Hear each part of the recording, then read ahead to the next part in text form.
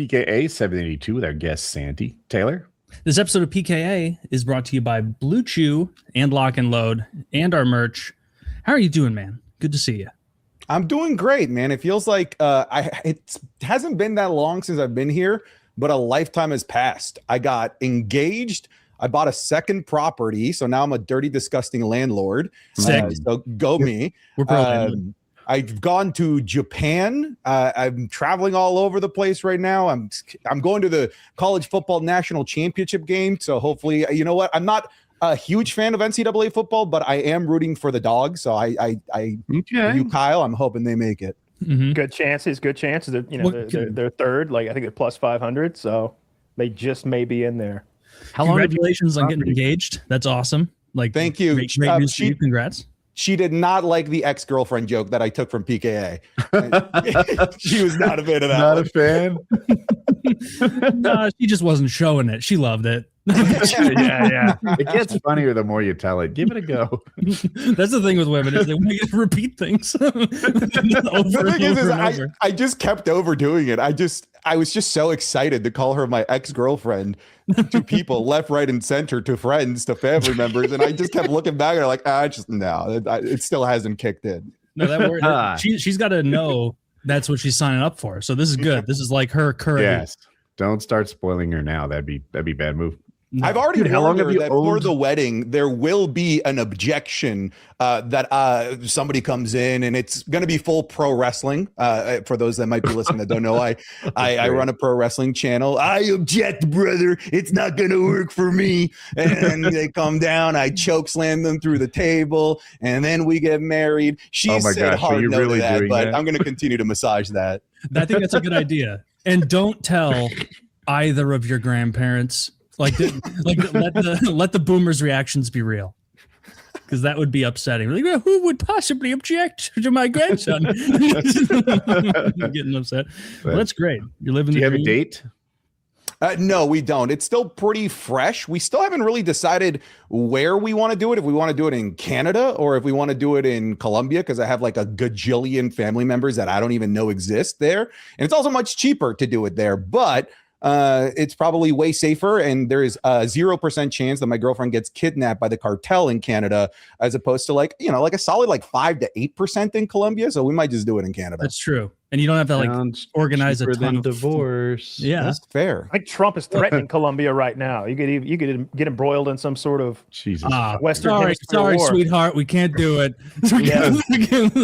Well, I've got a trip down there to Colombia to visit my parents on the 21st, and we're looking really closely at this stuff going on with Venezuela, because if it kicks off and it gets really bad, I'm definitely not going there. Just to catch you up on Latin American politics, the Colombians hate the fact that all of this is going on because Venezuelans are fleeing like crazy to Colombia. So the Colombians are like, we hate immigrants. And then it's funny because it's kind of like a full circle thing. Well, look at you now. Look at you now. That is funny. What goes around comes around. That's a tough situation to be in, though. I would also do Canada. Like, how long is the flight to Colombia? It's about 7 hours. It's not horrible. Oh, that's actually not bad. For some reason, I thought it would be way longer than that. Pretty good haul. Yeah. I'd rather do it in Canada too. And then you said a lot of these family members you don't even know. No. You're gonna let these fuckers freeload off you? Just some guy walking in being like, "I'm your cousin," for all you know. For all I know, man. Yeah. They got an O at the end of their name, Pablo Fernando. I'm like, all right, I suppose it fits the bill. I'll be there. I'm Woody-O. Gracias. That's a very funny guy who crashes weddings, but it's too familiar. Where he's like, "Little bro," just like two from like he doesn't appropriately go for like the third cousin. He goes for a brother. Yeah. Well, congratulations. That's awesome. What were you doing in Japan, and how long were you there? So I was covering New Japan Pro Wrestling and also Japanese baseball. So I'm traveling around the world to cover a bunch of different sporting events for the gambling company that sponsors me. So I'm creating vlogs for them. And the idea is eventually I can go to, like, for example, Spain for the running of the Bulls. I know that this is weird, but I'd like to see Pakistan versus India in cricket because they fucking despise each other, like to the point where they want to like actually nuke each other. So I'm like, I want to see that cricket game. I don't understand cricket. The college football national championship, the Super Bowl, these are all things that are on the docket. But Japan was half pleasure, half business. Dude, what a actual culture shock. People are like, hey, go here for that was a genuine culture shock of just things that you wouldn't expect that are just done so differently there. I think it's hilarious that in Japan, pretty much anything and everything has some sort of adorable mascot with big eyes.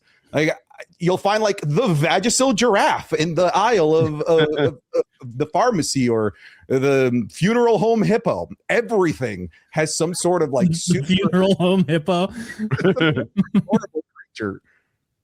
Like when Homer finds out he's on the Mr. Clean box. And yes, yeah, it's just like that, very, very cutesy. I've also seen videos where I don't know if you guys have ever like watched an American vlog in Japan, or really it's Japan more than any other Asian country. They really, really value silence and respect on public transit. Like talking on your phone on public transit is very rude. Like someone will come up to you and be like, hey, like this is a public place. You don't have these conversations here. And some like American will be on their phone, and I'll see in the background of the clip, like these Japanese people like furrowing their brows, like what a dickhead this person is. And I can't help but be like, put your fucking phone down. You're making white people look like, stop it. Stop it. You're making us, you're either going to have a bad perspective of us. They're going to think all Westerners are rude phone talkers and that we're loud. I don't like that. I want to be. They think worse of us than that. If that's what they thought of us, then we would have won. Like I see those videos in China of them making fun of the people. What are we talking about? When did we lose to Japan? Dude, the most compelling like counterpoint to what you said, I thought you were saying we nuked them and they got over it. They can get over a phone call, and I was like, that's pretty compelling, actually. I guess they did. Like it seemed like after that nuking, they chose one of two roads: become completely infantilized, or just put your head down and work so hard you die in the office at 42. Like it's one or the other. Either be a goofy tentacles and princess fucking like stay at home for your entire life and never do anything, or just work so hard that you kill yourself. Do you know it's like a cultural thing in Japan that like if you're caught sleeping at your desk, that's a good thing. Like the boss walks by that and is like, this guy's working himself to the bone. He can't even fall asleep at home. Like he's here so much. Like whereas in America, it'd be like, you fucking piece of shit. Like get out of here. Like you're soaking up time. I went to Hiroshima and I went to, by the way, first it's weird when you go to like one of their museums that they have, they like take fault and ownership of all of the horrible things that they did in World War II. Like, yes, we got nuked, but it was kind of necessary for all the things that we were doing. We're going a little hog wild. That's how you know you've won the cultural victory. Oh yeah. When they don't even look back on their beating bitterly, they look at it like an adult remembering a spanking when he was 11, and it really set him straight. You know, I could have gone down a bad path, but Dad whooped my ass, and look at me now. I'm pretty good at baseball. I did a tour of all of like the different like major places in Hiroshima during the bombing, and I don't know how true this is, but I think it kind of checks out. The tour guide was trying to explain to us part of the reason why the culture in Japan is to respect anything and everything that your boss says. Like your boss is ahead of your father, your grandparents. They are the most important thing in your life. According to the tour guide, part of it stems from what happened in Hiroshima, where apparently one of the very few survivors was working in an office, and all of this is set up like a museum. And the boss told him, hey, can you please go grab these papers for our meeting, blah, blah, blah, blah. So this employee goes down to the cellar to grab these papers. And that's what is a part of the museum, the cellar, the basement. And apparently that's when the bomb goes off. Everyone in the company dies. Everyone in the surrounding area has been incinerated, except this guy holding the Wilson account. Like, Jesus Christ. So part of the story is like, hey, because that guy listened to his boss, because he came in on time to do the work, because I guess he was one of the early ones. Everyone was still on their way to work because it happened fairly early, because he came in early, because he listened to his boss. He survived. Now, all of you, listen to your bosses, work yourself to the bones, or otherwise you'll get incinerated and die a horrific death. I mean, at least they turned that into a little bit of pro-work propaganda. That's very Asian of them. It's very Japanese. It is funny, like, that is the most, if that's a true story, which it sounds like it is. Like, let me look it up. That's the most Mr. Bean scene I can imagine, where it's like, Bean, go get the reports, and then as he like bumbles up, it's a desolate, destroyed landscape with people's like shadows melted into concrete and all that sort of thing, but the horrible burns. That was a pretty mean bomb. A pretty nasty one. I hate that they turned it into some sort of pro-work propaganda. That the lesson behind that piece of luck that might not be true is to obey your boss no matter what. Like it, fuck you. Fuck and you. It's not true. Making this tragedy and making it so that people work hard. And like the idea that the Japanese, like in the year, like when the Portuguese showed up 600 years ago or whatever, the first thing they saw was some guy being like, I am a terrible cardinal, you're right, and like cutting his bowels out on the beach. It's like, no, we showed up to that. You know, don't blame us. You guys were killing yourselves over like bad planting and design. The sand wasn't combed correctly. They went way too quickly to suicide in Japanese culture. They should have had a 3 strikes policy. That could have saved a lot of samurai. A lot of well, Kyle says it's true though. It feels like there's like 2 sides of the coin: the incredibly respectful, like super hard worker, and then tentacle porn, super horny dudes. I feel like I had a bit of that encounter. One night I went into, I forgot the Japanese name for it. It's a bar, but it only fits like 4 or 5 people. And so I'm there, and then there's 2 other guys on the other side of the bar that are called salarymen. I think that's the term for a Japanese worker, and they're always in their suit. It was like 11 p.m., and I think they just left their office. They didn't speak English. I didn't speak Japanese, but bless their soul, they were trying anything and everything to get me involved in their conversation, teaching me like kanpai, which is like cheers and stuff. And it didn't take more than like 40 minutes for these guys to start pulling out their phone and start to communicate with like photos. First, it was like super harmless. They would show me like Shohei Ohtani. And I'm like, baseball. I love baseball. Bluejays. And they're like, oh, Bluejays. This was before the World Series, I mind you. Yeah. And then they start pulling up like OnlyFans girls, and they start showing me like super hot big titty bitches, and they're like, huh? And I'm like, and then they're like, yeah, signaling like big boobs, and I'm like, I love big boobs. And this is like the only English that they pulled out the entire night. The one guy goes, oh, me too.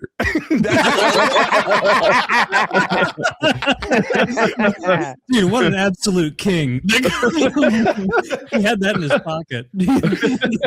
That's hilarious. So you starts off and you're like, wow, I'm really sharing cultures. And they're like, oh, pusaru? Like, just like showing you pictures. You know, it probably isn't far off as that's how you say pussy, or because I was trying to learn some Japanese words, and it's like a skit trying to trick you into being racist. Like if you look up like how to say ice cream, I'm like, all right, I want to order ice cream. I look it up. Ice cream. No way. I'm not going to sit here and go up to the shop person and say, I want ice cream. No. And beer is a beer. No, this is written by the South Park guys. No way.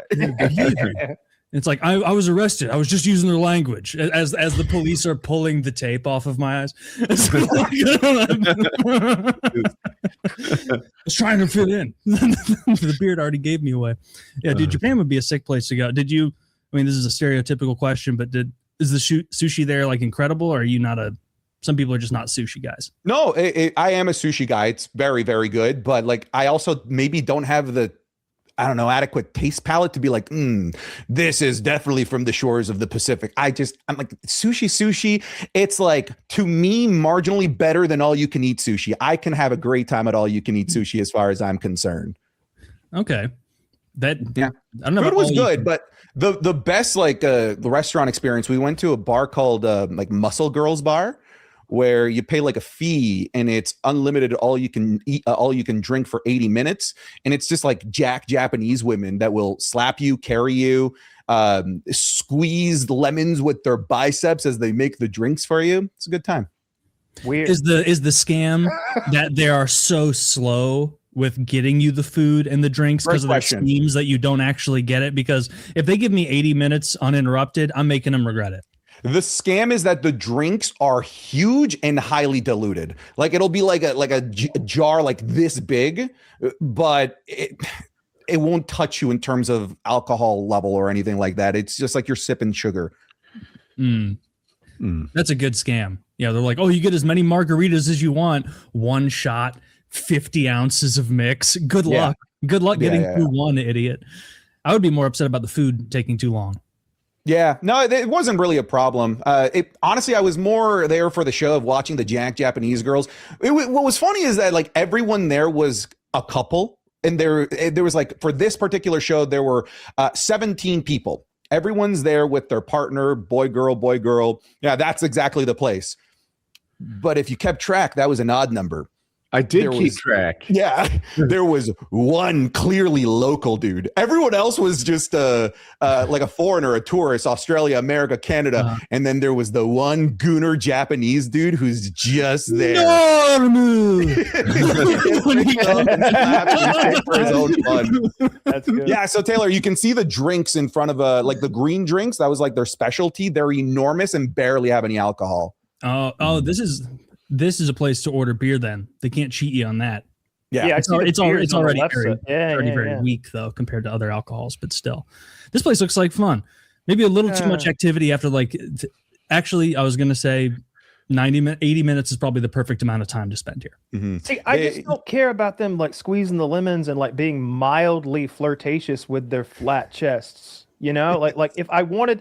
I'm an all or nothing guy. Like if I want to see naked women, we're gonna go to some weird Japanese sex show we're gonna go to that banana show that the Marines are always talking about. We're gonna see some shit. But if I want drinks, I kind of want to, like, if I'm looking for girls, that's a different place entirely. If I'm looking for drinks, it's not gonna be here. I don't know.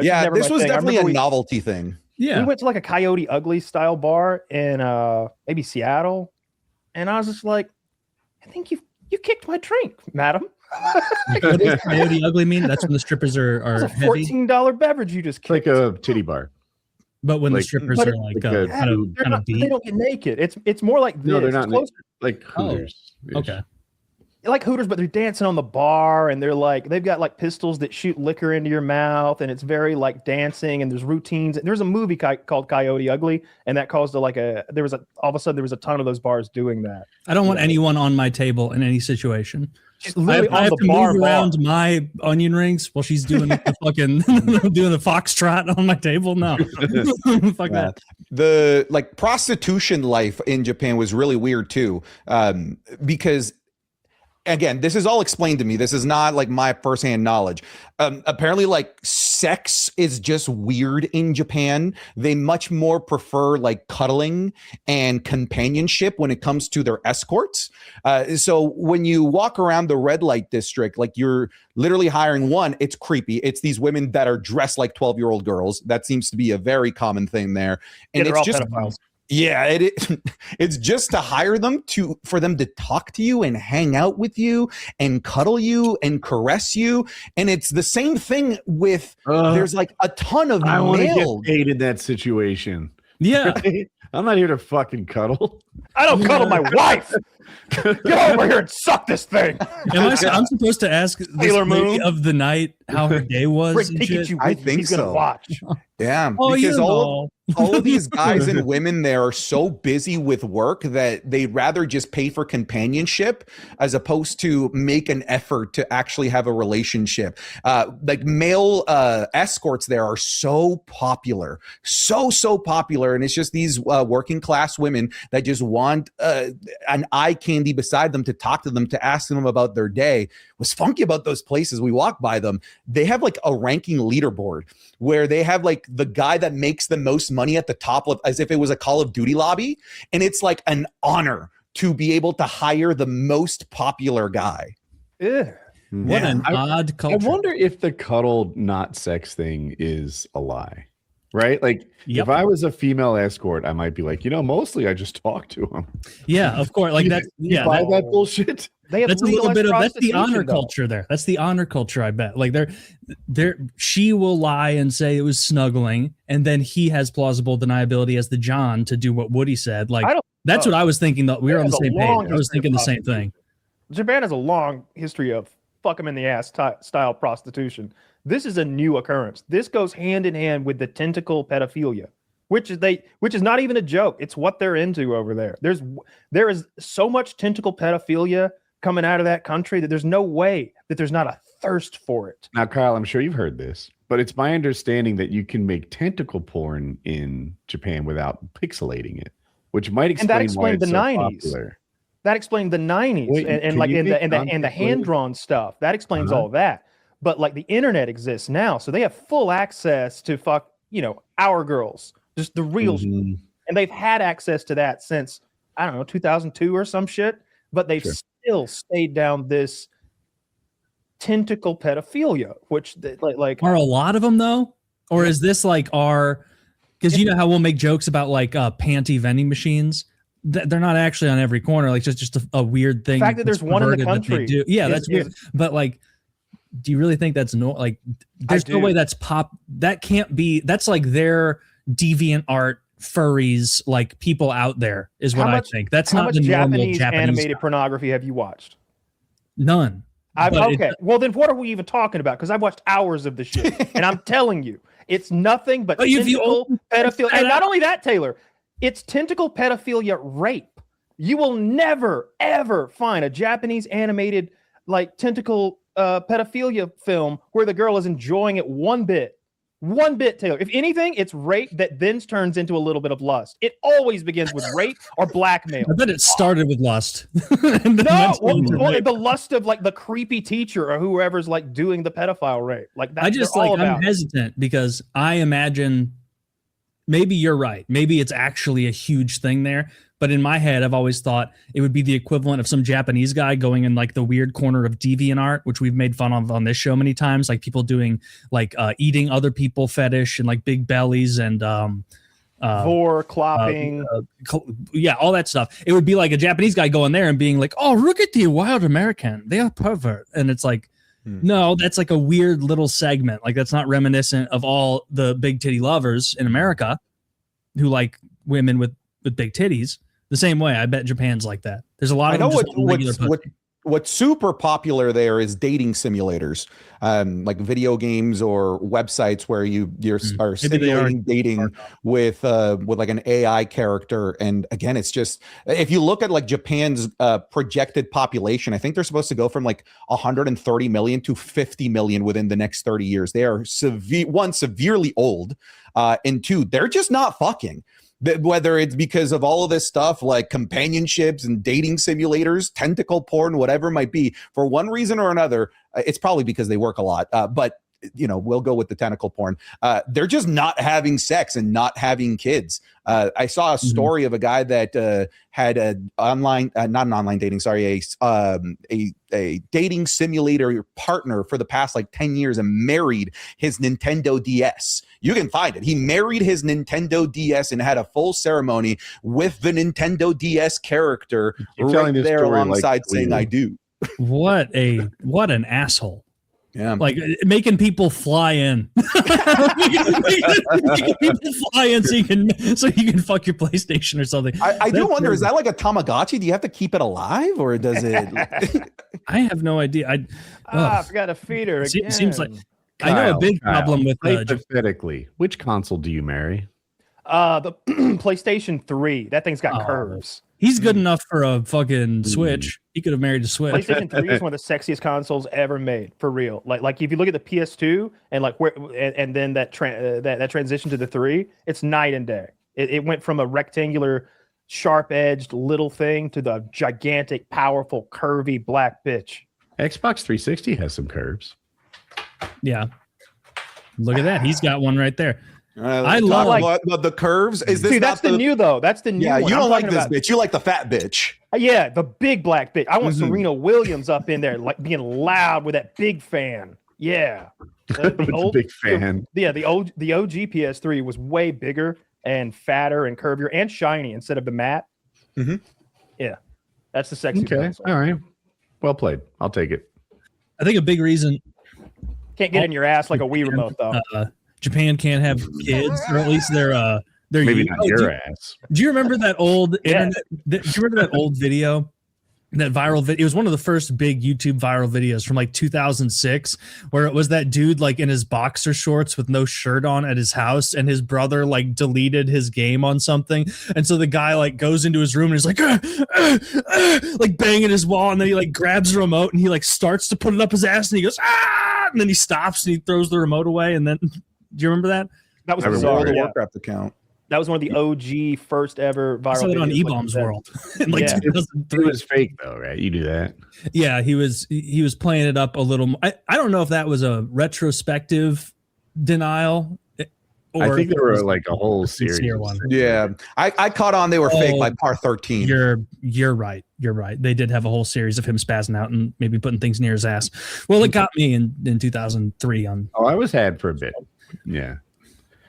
Isn't it weird how like you can look back at your time on the internet, and or at least now like with AI, I'll see stuff and I'll be like, this shit would have had me in 2012. Yes. I would have been watching this and being like, oh, that's true. I didn't even know sharks with two mouths existed. Dude, the internet and I are doing this like cat and mouse thing with my bullshit detector improves and then their bullshit improves. And it's tougher and tougher.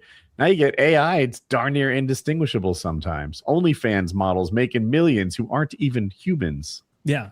The only positive, or the biggest positive, is that eventually, and I think we probably are there already, is that videos are going to come out of like if they released a legit Epstein Island video of some guy being fucked up with an underage girl, they could at this point be like, that is AI. And you'd have to be like, fuck, is it? Like, is that AI? Especially because we're not too far away from that, honestly. Like, just the plausible deniability of AI existing will make any and all crimes that, not like real crimes, but like the social crimes that get people canceled and shit. Like I was cheating on my wife or something. Nope, that's Sora AI. You can't believe everything that you see on the internet these days. Yeah. Mm-hmm. Yeah, that does seem what it's like. And I can't imagine that the Epstein Island cameras were 4K. And if you've seen AI videos, it masters like low resolution, like worse videos more easily. Like it's really, really good at doorbell stuff. It's like old camcorder stuff because there's just less to define. And so that's probably the kind of video they would be on anyway. Oh my God. Some guy being, I didn't even want to say a name to accuse, but like, they could just lie about it at this point. If you could go back to 1985 with Sora and a laptop and the converter to like put it on a VHS tape once you created your blackmail, you could you could rule the world. You'd have a video of Jimmy Carter blowing the Shah of Iran in 5 minutes. Breaking news: Jimmy Carter beheads the Shah of Iran and then grows to 1,000 feet, walking across the earth. Soviets would launch missiles. They'd be like, it's go time. Where he jumped cleanly into space. Like just that's what they would do. It would be wild. Thank God for that Sora watermark. But some of those, like, dude, especially the Ring doorbell, that weird warped fisheye perspective, like. You can tell when it becomes AI because like it's almost like clipping through objects. People will still clip through objects, but like you'll look at it and while the person's like walking up to the door, it's like, this looks totally normal. And then something will happen that makes it obvious. But that's what, but just a year, 2.5 years ago, they were doing Will Smith eating spaghetti and it looked absurd. And now it's like hyper. That is never true though, right? They're like, look, this is how bad CGI used to be. I mean, I saw Endgame. Like it wasn't that bad. It wasn't as bad as Will Smith eating. Well, he means the AI. The AI part. Yeah. Because they asked the AI about Endgame. Oh, I don't know what AI. Endgame would be CGI, right? Yeah, I guess, but I'm talking about like the state of fake videos, and I mean, but they're talking about specifically prompt-driven AI generation, where you can say like, "Show me Lindsey Graham doing XYZ," and then it will grab a realistic version from of him whole cloth, just instantly assemble it without user input at all. With Endgame, you have a team. You ever watch the full credits? I'm sure you have. It's rolling in the background. That music's great. I watched the whole thing the other day. I'm like you. During those as credits. I've gotten older, I've come to agree with you more and more that really is one of the best movies ever. Like that. I've seen it 6 or 7 times. I watched it the other day. And when Captain America grabs that fucking shield, I tear up a little, man. Or the hammer or whatever. What a sissy. Oh man. But that was thousands of artists collaborating and like working together and digitally drawing stuff. Like I've seen where there'll be like a power cable that's visible and someone has to go in frame by frame and remove this power cable. And it's just hundreds of hours for multiple artists.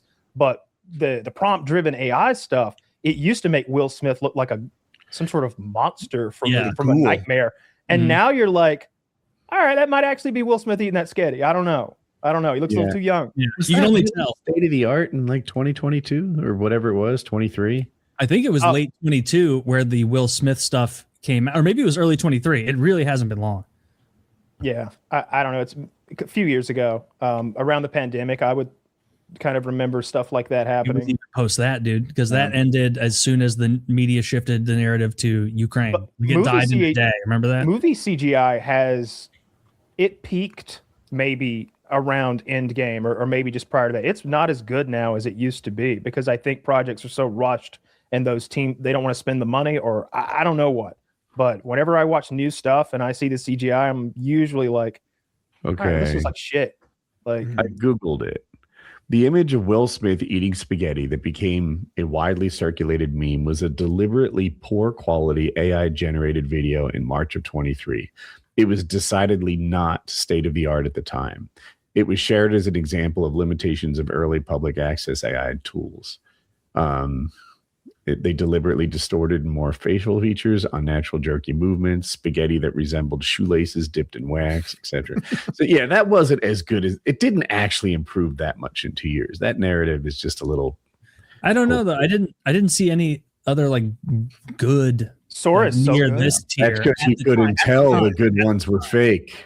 It's gotten good enough where I've had to have the conversation with my parents about like, if you see me doing a makeup tutorial coming out to the world that I'm a homosexual, it's Sora AI, because that's what they did with like Jake Paul, all of these makeup tutorials. Yeah. I'm like, if you see that with me, just confirm before you start telling the family that I'm now gay. I am the parent. I'm like, hey Taylor, check out this news, and he's like, what are you so I've already had the conversation with my parents. Like, check in with Woody, me. I hate to tell you, but a Taco Bell is not a restaurant. I don't even know what arrangement that picture. Here's like a quick like top 5 best Sora AI videos. Little thing. We could show. Okay, I don't see why not. I'm not going to click it. Yeah. Well, what if one of the demons we're summoning to create AI images comes for us because we didn't. That's a good. That's not bad. Isn't that a pretty good little thing? I just made that up. Obviously, I made it up, but like that. That's a. You have created a vessel for me. Yes. Yeah. Now, I like that. It'd be a good movie. Okay. Delete this, Jack. We're gonna write it. It's close. Turn it off. Turn it off. We're gonna become movie men. It comes out just after Woody's laugh. I've that one I mentioned last week where it's just the enormously jacked, the guy who looks like Juggernaut but 3 times as big from that X-Man movie, chained up, and then the judge is like, "You're sentenced to 1,000,000 years in prison," and then all the boomers commenting, being like, "Whoa, that guy's a ruffian, you can tell." And it's like, what are you talking about? He's 11 feet tall and as wide as the building. Like, do you think that they actually had 50 cops standing around with guns pointed at him in the courthouse? I want to see that one. That sounds interesting to me. They're funny. It's clearly fake. It's so clearly fake. The comments are what's funny. Yeah. You sent me that one the other day of the gigantic football player just running over everybody. And it's like, instantly you're like that's fake, but you said on Facebook people were just like, whoa, what a bruiser, hope Alabama gets him, roll tide. Dude, it's these guys who are, no joke, 8, 9, 1,100 pounds wearing a jersey with all this blub, and they're running at 100 miles an hour, and like the refs are bouncing off them, the players are. If you just look at the ground, the lines on the field don't even line up correctly. The perspectives don't make sense. But then I'd read comments, and it would be some guy and it would be part of the clip is this giant 900-pound man bumping into and like making a referee go flying. And the guy's like, "Man, zebra better keep his head on a swivel." It's like, this isn't real. And then like from an artistic point of view, I mean, I don't care because I make like just talking videos to the camera, but it's got to suck for like a Freddie W that puts in who knows how many hours of effort into creating all of these special effects with the talent that he has, that he went to school for, and then just some dude can just put in a prompt on Sora AI and get 10 times the views based on like the effort that Freddie W puts in. From that perspective, like the creative perspective and those that actually are talented, man, this has to suck. Eventually, I think AI will come for like the us of the world, where AI will be able to put together a solid podcast and a solid conversation together. But I still think it's a little bit far away. We've seen those clips of AI podcasts, but there's still something uncanny and wrong about AI podcasts. It's not there yet, but crazy shit like, the 10-foot player from Alabama, hey, we just signed this guy, Roll Tide. Those aren't bad. Like they do the job in terms of like being cool and entertaining. Yeah, being a silly internet and video. they're funny. Like I'm enjoying the funny part of AI. Like we're in a nice little Goldilocks zone right now, people. Like AI is fun. The videos are silly. They're retarded. Like we're not in the danger zone yet. It's probably gonna come get a a little like, wreck some stuff. People are like, oh man, when it does hit artists like Freddie Wong, that'll be terrible. Like fucking efficiency has hit everybody for longer than any of us have been around. 1,000 years longer than any of us have been around. No one said it's going to suck for those spear fishermen now that we have nets. But what about the fishermen? The fishermen didn't like. They weren't as many. The fishermen loved it. Oh my god! And then they invented pneumatic hammers, and we needed fewer framers. And then they invented there's been things making us more efficient. And real estate agents, what the fuck do they even do anymore? I know they earn less money than they used to. Right? They take lower percentages. Travel agents. Who needs a travel agent? Right? My whole life, I've wondered if those were even real.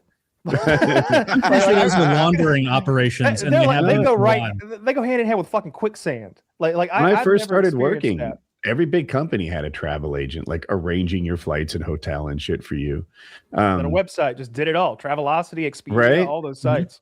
I wonder if they still do that at big corporations, but but suddenly it hits like artists and musicians, and everyone's like, "Oh, shed a tear for these guys. How horrific will it be when the artist is out of work?" That artist can suck my cock, just like the real estate agent and travel agent and spear fisherman did. Well, the travel agents didn't. I would imagine a lot of them laterally moved into the new space as it became digital. But the issue with AI, the issue with AI compared to like a combustion engine taking the place of horses and whatnot is AI would be revolutionizing many sectors at once. And so I can see the concern there. And it will, when it does happen, it will tip quickly because there's combustion engines had been around for hundreds of years before the car, and they sucked cock. They weren't good. It was a bunch of people tinkering. I'm sorry. They were stinky, and they slowly they get a little better every year. Still not worth anything, but and I don't remember where I saw this or who quoted it, but like the time it took the engine to get up to speed was a while over the centuries, but the time it takes for the engine to be better than the horse is rapid and sudden. It gets to that point, and that's why between 1930 and 1950, 97% of horses in the U.S. were gone. They didn't breed them anymore. Right. So this is why the Santi wanted to take us out in the 3-body problem. We were advancing too quickly. And so like Taylor said, it happens really slowly and then all at once. Yep. Right? Yeah. So that'll be how it goes. I see art as different than goods and services, though. That's what I'm more concerned about. I think that you need those artists doing art, and I think that's just a cultural enrichment, and that could be. I don't want that replaced by an input on a keyboard. I'm fine with, and I understand what you're talking about. Like there used to be typist pools in every accounting firm, every advertising firm. There'd literally be a room just full of ladies. Chip, chip, chip, chip, chip, chip, ching, chip, chip, chip, chip, chip.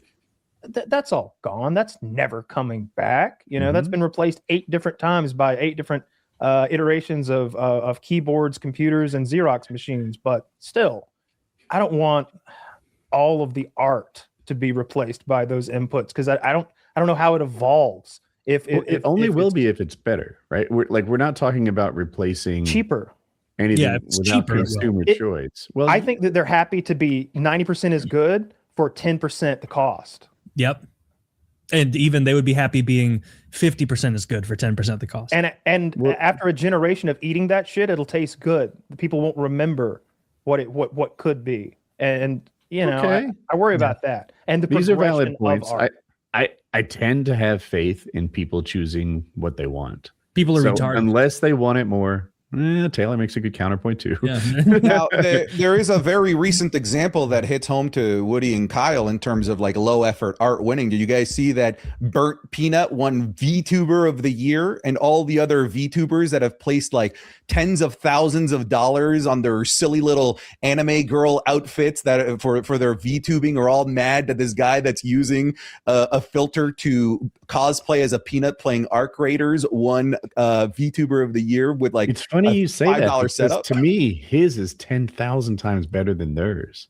I get it. Like the fact that he moves and the peanut moves with him, and right, that guy created this thing in Blender that is light years beyond what the cartoon girls do. What this guy has scenes rotating where he's a trick-or-treater, he's Santa Claus, he's a Thanksgiving turkey, or he's a Tarkov character from the game. He's got the Ushanka on.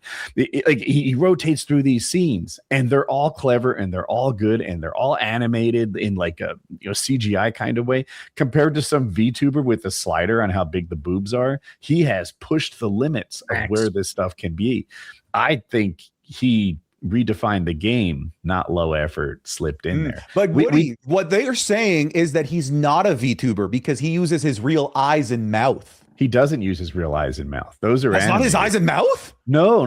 They're reactive of his right eyes and mouth, but those are not his eyes. He doesn't have steely blue eyes. Those are animated eyes and mouth that are an exaggerated version of what the artist is doing behind the scenes. Wait, am I stupid? So none of it's real? So his eyes and mouth, that's like annoying orange, or I guess maybe they look real. The teeth are even imperfect, but they're not real. They're like, he doesn't really open his mouth like constantly throughout the night. He did this whole time. Something I'm very. You said this in the very beginning, Santi, that the VTubers were mad that the outfits they were spending thousands of dollars on weren't getting attention. It's all digital. It's just you pretending to be a cartoon lady. How could an outfit cost anything? You just put a new thing on. Well, it's the paying an artist to make it. And I tried to make a fun little live stream where I was going to show up as a big titty anime VTuber. I'm like, oh, let me do this for one stream. It was like 10 grand for apparently like a low effort render of a big titty anime girl to be a VTuber. So these people are shelling out like it's like the new age furries. Like furries spend like $50,000-$60,000 on like the top of the line furry suits. That's what's happening now in VTubing. I watch a lot of like Burnt Peanut stuff. Burnt Peanut's in the middle there. That's not his real mouth. Oh, is it? Is that him? Is he the peanut? I deserve that. All right, that's right. That's fair. All right, I get it. You win.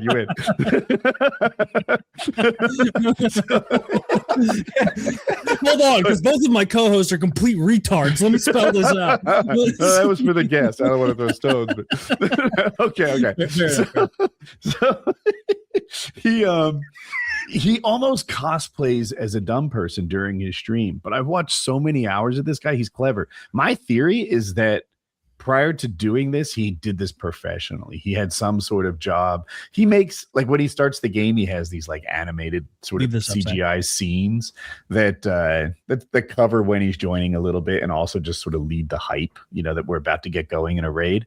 And he makes new ones seemingly all the time. This guy is a CGI artist. Wow. I think, who's very technical, and he mocks the people he streams with for not being able to do some of the things he does. Like, I mean, if I were sorry, go ahead. So I was gonna say, I thought that he was using like a Snapchat filter, like like you could like become like a potato on Snapchat. That's what I thought he was using here for the peanut. In my opinion, he's the most technically advanced of the VTubers. One of the reasons the other VTubers hate him, probably the primary one, he completely denies being a VTuber. He says he's actually a peanut and doesn't like being associated with these animated versions. He, on the other hand, is a real life peanut, and you're being racist by categorizing him as a VTuber. That's I do like that his isn't some sexualized child.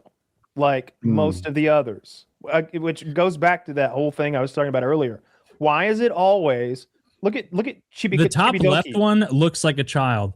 Oh and then my there's God. some guy with a Band-Aid on. There's some lady dressed like a goth. And then Iron Mouse, she I'm looks not like sure. a demon, but she's got a little cleavage there. So maybe she We'll has big see where titties. I child don't is, know. but none of these guys vibe 18 to me except the peanut. And I don't age Yeah, peanut. that's you the would adult think, peanut right there.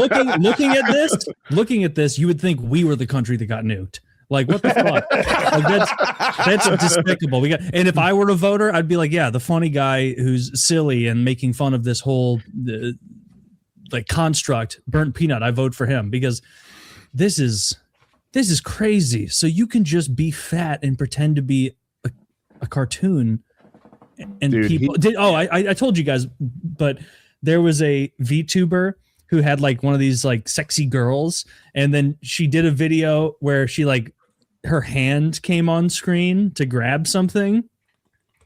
Mammoth, just an absolute, just a paw, an animal paw. When the fat like starts, do you know how fat you have to be for fingers to become compromised? It was that, like just a crazy amount of fat. Woody would have thrown her in a camp.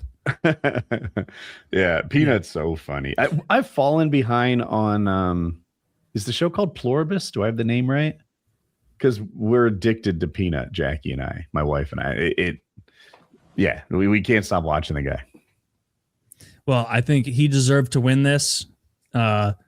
These other four, I don't know what kind of content they make. I don't know what they do. I've never heard of any of these people, but there's no way it's good for our country. So I'm against that. I would rather people laugh at a guy being silly and ironic as a peanut than people watch someone named Chibodoki and be like, oh, if I give another $20, I can see your cartoon pussy. Dude, I'm just still upset that I thought those were his real eyes and mouth.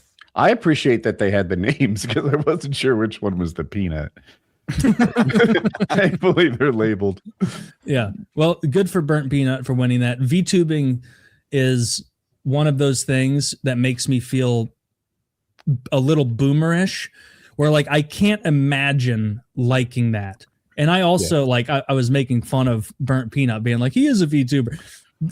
If that's what VTubing is, he's not doing it. So like there's if he were VTubing, he'd be like pretending to be a sexy anime girl, right? Yeah, because that from what I've it's the seen of, they're same using formula, a character like sounding like a cutesy little girl and making like a pedophile voice, you know. Not him. And he's making a Wait, are those Peanut men? fan voice. Usually a doing lot of those the time, it's just men with voice changers. Not Oh always, my but like God. a lot of the time it is. To We Kyle's need more point, deportations than I thought. with almost all of these VTubers, if you go to like their Twitch bio, they have lore. Like, no, I am not a 12-year-old girl. I'm a 12,000-year-old vampire. I just happen to look like a little girl, and I'm from this country, from this place, and I do this and I do that. They have a whole lore to their characters. Yee. Yeah, I'm a I hate 12,000-year-old the man. I look 12, but I'm 12,000 loophole. I think we Peanut, could on probably- the other hand, is drinking his silly juice every night down in Burger. He's like, it's funny. And you can see him drink on stream like a straw and stuff. And he's like, it starts off as funny, haha. You know what? I'll have some tequilas and burgers. And then you do it every night for a couple of years. It's not so fucking funny anymore. Wait, this might be That's a lot of calories. this might be a stupid question now because I'm now down the rabbit hole of Peanut. I really enjoy watching him as well.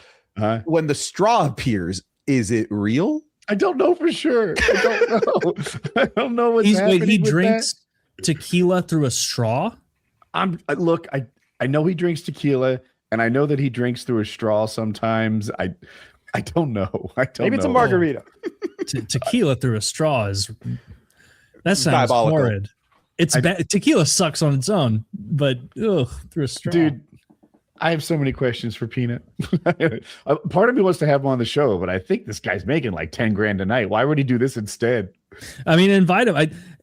I was like largely indifferent. The only thing I knew about him, I was like, oh, I'm glad he's like making my friend laugh and like entertaining him. But seeing the competition he's up against, I like him more now.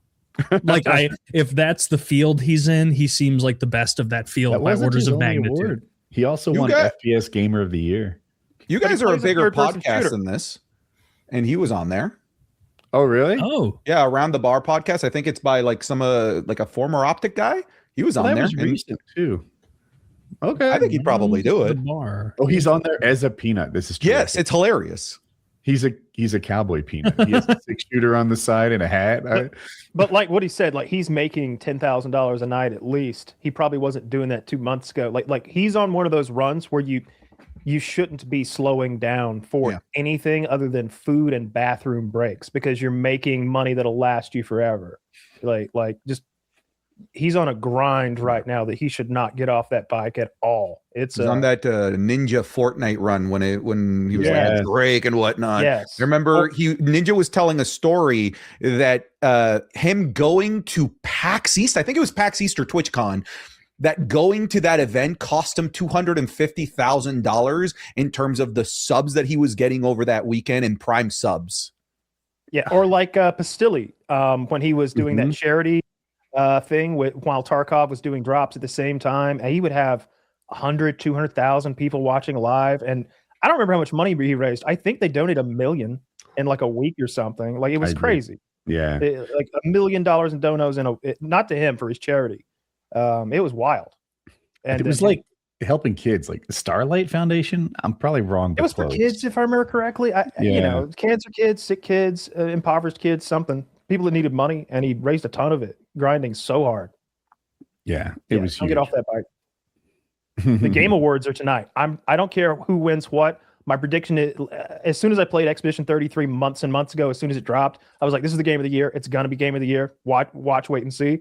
I don't really care though who wins what. I'm more into the announcements from tonight because I think Total War is going to announce a 40K game. Ooh. So Total War is the Warhammer, is that like that real-time strategy game that I'm super into. That's usually like, it's already orcs and the Empire and stuff like that. It's the fantasy Warhammer, but tonight they're going to announce that they're doing a 40K game. And I'm very excited about that because they're going to spend hundreds of millions of dollars making a 40K game in the RTS. Yeah. Well, no, this is the Total War. So, you know, we played Total War 2 and 3. You know, you build your armies and sick them on each other. Sure. They're going to do 40K. That's the announcement tonight. I've got to see Elder Scrolls 7. Nah. You don't think so? You won't get a peep out of them for maybe 3 more years. They announced that in 2019. Well, they are trying to sate people on the Oblivion re-release. Like, so I think they think that bought them a little time internally, even if people are still demanding it. So they may blow us off this year. Todd Howard said like 2 months ago, as it pertaining to the next Elder Scrolls, he was like, "Be patient. Just be patient." Fuck you. No, that company sucks. They came out. No, not you, Todd Howard. It came out in 2011. Wait, did you give him a deposit? Did you give him a deposit on it or something? Be patient. It came out in 2011. I was in college. I was a sophomore in college. It was 14 years ago. I'm 30. I'm 34. Like, there is no be patient. Fuck you, Todd. I do think they suck in terms of capitalizing. Like how they didn't have something ready for like a Fallout 4 remaster, Fallout 3 remaster when the Fallout show came out is beyond me. Instead, they were just relying and hoping that Fallout 76, a dead on arrival game, was going to maybe pick up steam because of the Fallout game. Apparently, all it did was like the Fallout 3 and Fallout New Vegas sales on Steam went up, but those are like $5 games. You've got the second season coming out, which is going to be their version, not necessarily the New Vegas story, but they're going to be in New Vegas. How do you not have a New Vegas remaster ready to go? Ready to go. Money. Yeah, just with the Fallout 4 mechanics. That's all you really needed to do. Just spruce it up a little bit and have it ready to go alongside this season. That company sucks ass. 100%. Like there's already a mod that does that. Right. Like just to mod New Vegas into being a good game is almost beyond my modding skills. It takes 4 or 5 hours and a couple of complete system reboots. Going back to factory settings, we installed something in a weird place. Let's just start all over again. My God. And you've done that? That's part.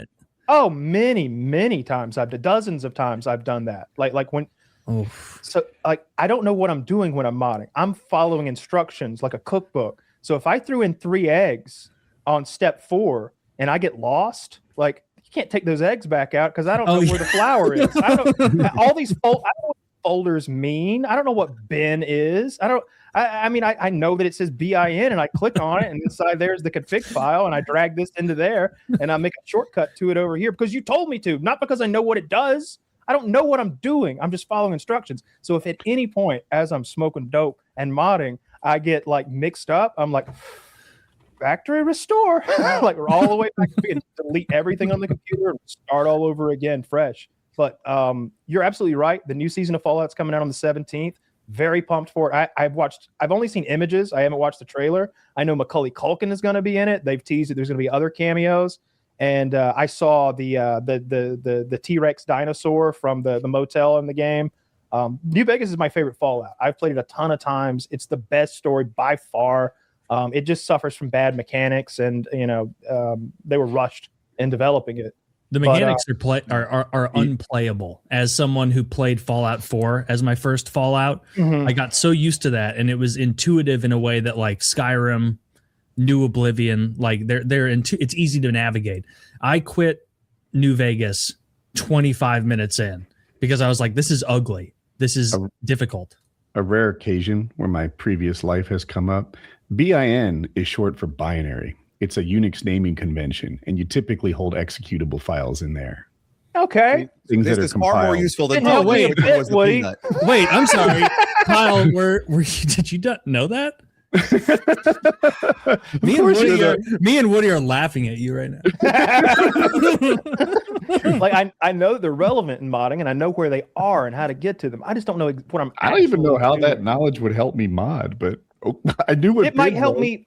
It might, when the mod fails or when something doesn't execute properly, I would be, it needed to be in the. That's not the folder that. Did does I put that. an INI in bin? I wouldn't do Exactly that. Exactly that. Maybe. Like I'm moving these INI files all over the place, Woody. And I used to mod.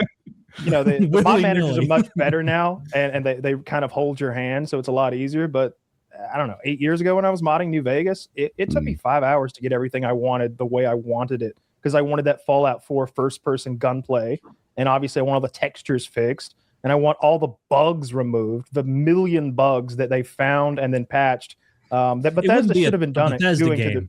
It wouldn't be a true Bethesda game if there weren't a tremendous amount of game-breaking bugs. Yeah.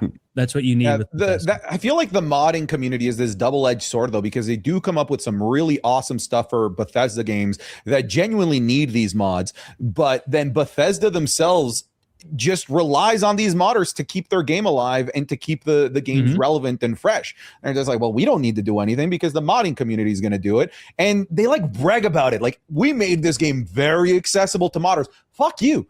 Do some work. Why don't you also put in a little bit of heavy lifting here to make the game good?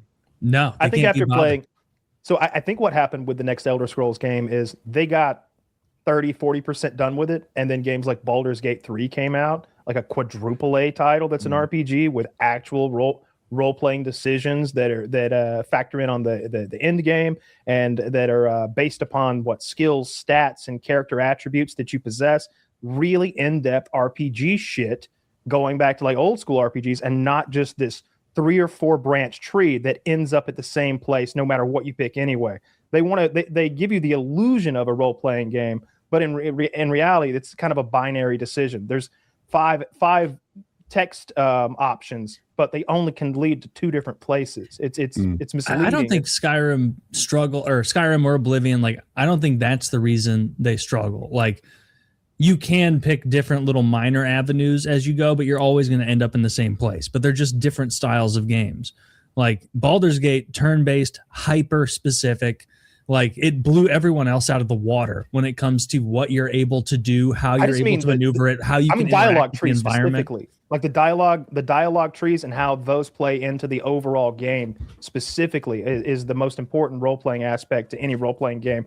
To me, the ability to actually make decisions that change the game.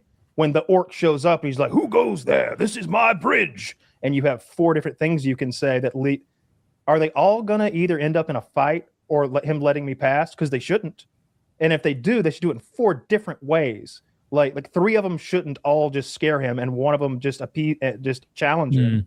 Like, they need to do different things. Baldur's Gate's like that. Like, Baldur's Gate killed it. Like, there's a reason it's going to be played, and you'll probably revisit it every year or a couple of years. Oh, anytime I can find somebody that wants to play it with me and that I can imagine myself spending the better part of 80, 90 hours with gaming, I'm down.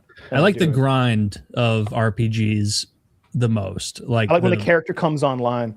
Like yeah, when when your strategy comes to fruition and you can see where the different trees you chose actually complement one another, that's satisfying. I like that. Yeah, at first everybody's just swinging a stick and hitting everybody for 2 damage, but after a while, now your stick's on fire and you're also immune to fire damage, and you've got this little synergy going, like little stuff like that that's magnified every level and gets more and more intricate. I'm into that. But you're absolutely right. Will get you back when the winter update comes out.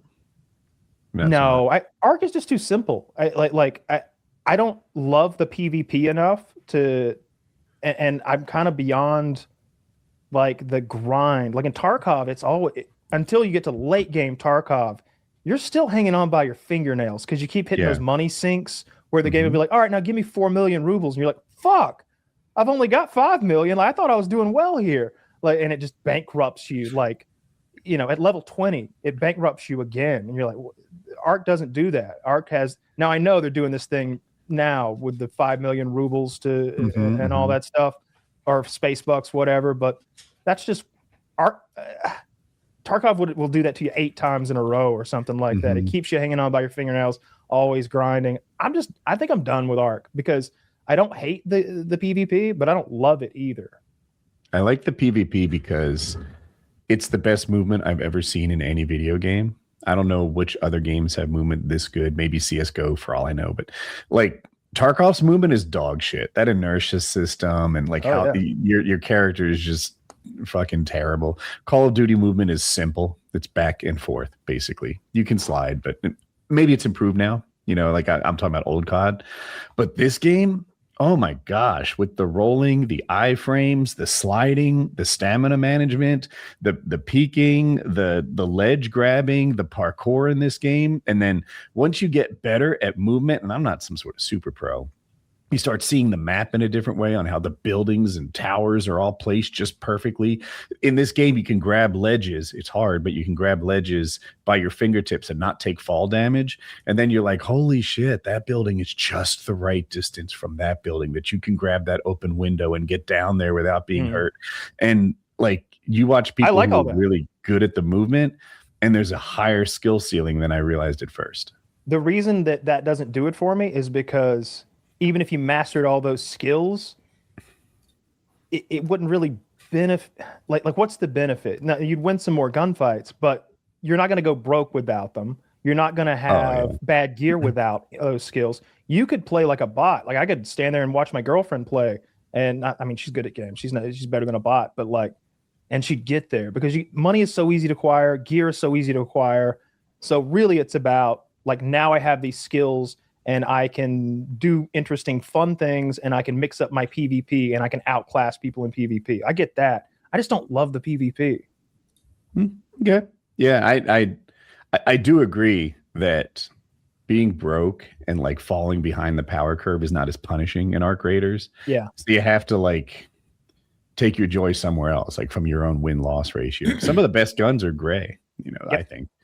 Yeah. Not the best. And the free guns, kits. but I see people complaining a lot about the free kits. I think it's great. I think it's what makes the game as populated and popular as it is. Because in Tarkov, you get that one scav run, and then it's 20-something minutes before you get the next one. And scav runs don't even apply to your main character. And it's rough because you're always late raid. You're never in the beginning of the raid. But free kits, it's like, you want to play for some free kits? You take a bad loss, you play a free kit, you get to wash your palate, you feel a lot better about yourself, and you just keep going. It keeps you in the game and playing more. There's a lot of things I love about Arc.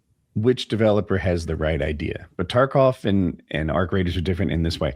In Tarkov, as you get rich, you get real advantages in game. I was going to say I could beat Landmark with the right tools.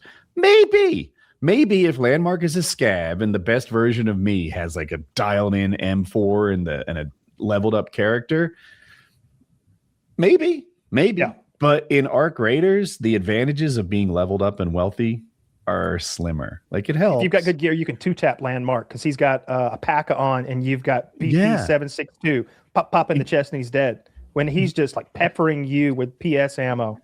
Yeah. I've shot a guy in the head. It was a bot actually. Bugged 20 times in a row. Your bullets just literally don't go through that motorcycle helmet he's wearing. I didn't realize how extreme it was. I knew it was worse, but I didn't know I could. I'm standing about 6 inches from him. Every bullet hit. It just literally will never penetrate that and armor. you see it. It's going and they're like sparking and flicking off. Yeah. And he's a bot, so he spins really slowly to engage you. This one was bugged. Yeah, I had all the time in the world to like test it. And so I'm like, I don't know if it's right. In Tarkov, when you pull something full ammo, your character gets better at dealing with recoil. So once you have a couple hundred hours in that wipe, you're having a different experience than me. Your footsteps are quieter. Your ears are more finely tuned so that you can hear my footsteps at a range that I can't hear yours. Your recoil is lower, not just because your gun is better, but because your character doesn't experience recoil as much as a fresh character does. My character needs to stop for snacks in mid-raid because he gets hungry and thirsty. And if he doesn't deal with that, then he can't walk or move and eventually dies. Your character can go 6 raids in a row without a bite to eat. We're playing a different game. I've starved to death in Tarkov before with like so much good loot. The raids are 40 minutes long.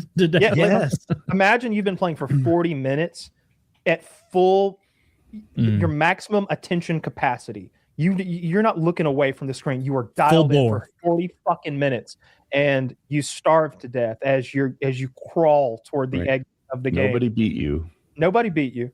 You were just hungry. No, you played yourself. Right. So I don't know which studio has the right idea.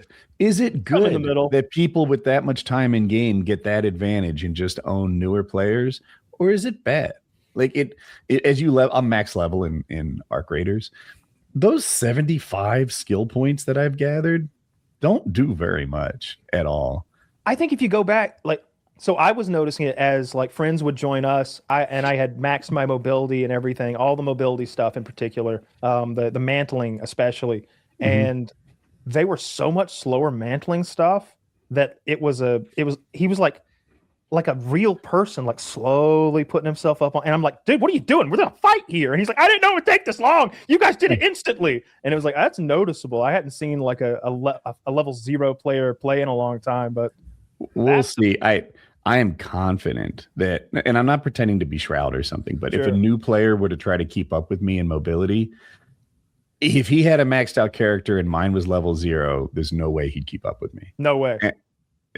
In either game, though, with mobility, I think in Tarkov, or especially in Tarkov, it's incredibly evident because your character will run completely out of stamina and he'll be, and my guy's like, dun, dun, dun, dun, yeah, I think you're dun, saying different dun. things. I'm saying as a level 0, a new player cannot hang with me in Arc Raiders, but in the inverse, in Tarkov, a new player, couldn't. Leveling up in Arc Raiders doesn't do much. And talent overcomes the character advantage. In Tarkov, it kind of goes the other way. That the character's stamina is more important than your skill. Yeah. But anyway, I've gone. Have you guys seen this article I just linked? Thanks, Taylor. Little story out of China. Let's see. Former Chinese senior banker Bai Tanhui executed for taking 155 million in bribes.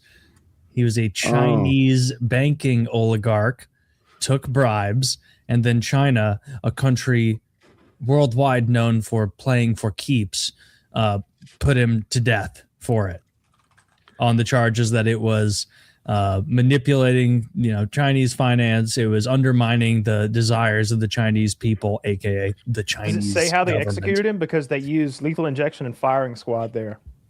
I'm a firing squad guy, but I'm a firing squad guy too. If I'm gonna go out, shoot me. Don't give me that like scary injection where the guys scream for a long time. Just shoot me in the head. Anybody else and give everyone a bullet. Don't play that shit. Give everyone. I thought they just pass out in the lethal injection and they just have a good time. No, they're paralyzed and they still feel pain potentially. So first of all, because of the oath that doctors take, there are no actual medical personnel there to administer the lethal injection. Yeah, that makes they sense. are prison employees. You've got a janitor trying to hit a vein. And they often execute these guys after 20, 30 years on death row, and they're in their 60s and 70s with these weak bitch veins. So it's a torture session. The first agent they give to you is like a paralytic, and it's debated about how much pain and suffering these guys are experiencing, unable to express it in any meaningful way to the audience that's there to watch. Lethal injection is great for the people administering it. I'm sure they do it and they think, just like my dog. But for the person experiencing it, it might be hell incarnate.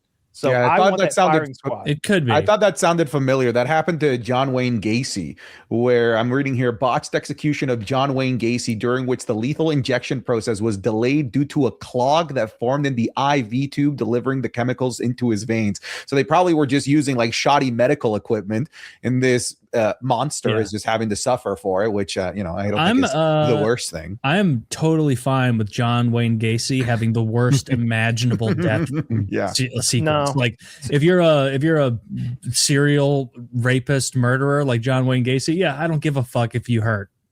Who cares? Fuck you.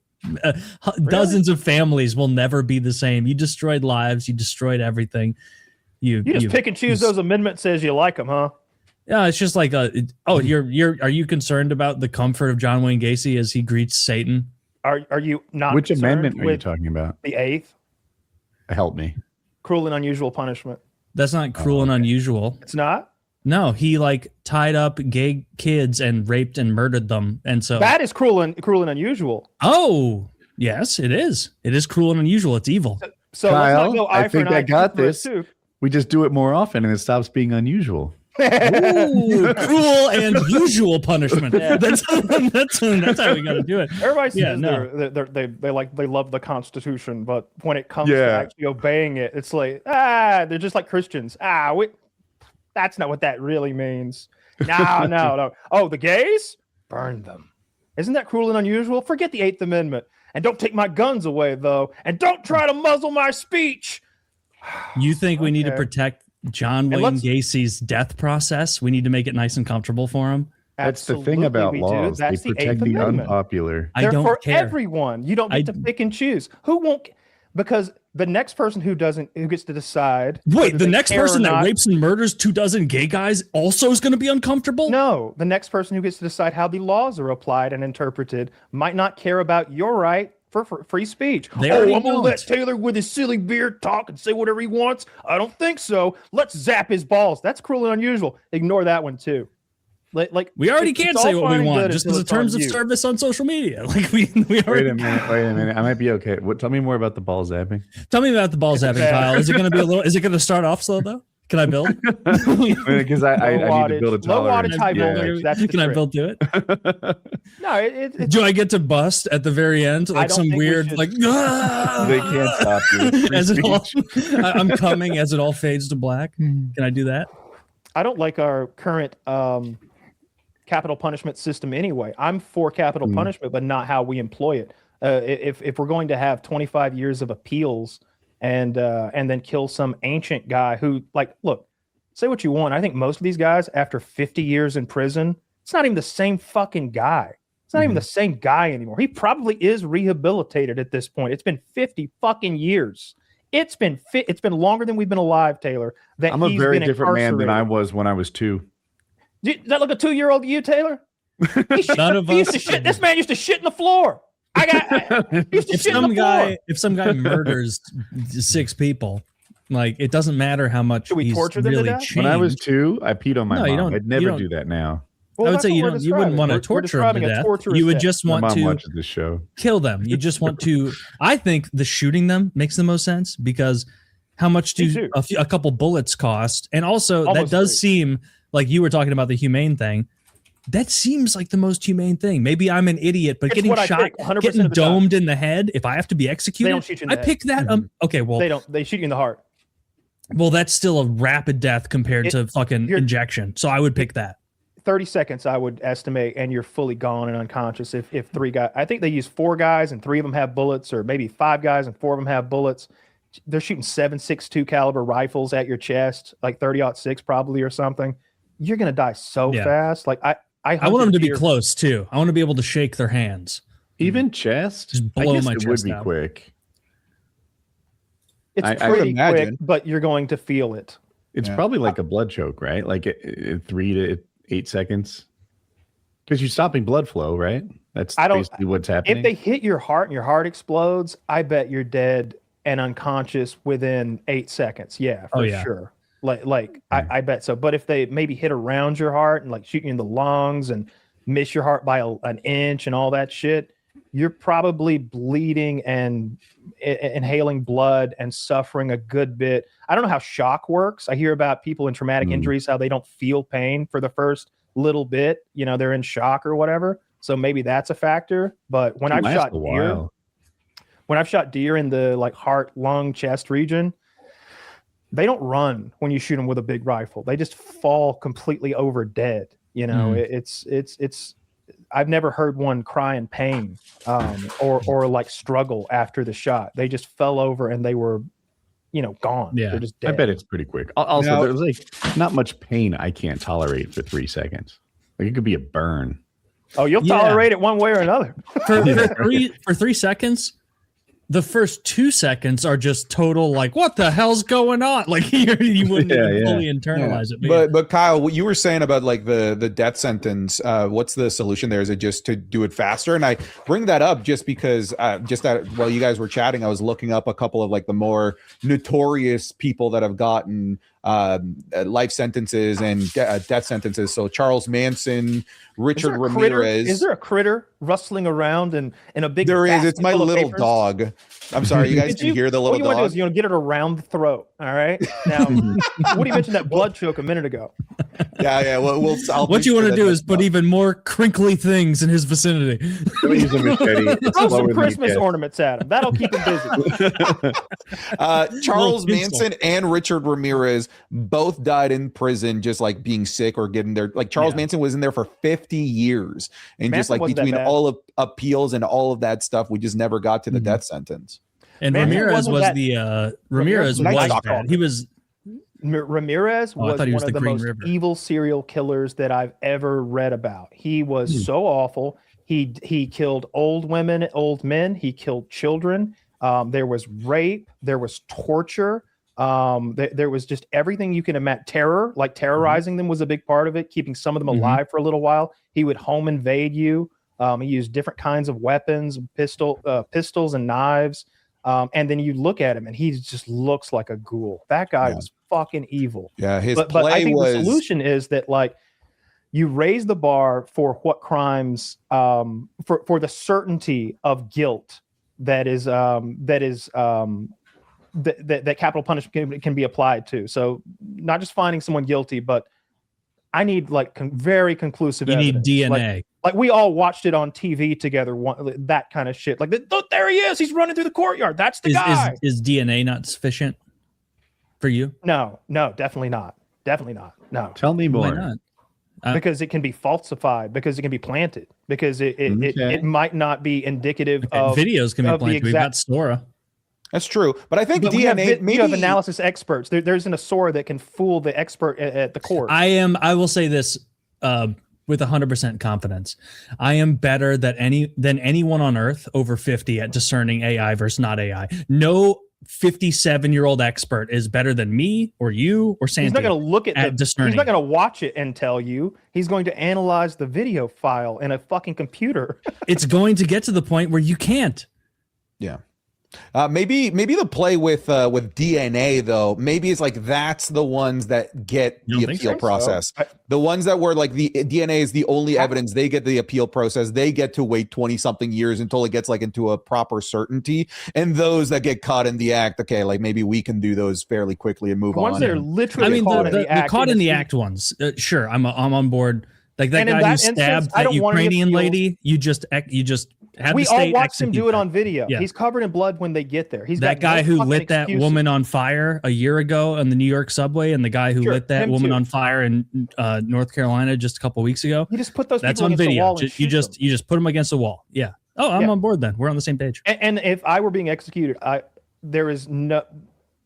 Firing squad is so much better than all of the other options. Gas chamber, electric chair, and lethal injection are the ones. How about this? They sentenced me to. They Actually, sentenced I me would to take eat the myself hanging. to death. Hanging, no, guillotine, hanging, then firing squad. That's my preference. No, I would go firing squad, guillotine, hanging.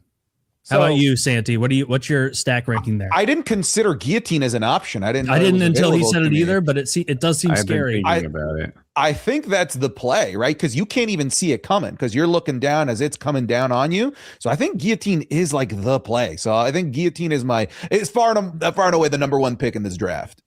I disagree. I don't like not seeing it coming. I don't like surprise medicine. If you give me a needle, I want to watch that thing go in. Don't fucking sneak up on me like some of these dirty nurses do.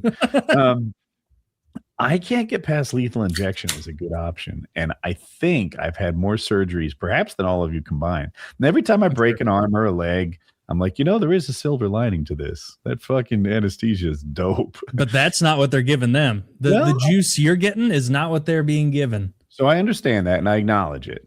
Having said that, we're talking about they're not giving guillotines either. So we're talking about a world where we get to improve the system. Mm-hmm. And I'm like, I think lethal injection might have the most potential. No, it could be darn near enjoyable. I don't think we're not going to an alternate reality. It shouldn't be a gentle. Wait, we did guillotine firing squad. Those are alternate realities. We have no obligation to give a mass murderer a gentle pass into death. Well, you guys are all picking your favorite passes into death with you. Yeah, but you don't get to alter them. You don't. No, I'm saying we are. My guillotine's made of lasers, so it won't hurt at all. You don't get to change how guillotines work. Therefore, you don't get to change the way the gas chamber works to be a gas that smells good. You can. And gas chamber, I wouldn't like that because you guys are just making up rules to stack the. Wait, Woody, you could look up at the guillotine. You know, you could just get turned upside down and flip me up. Flip me up. Yeah. Face up guillotine, first ever. I want to yell freedom right before it drops. How about this? Like we can let people. We'll make it way easier to put like murderers to death, but they get to pick their way. And so it's like I want to be put on the. They already get to pick I want to put on I want to be on the top thrill dragster at Cedar Point until I starve to death. And it's like, all right, we've got to do it. It would just be him 11 days in, like he keeps catching birds. I don't know what to say. He's quick. He's quick. That's right, Kyle. They get to pick what they want after picking like their final meal and stuff. They pick it way earlier than that. I think. I'm sure there's Texas took away the last meal, so who knows what they do there. But I know in some states they allow you to choose your method of execution among the ones that they already have approved in that state. Because I know somewhere out there's several states that do the firing squad. I think we looked it up 3 years ago, but somewhere out west they do it. And they did it not all that long ago. I think South Carolina shot a guy to death last year. I'm pretty sure we looked at because I remember seeing the building the execution room, if you will, and thinking like, ooh, that's a dangerous backstop. That should be bags of sand to catch the bullet. That's like hard walls that could like send them back toward the executioners. It didn't look safe. Well, then, they need to throw some more sand back there. Fair enough. Get that. Then it seems like a good solution. Like it seems like we're creating innovation needlessly. Like the best way to execute someone is to shoot them. Like it saves money. It's quick. If the concern, if you're like some bleeding heart and you're like, oh, this guy who murdered 11 people should pass quickly. It's like, yeah, well, that's what the gun will do. If anything, we need to give them special rounds that hurt a lot. It's also undignified to some extent. I know at the Nuremberg trials, I think we killed like a dozen Nazis that we found guilty, and there was, I think, Churchill and 2 dozen testicles. I think Churchill wanted them shot, and it was decided that was like undignified or too violent, and so they went with hanging. Like there was serious discussions on whether hanging I would dislike so here's why much more than just being shot. Hanging's great. No. You personally, you're being put to death. You already said you wanted to be shot. I want to be shot. No. But I told you if we're in a world where hanging is an option, then it's my number 1. It's my number 2 behind guillotine. No. Guillotine, it instantly lops your head off. Like if you are feeling pain, it's just the neck wound because the rest of your body's gone. Yeah, you're just going, what the? Like Yeah. you're just dead immediately. Your brain, whatever blood is in your brain is shooting out of your jugular as fast as it can. You're dead so fast you don't feel anything. Especially if it's sharp and heavy. Yeah. I saw a guy on Reddit who made a guillotine the other day. He was cutting firewood with that bitch. It was incredible. So guillotine cool. number one. But last guillotine execution was I think 77 in France. By the way, there's video of it, like in color. But hanging. Hanging and strangulation are two very different things, and I see movies sometimes where they strangle the guy to death. They in westerns where they make the guy sit on his horse and they shoot a gun or slap the horse's ass and it moves out of the way. He's just hanging from the rope, slowly being choked by a rough cattleman rope that's cutting into his flesh and not properly doing a blood choke or an air choke, and he's dying slowly, kicking. I don't know how long that's going to take. That could take a minute or 2 minutes to kill you of excruciation, longer even. It could be awful. But a real hanging, there's a formula they use based on your weight. It was developed in the West. I've seen the chart. They look at your weight and they determine how far you need to fall to properly snap your neck. Because if they did everybody 10 feet, their heads pull off, and that's unsightly for the crowd. So you want to snap the neck cleanly, but not strangle them and not pull their head off. So you got to find that spot in the middle. I want that. I drink like it. 6 gallons of water the night before to make sure I weighed enough to pop it off and ruin an even. I'm on the other side. Pockets full of rocks. I don't want that many people to know how much I weigh. I'm in the. That's the reason that when Kyle was like Texas got rid of the last meal. Yeah, when Kyle said Texas got rid of the last meal, I was like, I'm okay with that because I would want to die feeling thin. I'd want to be like, I look pretty good, normal size casket. There is still decapitation in Saudi Arabia with the ceremonial sword. Those guys, really? That's shocking. They're still cooking over there with that, and I'm assuming it's a one clean swipe, that it's not just hacking away. I'm assuming they use a pro. Oh, they 100% have a guy. Like they're in the background with like they like probably brought a Lamborghini Aventor or whatever, and then they had 3 slaves bring their other cars, and they're just watching. Yeah, they've got it tightly wrapped over there. I have to have a storage. Which states allowed firing squads? It's like Are Utah. any of these a surprise? Utah, South Carolina, Oklahoma, Mississippi, and Idaho. Yeehaw. Personally, I thought Idaho didn't fit, but I don't know. No, Idaho fits. Like okay. They're the only reason they're not like the reddest state in the country. That's is, an SEC. They have a tremendous amount of California transplants. Like when I lived there, that was the big thing. You lived in Idaho? Remember he rented cars there. Yeah. I lived for 2 years in Idaho. Over 10 years ago. It's been over in Boise. I drove through there one time. And Boise's a nice city. Shout out to Idaho, guys. Boise does not have a building over 2 stories. Is it a code or something? They're fucking horrible. They are. They're your equal. They are not. They're how can they have bad traffic in farmland? I've never seen that before.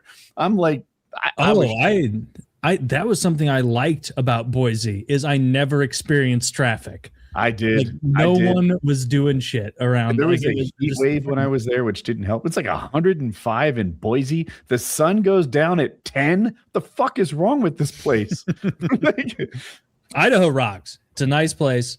I like it. But you're 100% right that like when I moved there and I made some buddies, some friends, they took me out on the town for the first time, like a couple months after I started working and living out there. And they were like, we're gonna go downtown. And I'm like, oh, I think I've seen downtown Boise. It's like that 3-block place where there's like 2 bars. And they're like, nah, it's more than that. And then I went down there and it was like exactly what I thought it would be, where it's like, do you guys want to go to the Lone Star or the fuck 'em up? And it's like, what are there 2 options? Like, is that what we're deciding? And it was I liked it though. Like, it's a nice community, it's a nice little area, and every single one of those people who was like a local, like a native Idahoan, was like, these fucking Californians, they move up here and then they buy up these giant swaths of land and build a fucking ugly ass mansion on it like a McMansion on it. And then our beautiful scenery gets destroyed by these fucking actors coming up here. And like George Clooney just bought a 70-acre area and he is putting a big ugly house on this peak that we all now have to look at instead of the beautiful peak itself. And I was like, oh, I get it. I get it. Yeah, like that. That's Montana would right be now. annoying. Montana is much flatter than Idaho, right? And it's also cold as sin in Montana. I think of it as wind gets whipping. I think of it as pretty mountainous. I think of like Yellowstone. So the popularity of the Kevin Costner show Yellowstone caused a boom in people wanting to live that lifestyle and be out in that wilderness. I watched the whole thing the other day where this valley that used to be much like the valley from Yellowstone, the TV show, used to be this pristine. Like, yeah, there's a house there, and Mr. Jameson, he lives on the other side of the river, and now it's like not like Atlanta, not a cul-de-sac or anything, but it's like littered with houses all over the place. Like people have moved in there. Like, and it was to be fair, it's beautiful, but the houses there were these neighborhoods that were all $10 million plus. Yeah, it's garish. Like it's a little much. Garish isn't the word I'd use for it. I think of like you've been to Telluride. Synonym. Yeah, I've been to Telluride. Do you think that's garish? I skied in Telluride, and so I didn't like experience the city. I just went there and then skied the mountain for a couple days. That was it. I sledded it behind a 4Runner in an inner tube. I've been to Aspen, which I imagine is similar, and it's nice. It's really wealthy. I hadn't seen heated sidewalks before Aspen. Yeah. And I just speaking Aspen of heated sidewalks, I think people with heated driveways are fucking assholes. Good for them that you can afford it, but I think it's stolen valor. I just spent like an entire week shoveling, and then you know, somebody 5 doors down didn't have to do shit. They have to do dick, and they have a beautiful, like, clean driveway. And I know they didn't earn it. They didn't earn it. Snowblower I'll allow, acceptable, but like, you don't get to claim the valor of having a properly shoveled, clean driveway in the winter unless you put in a little muscle behind it. You gotta grind. You gotta keep it clean. I was bitching to Kyle like 1 week ago because we had like 3 different snow days that were spaced perfectly in St. Louis to where I had to shovel my driveway 3 times, each time being like, I'm ahead of the game, but I wasn't. I should have just waited, and then the next snowfall would have come down, and then it would have all come up clean in one shoveling session. And so I agree with you. You should have to work for it, but I have a tremendous amount of bitterness and jealousy for my across the road neighbor. That's the neighbor where 2 guys in their 50s live. And it was like maybe 9 months ago. I'm like, maybe they're gay. Like I've lived here 6 years. I just now was like, those 2 guys seem pretty friendly. But they're just wonderful splitting neighbors. the shoveling workload. Fantastic neighbors, wonderful neighbors, never cause a problem, anything. Keep their house nice, their front yard nice. They have a heated driveway. And insult to injury, one of them is clearly one of those guys who just likes random tools. And so this fucker will go out there with a snow blower before his heated driveway has a chance to fully melt all of it. And he'll just have a couple fun runs across. This guy's dope. And I'm like, yeah, he does rule. He's great. Like, it was fun to be had over here, sir. I'm just over on my neighbor. And his driveway is mostly flat, and I'm jealous that my driveway is very steepest in the neighborhood. And so like every time I do it, I have to put on, I'll be like wearing sweatpants and a coat, and then I put on my Doc Marten boots, which I wear 2 to 7 times. It just depends how much I have to shovel snow. The only time I've worn these boots is to shovel snow. And I will, once again, every winter I say this, if you need to shovel and you're on a steep driveway and you need grip, get Doc Marten boots. Don't wear them around because you'll look like a fucking weirdo. But the base of them is so fucking grippy, you can't walk on normal surfaces with it. It just makes noises. But you can't slip in those things. They're fantastic. Someday you're going to be like, I like these boots. You know what? They're 26 years old. I probably will. Because I have them in my closet right now. They have like a couple years of like that salt on it, like that caked salt, and I don't wear them unless I'm shoveling. And so But yeah, that's like a cheat code if you're trying not to slip while you're shoveling. Get some Doc Marten Would a boots. flamethrower do anything? No, it takes way too much time and power to melt water. It takes way too many calories of energy. Yeah. So you couldn't do that.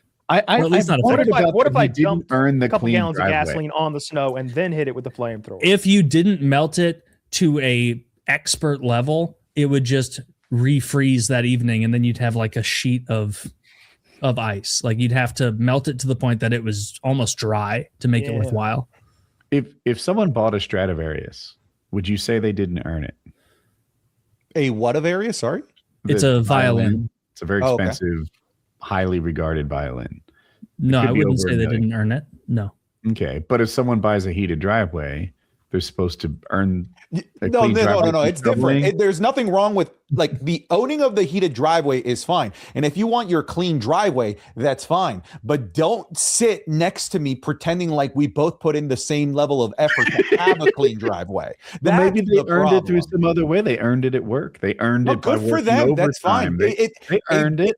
It is a different world now because I am out there like a grizzly man in negative 20-degree weather making shit happen. And I get it. He made shit happen in a different way. Right. But we don't get to have that same camaraderie. It's not like we're in the trenches together. You don't get to be part of the brotherhood of clean driveways. So true. You preaching to the choir, brother, because that guy, I'll see him. I'm like shoveling my driveway that's so steep. I'm like, at least twice this year. I only wore the boots once. I was doing it in tennis shoes, and that thing would happen where you like get a scoop in and then you lose traction and you go, okay, just stabilize, don't fall as you're sliding down your driveway, waiting to get to the sidewalk. But yeah, that guy doesn't deserve the credit for shoveling. Like he doesn't deserve the credit. It's because he has a heated. I think, know they do. I bet he does. I just know they fucking do. I just know they do. A big problem with that guy or those guys, those homos right over there, is that neighbor on the left, they said hello to me when I came into the neighborhood. That neighbor on the right, they came in. That neighbor across the street never even said hello. They never showed up. They never welcomed me. They never greeted me. I want to stand out there post snowfall in my bathrobe, drinking a coffee while Taylor's shoveling and be like, Taylor, you notice I'm barefoot? Fucking dope, isn't it? A little hot out, huh? You're on your driveway like quick stepping because it's so warm. Yeah, I'd be pissed. I'd be like, keep showing. Better yet, I want to be in my wife's bathrobe. That's funnier. That's funny. Pink and fluffy. I hate that shoveling feeling where you like feel like you got a good scoop and you get a bunch of snow out, but then you look back at the path you pushed and there's still that thin layer that's now more pushed into the little textures of the concrete where you're like, fuck, now I gotta. How much does it cost to pay a kid to come do this? I don't know. Okay.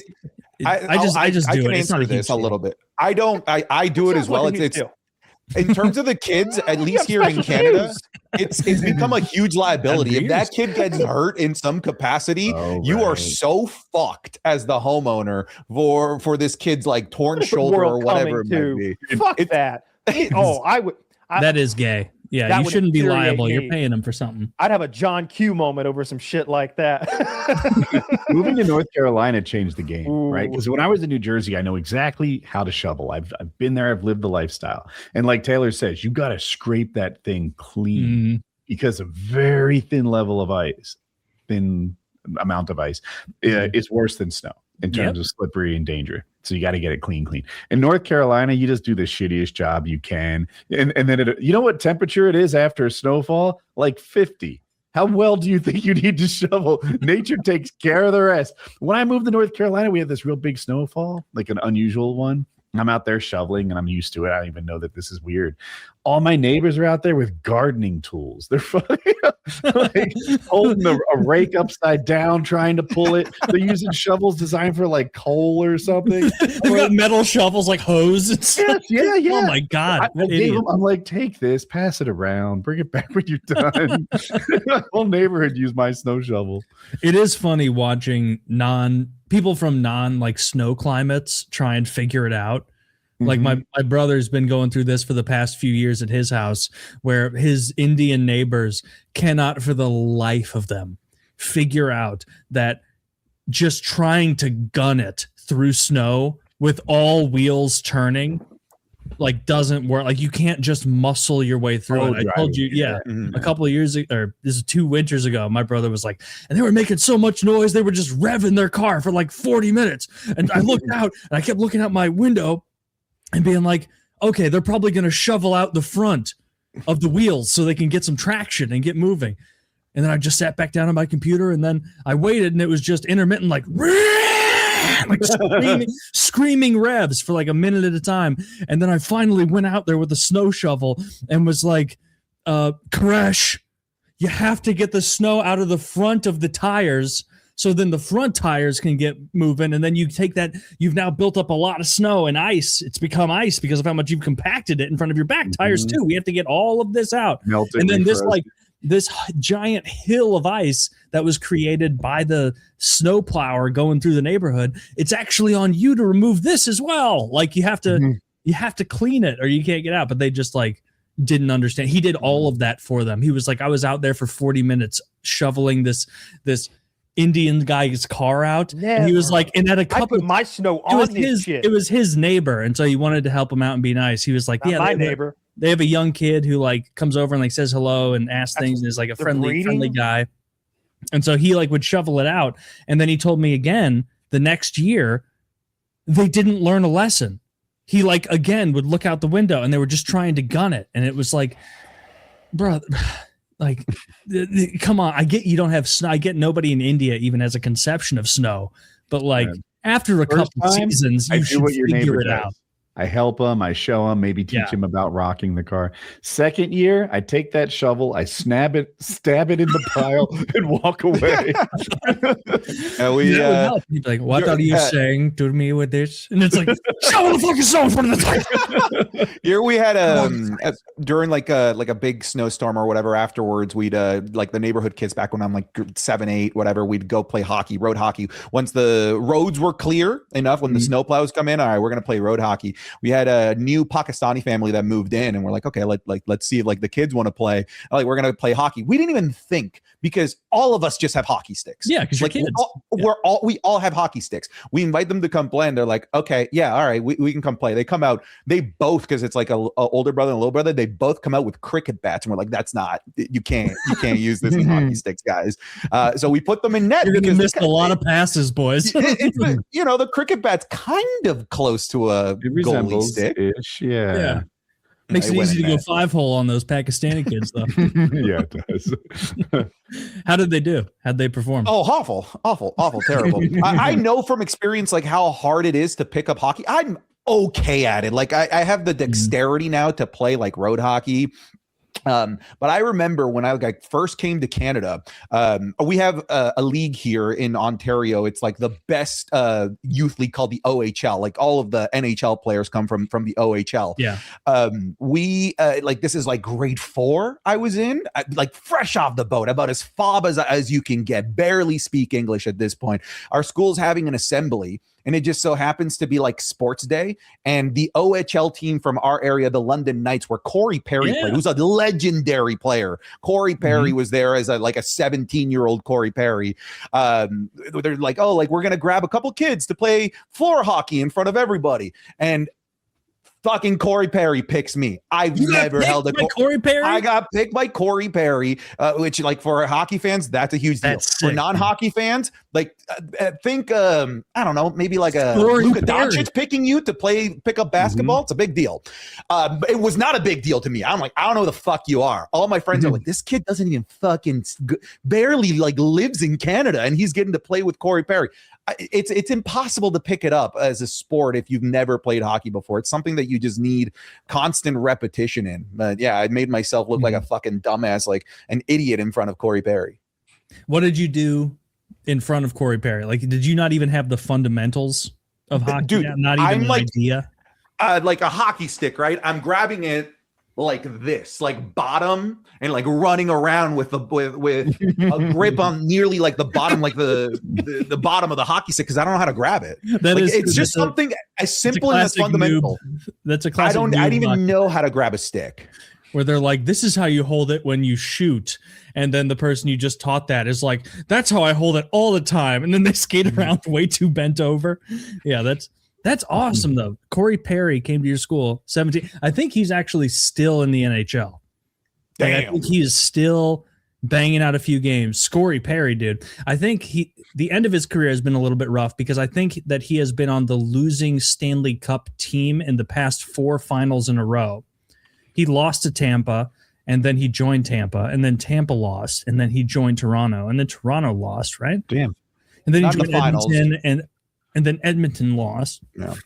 I think. Yes, Taylor. Let's bring this to hockey talk. I like. Sorry, it. Yes, of course. You tricked I me. did. You tricked me to it. You know, Kyle, I know you like baseball. My team made it to the World Series. I went to the World Series and I got to have my heart fucking broken. They said it's the greatest World Series of all time. Maybe if you're on the winning side. If you're on the losing side, that shit broke my heart. And it was I watched Toronto versus Dodgers, right? Dude, Okay. it was like we were facing the Empire, the Dodgers, who have infinite money. Shohei Ohtani, all of these Japanese people that you didn't even know were just gods of this sport. Like what? I can't remember their names, but like, man, I'm not even like that big of a baseball fan, but there is something magical about playoff baseball. And then there's something double magical about it being your team in playoff baseball. It's cool. Mhm. It's cool. Yeah, this video is called "The Blue Jays just suffered one of the most heartbreaking World Series losses in MLB history." It breaks down just how painful the loss was and how close you were and how badly it went. Yeah, it was pretty rough, but I was pretty happy. I picked the Dodgers preseason to win the series. You did. You did. And I think they were the most favorite team at the time. Right? yeah, probably so. I just feel like as a Braves hater now, which is what I consider myself, like I follow them and I'm just like, yeah, that was a good move, huh? Oh, nice one. Nice trade. Yeah. Oh, great. A 42-year-old pitcher. Wonderful. That'll pay off. Yeah. Every time I watch them like take a misstep and just blow the fucking entire season, and we finished at the bottom of the fucking division or close to it or something like that. I read a couple. And then I look at the Dodgers and it's just like, that's what I wish we had. That's what their budget isn't even that much bigger than ours. Like it's not like leagues bigger. Yeah. They might spend like 50 million more a year or They're something just like better that. at baseball. And Yeah, They're just the players want to baseball. go there. Like The Ohtani Not only that, because the situation. West Coast, they have like their pick of the best of Japan because Japanese Yeah. players want to be on the that's West true. Coast. So it's either them or the fucking Mariners. Or Japanese people kick ass at baseball. Like they love They're it. very good. Very good. And I it's think huge because there. it's similar to a katana. I think they do see it similar. They had to train themselves out of chopping and Yeah. into swing. Because you remember that? Do you remember being a little kid playing baseball? And I remember my dad being like, Taylor, you're chopping at it. And I would be like, I don't understand what that means. Like, give me a structure. But I guess I was just When did you start? 5, I guess. Like pretty normal baseball time. At 5, I started soccer, baseball, and roller hockey. And the only one I thought was sick was roller hockey. And then at 6 or 7, I started ice hockey. There's videos of me in diapers hitting the T-ball. I'm 12, but I'm knocking the shit out of it. Damn. You were a real king. I was all diaper. No, but I started when I was like 3, maybe like a little toddler, like hitting the T-ball and stuff. Was that your dad's sport of choice? Like baseball was what he was the most familiar with? Yeah, he played on, I don't even know what to call it because they don't do this anymore, but a men's softball league that was regional and like had like playoffs and championships. Like they would play all over the Southeast, traveling around playing like competitive fast pitch softball. Like when he was in his 30s and 40s. And he was really good at that apparently. And but so I think that was the initial sport and the main sport that he and I connected on until I wasn't any good at it anymore, and then it was just hunting. Did he connect with you on any other sport, or that was the only one? He doesn't even know any other sport. Like, I bet if you asked him to start naming NFL teams, he wouldn't get very far. Like he might. I don't know if he knows 5 NFL teams. So like, is he a Braves fan? Like, he follows the Braves? Oh no, absolutely not. He doesn't. I've never in my life seen him watch a sporting event of any kind. That's crazy. He doesn't really like TV. He doesn't. He likes movies, and just like some old timey, like he'll put Gunsmoke on and shit like that. Yeah, boomers. But like that shit. But he has zero interest in any sporting thing at all. Like, I've never seen him watch a football, baseball, soccer game, you name it. Not a boxing match. So he was never critical of you after you left a baseball game, even if you beefed it up, you botched it, you had a couple bad pitches. Oh, they were in the stand. He was coaching me every step of the way. And my mother was in the stands with a video camera screaming. You know, it was what we did for like my early part of my life. Baseball was everything. Oh my God, dude. I'm remembering now, like my mom in the stands, like young, playing hockey with her like big goofball camcorder. Yeah. And feeling so humiliated out there. I don't know why. Like, I just had a feeling where I was like, oh, everybody's going to think I'm gay because my mom's here, like, filming. I didn't even have that level of articulation in my head because I was like 7 or something. I wasn't thinking it was gay. I was like, oh, I'm going to be bullied because my friends are going to see how into the game my mom is. And meanwhile, I'm not paying attention to all of their moms with camcorders, like recording them. I get a little bit of over socialization. I remember I used to get like made fun of by some of my teammates because my dad went to every single sporting game I ever played. I even did gymnastics in like grade 4, and my dad probably begrudgingly still went to all of that. And now looking back on it, I was like, my dad fucking rocked. Your parents sucked. Well, then maybe they didn't suck, but like, why are you making fun of me? Because my dad was awesome and took interest in that. Speaking of gay and sports, did you guys hear about the World Cup Pride game and what game was scheduled for it? They're making a World Cup game. Cornhole? Is it cornhole? It's just no, players? No, sorry. So the FIFA World Cup is coming to the United States, and of course Seattle is like, okay, what are the games we're gonna make like a gay pride game? And it lands on Gay Pride Month because it's June. And they're like, we choose this game. This is the one where we're going to celebrate gay pride, all the glitz, the glamour, all of the colors. And they did it before all of the teams were picked. And they're not budging. They are doing it. And the teams that landed on it are Iran and Egypt are having to play the pride game in Seattle. Yeah, well, that is. I'm going to watch that one. That's going to be the first soccer match I ever watch. It could be explosive. Holy shit! Yeah, so maybe that is so funny for some white lady in Seattle to be like, we should have a gay pride game, and everyone around her is like, I can't counter signal this or I might get fired. Yeah. Oh, that's interesting, Susan. Who do you want to play in it? Egypt and Iran. Oh, they're gonna love it. And the world is super similar to your social circles in Seattle, Karen. So they're gonna love this. Definitely, they're gonna love it. That's fine. Yeah, no clue what happens if they both forfeit. I'm with Kyle. I could absolutely see that. I guess for context for listeners, I believe being gay there is like super mega illegal in both Iran and in Egypt. I think it's frowned upon. I'd like to just confirm like what kind of offense it is. Like, is this like punishable like by prison, death? I don't know. I was going to talk about this earlier. In Iran, they have a punishment. I think it's for rape, but maybe a certain type of rape where they push a brick building onto you. Like they have to build a whole building first? Well, they've got plenty of falling down brick structures. They just put you next to one of them. See, that's an unsustainable punishment. You don't have that many brick buildings. They just stack them back up again. Get the kids out there. Oh, okay. I've seen it up.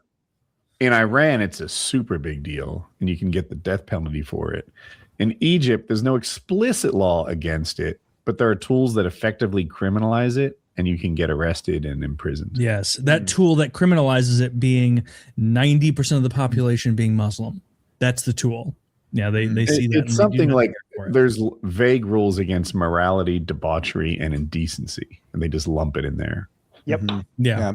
There's other hilarious things happening with this World Cup right now. Like, for example, all of the games being super expensive. So like these people from Haiti that are struggling to make ends meet are like, I cannot afford $700 for nosebleeds to go see Haiti play soccer. They can't afford anything. Haiti has a soccer team? They made the World Cup. They have to play Brazil. Where do those guys live? They don't live in Haiti. Like Haiti's run by a guy named Barbecue. Like, is that the warlord? Yeah, that's the warlord cannibal, right? Yeah, it's the warlord. Sounds fake, but it's real, right? Dude, that guy. Now, imagine a guy. Try and imagine a guy living the dream as much as a guy named Barbecue who runs Haiti. A guy who like his thing is like, I love to kill and to rape and to eat people, and then he's like, oh, King what is of on Haiti. the duck? What is on the duck today? Have you ever seen it? To eat. Yeah. No. And Here's What a is he video of him doing a fucking interview. He's like, my name is Jimmy Barbecue Cherezier. Oh my God. Yeah, not do you that long remember, ago. I think it was maybe a couple weeks ago. A couple guys I think it was Texas trying to recruit a bunch of homeless dudes to go on a sailboat to Haiti to try and take over an offshore island from like the main Haitian like body of land. I mean, look that up because they had like a militia ready to go. They had I think the FBI got to them first. Let me confirm that. anyone could get to a Haitian militia first. What are they doing?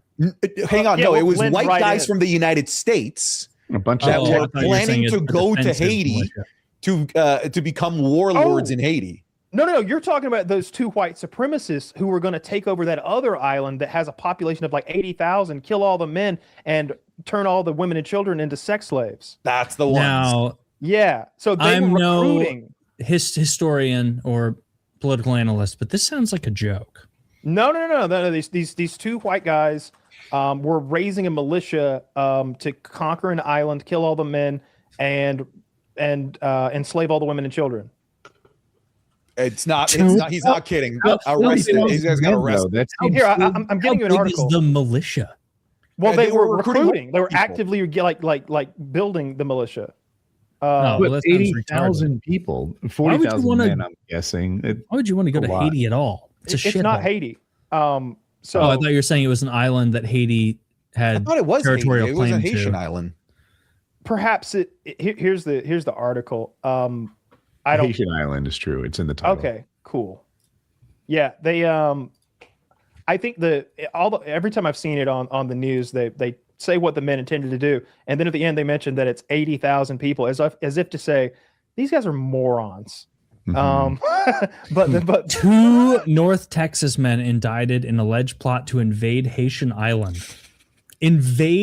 Two guys were like, we got it. Like we can do this together. Me and you. They Steve. were raising a small army though, and they had barely one boat, so it could have gotten up to like 7 guys. Dude, that's the kind of survey that I would see online if they're like, fill out your information if you want to invade Haiti, brother.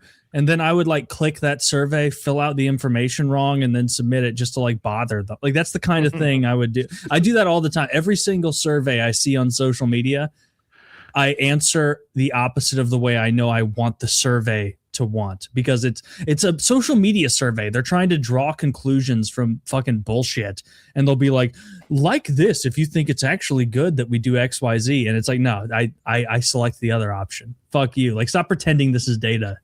These two people were pedos also. yeah, they were. Wow. I said. Oh, did you? I'm sorry. Well, they were Oh, going to rape the children and the women. Premises. Yeah. Wow. So they were on a short leash anyway. This was their escape plan, was to 'Cause conquer Haiti. They're charged with conspiracy to murder, maim, kidnap, and produce child pornography. Oh wow. Okay, videographer. works. See now, see this, just going after artists. I don't like it. Like these guys. He's trying to. Do you want? I mean, do you want all your they CP could've- created by an algorithm, Taylor? Is that the future you want to live in?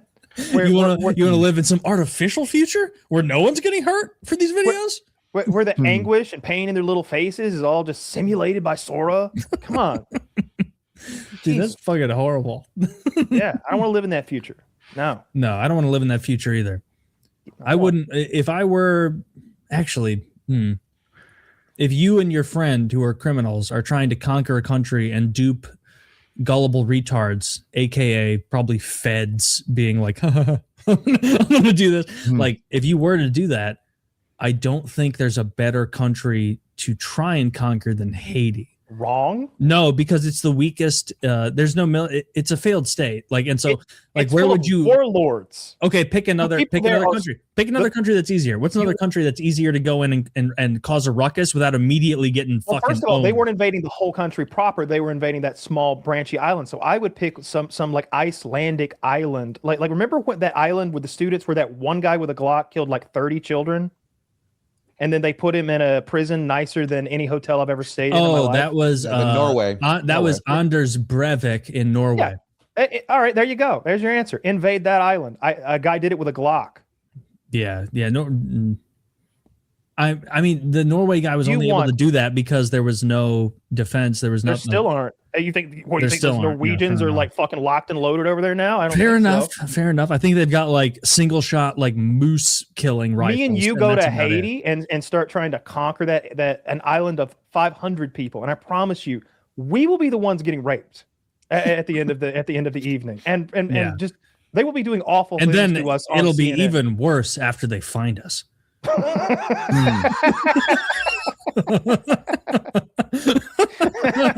Because I'm gonna rape you.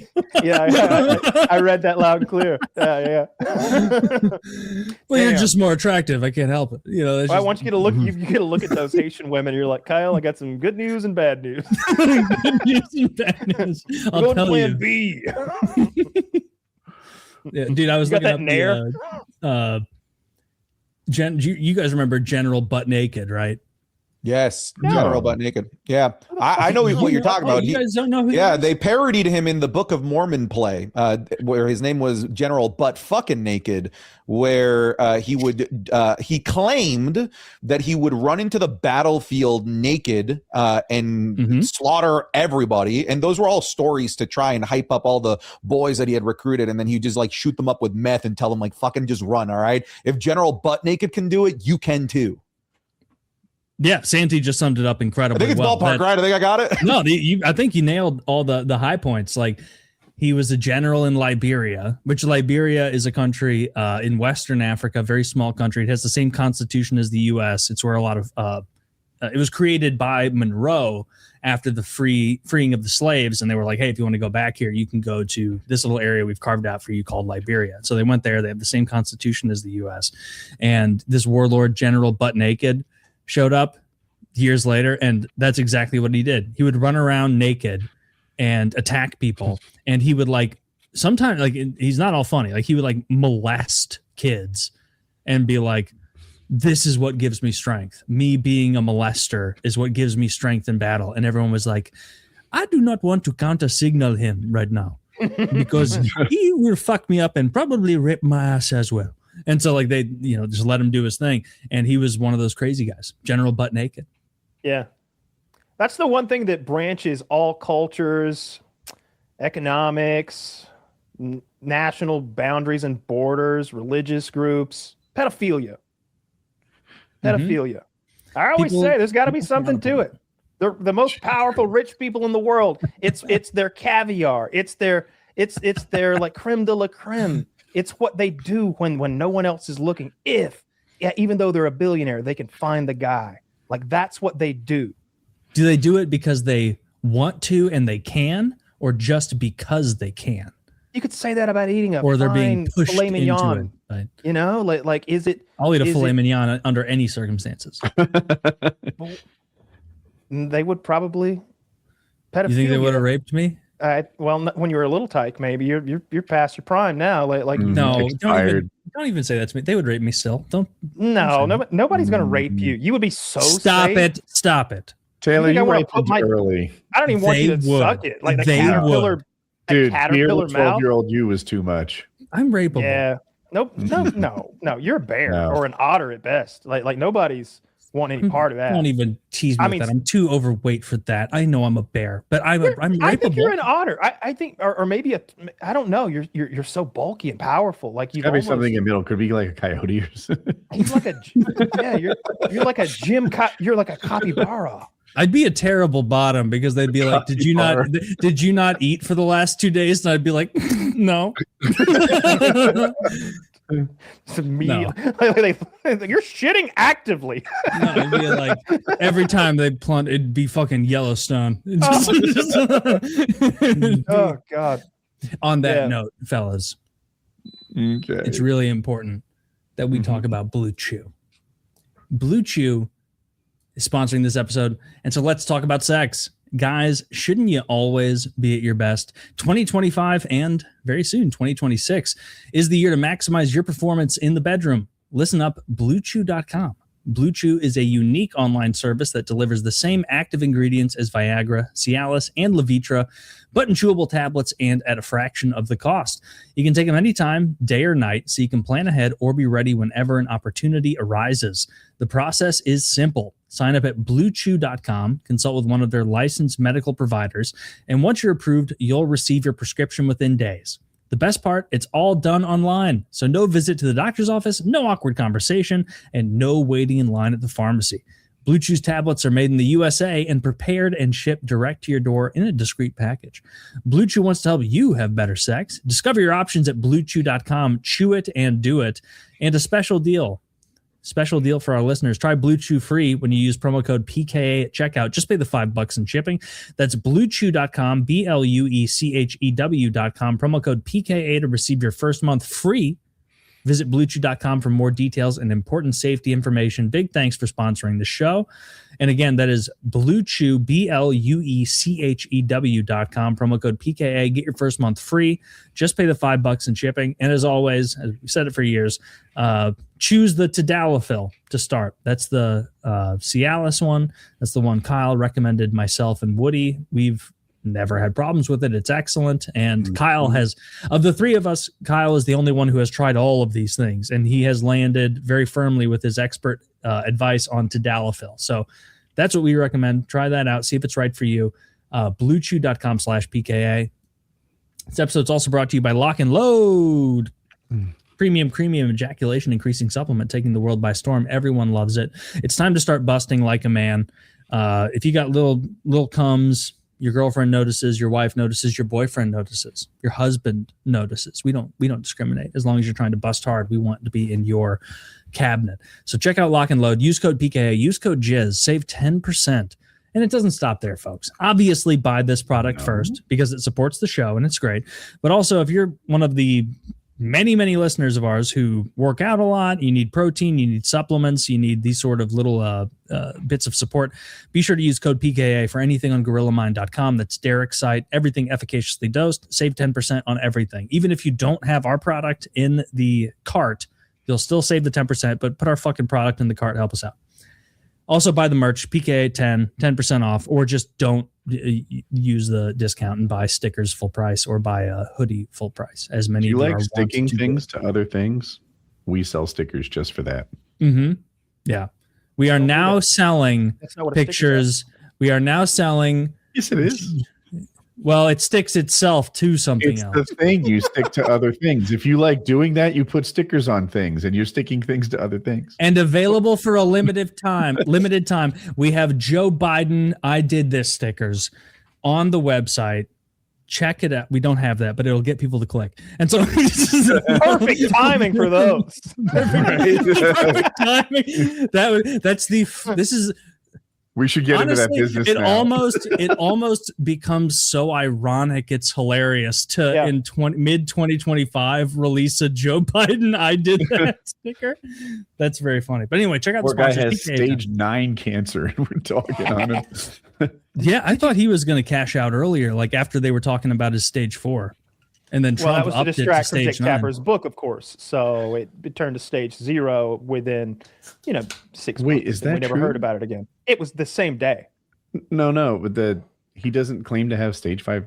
I thought it was. Oh, I don't know what Crazy. he's claiming now. They don't No, really ask him about it. He's like I- dancing around town and making appearances and feeding people at Thanksgiving and stuff. Now I think there's only 4 stages, right? 14. It's the Trump scale. Yeah. Well, that Did he's trying to get a little more granular. Taylor, in did his you see that we're cancer pirates analysis. now? We are pirates? Yes. How so? How so? They, You didn't see that? we fast roped fucking special forces onto the world's largest oil tanker that was. leaving I saw Venezuela that. On I the thought way to China, the full of fun- like a million. I don't know if it was a million gallons or a million barrels. Obviously, there's a like 50-fold difference. Imagine or if something they like that. blew that up. they kill 3 billion shrimp to show how serious they are. As An ecological spill disaster. the oil, just another. Or Well, that they wouldn't destroy be it, that and the Venezuelan government's like, that was clearly a fisherman's boat. Yeah, it was clearly a fisherman's boat. Look, there's a floater on the side. Yeah, that's ridiculous. It wasn't put the world's largest tanker, but it was a big one. I heard it was the world's largest. Well, that's what I Trump didn't said. trust it because Trump said it, and anything Yeah. Trump says is a lie. So I Googled it, and they said it's not. Could Well, he you didn't say it was the even largest? He said it was the largest ever, like confiscated. Which that's I don't know. Oh, how is you that look what he up. said? I thought he Yeah. said it was the world's largest oil tanker. He said it was he's like the largest ever taken, and it's like, what does that have to do with fuck all, dude? That's Explain your probably policy. true. Right? Like it made no well, sense. and now they're using excuses where they're like, well, this ship had been sanctioned since 2022 for sending oil to Cuba and other obvious enemies Iran. of the U.S. and Iran. China, I Yeah. thought. No, from Iran to China. I thought it was from Venezuela to Cuba, but maybe I'm incorrect. That's they're- right. And then I think from Well, Cuba Cuba they can have went it. to the. I don't know what Cuba would Strait even that do is. with it. I don't know. I don't think they have refineries.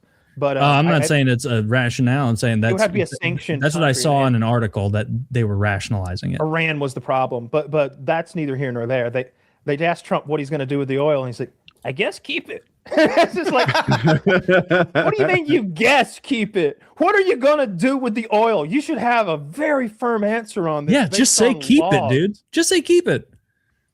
What's going to happen? I don't know. I like that he's using it. That his answer is kind of like Tarkov. There's an extraction shooter. I'm gonna keep this loot. I'm coming back That's like with it. that's global hegemon shit, where you go like, and people are like, but you said you can't keep this. Some like president of Estonia, it's like, no, you can't. The law, and then we're like, yeah, you're a vassal state of us. We're keeping the oil. Get fucked. Well, I don't. I mean, who gets the oil? It's not like we each get a gallon or something. We should. You know? Do you think that would be fair? We each get a gallon. Everyone gets a gallon of crude oil mailed to their home. Oh, this package is disgusting. We have a strategic oil supply, right? Wasn't it drained or something under Biden? It was drained. So maybe but that's refined oil. This is probably such a small amount in the scheme of things, though. Like just one tanker, like that can't be a huge deal, right? What you're thought it was the saying world's makes largest. sense, but it's the world's largest seized tanker. Like it. Look, maybe it helps.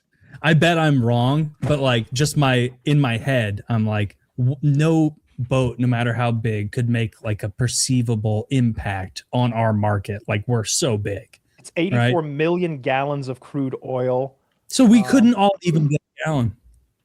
We'd all get like 5.1 ounce, 4.8 ounces or something of crude oil. Oh, wait, hang on.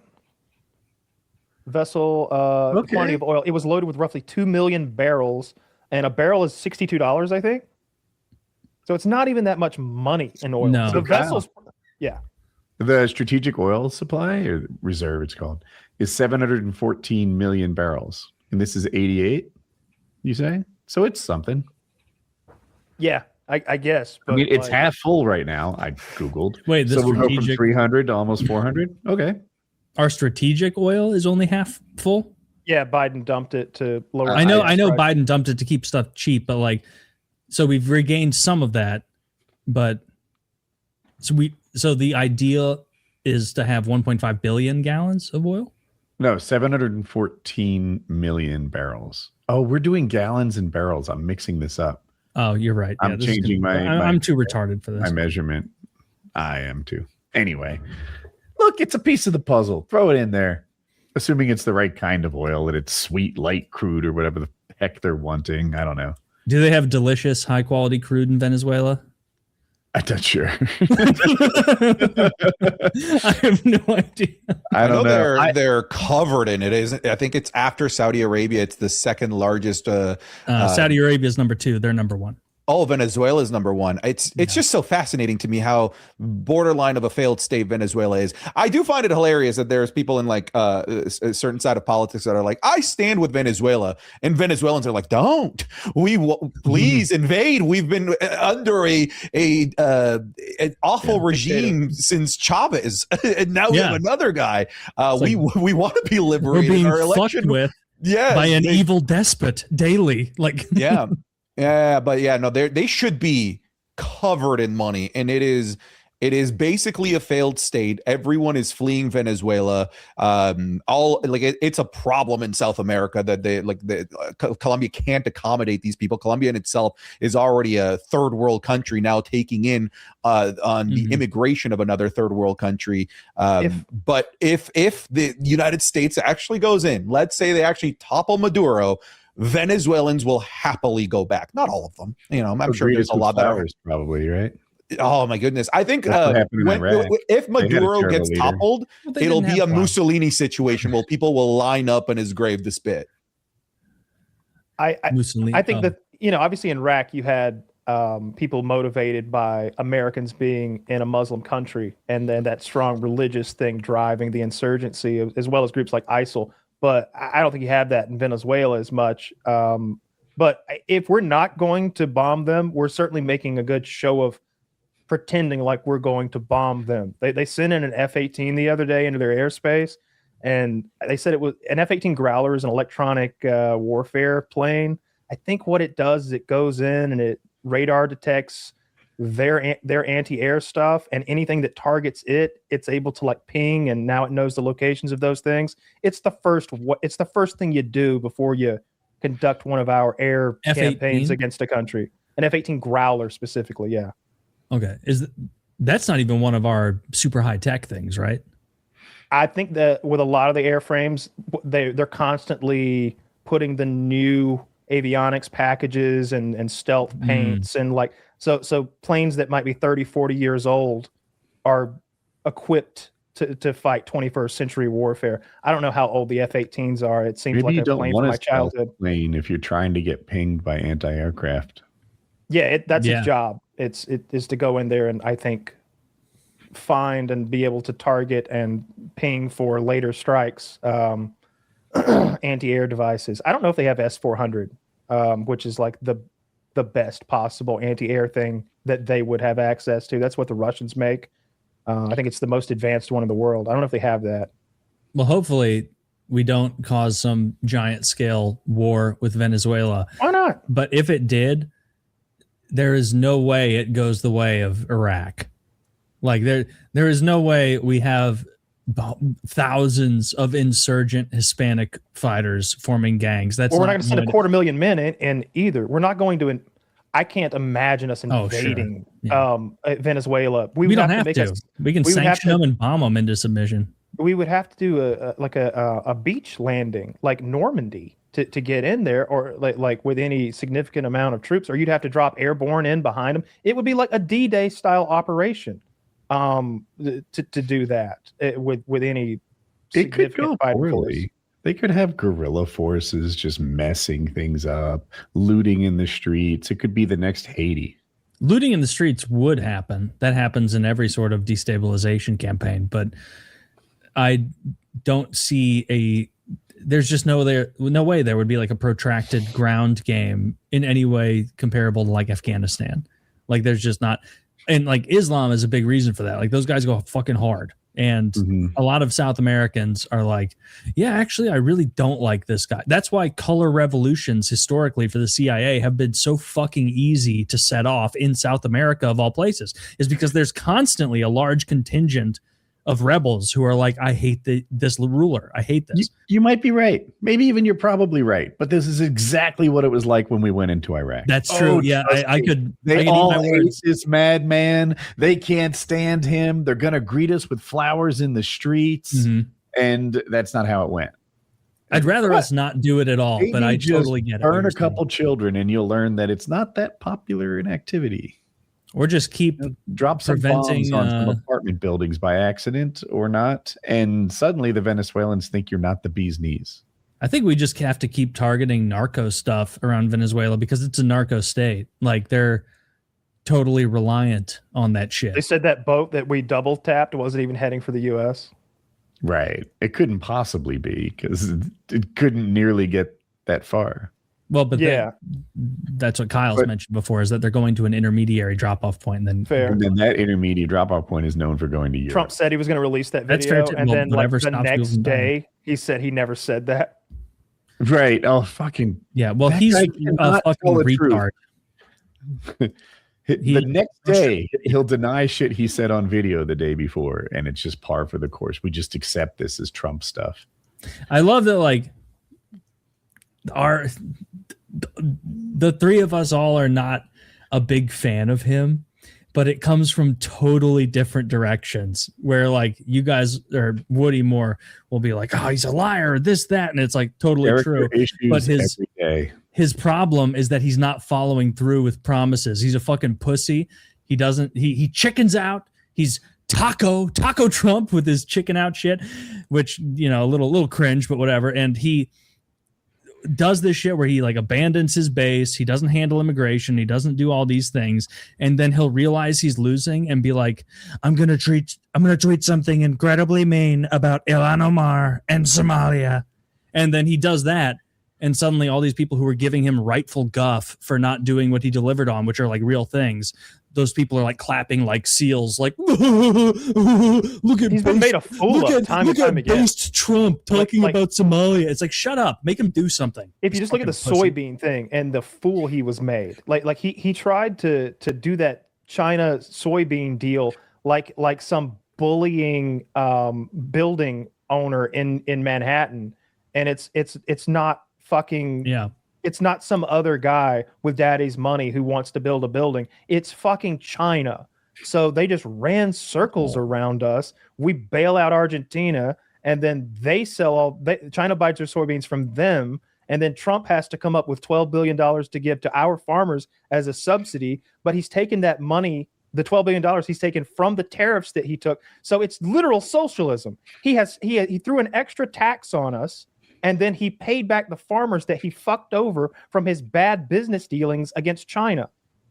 I wouldn't say that's socialism. I'd say that's poor misattribution of resources. When he taxed us, and I'm not saying that like some boomer who's like, oh my God, that's socialism. that's socialism though. He's taxed us, and then he's subsidizing those farmers after his bad business dealings on exactly. Then we already live in socialism because there are plenty of socialist programs. We bail out the social banks programs. after they make tons of money in the free There's a market. big difference so between there's having no risk. social programs and being a purely socialist country. You know, we need social programs. There are things that we should all pay into for the betterment of us all. Healthcare.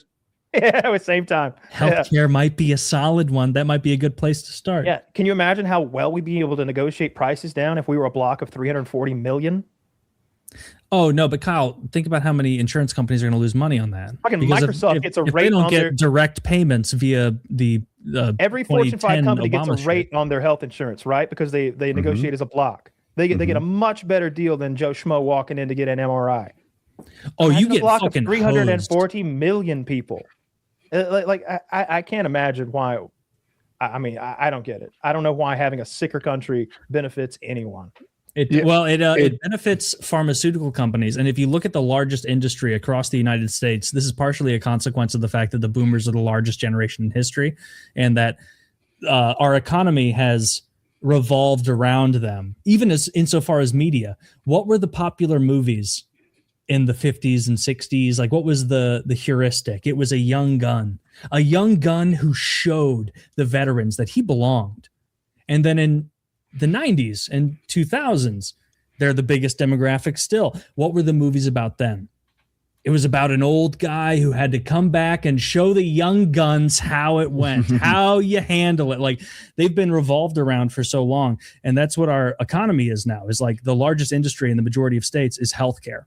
And so as the boomers die and healthcare is exposed for being overexposed as an industry, we will be more hurt by our lack of manufacturing in other industries, because this generation is the reason that everything revolves around healthcare now, is the boomers aging.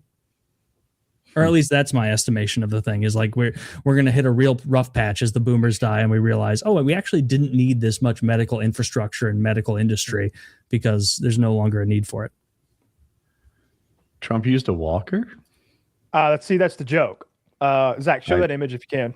An image has leaked showing Trump using a walker moments after he signed an executive order banning states from regulating AI. When I said that, the screen was all black. I had this doesn't even open for me. Really? Oh, there it is. See, I'm not alone. Look at Woody. There we go. Thank you, Woody. That's pretty good. Funny. That's a funny picture. That's a good joke. Yeah. We should fucking force these people to, if you're over 70, you have to use a walker. Just like that can be their gold star, where we're like, you're geriatric. You have no stake in the future. Get them out. It feels like it's just a lobbying thing. You know, these politicians are voting for the people that line their pockets, and we're just not making any forward progress. I would make that punishable by death. Like sometimes when I'm falling asleep, I imagine what I would do if I was like Homelander, if I was like an omnipotent, like super powered man. And I was thinking, like, the first thing I'd do is I would like fire all of Congress, the president, the vice president, and the entire cabinet, and we'd have like new elections and with some new regulations. And anyone who had ever taken money from a foreign government wouldn't be able to run for office ever again. And they would be investigated heavily. Watch it with the anti-Semitism, Kyle. Oh, I'm getting they're part of it that too. That one makes me crazy. Every time you suggest that the Israeli government isn't doing a good thing, you hate Jewish people. Yes, and that shit is not a playing anymore. A lot of people are sick of it. Yeah, it's like you'll be like, hey, why are we giving Israel all this money? And they'll be like, there was a Holocaust 100 years ago on a different continent in a war where your country was on the right side. And it's like, okay, and that impacts me about immigration in America in 2025. Why? Like, what are you fucking talking about? What does that have to do with anything? I can't be nationalistic as an American because Hitler existed 100 years ago. Fuck you.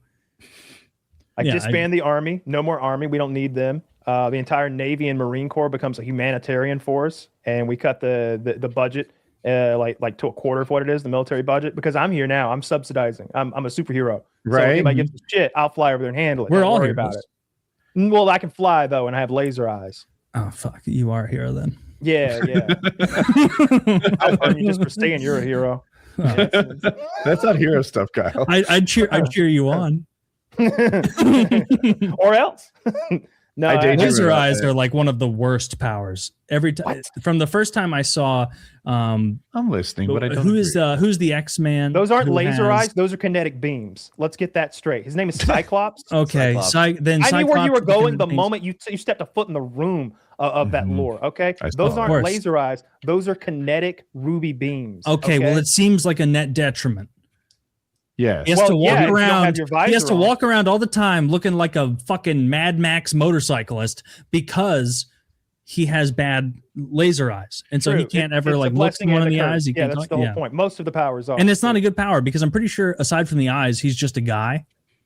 Right. They all have that basic set of like acrobatics and strength and agility and such. Mm-hmm. Well, he's very gay. He's the team to, leader. He's sort of the Captain America of the group. He's the one who. He's kind of a cuck, though. Isn't that his whole thing? That Wolverine continuously takes his woman in all different versions of the X-Men. It kind of goes back. Who's his bitch? Which one's getting cucked? Jean Grey, and Wolverine just fucks Jean Grey all the time. They have a love triangle. She is the Scarlet Witch. Wolverine. No, not at all. That's a completely different. Did you see me smile? I was so proud of myself. Scarlet Witch I was about to hit one out of the park. Fuck. Scarlet Witch is Magneto's daughter. Thanks for that. So not even fucking close, bro. Okay. Well, I didn't know any of this. Okay, I did know the scene where Magneto's Next time you're talking about Yarmoth Carlo hitting a fucking 4-banger in the 5-hole, I'm not gonna pipe up and be like, I don't know about that. Damn, a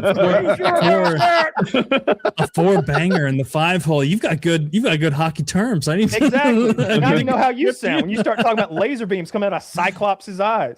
I think that's an understandable mistake. What is a 4-banger? I'm stupid. It's nothing. It was just something he made up, and I was like, "That's a pretty good term. I like that." That was I'm like, is that after a hat trick? I don't even know. 5 holes a thing. Well, a Mexican hat trick is like 4, right?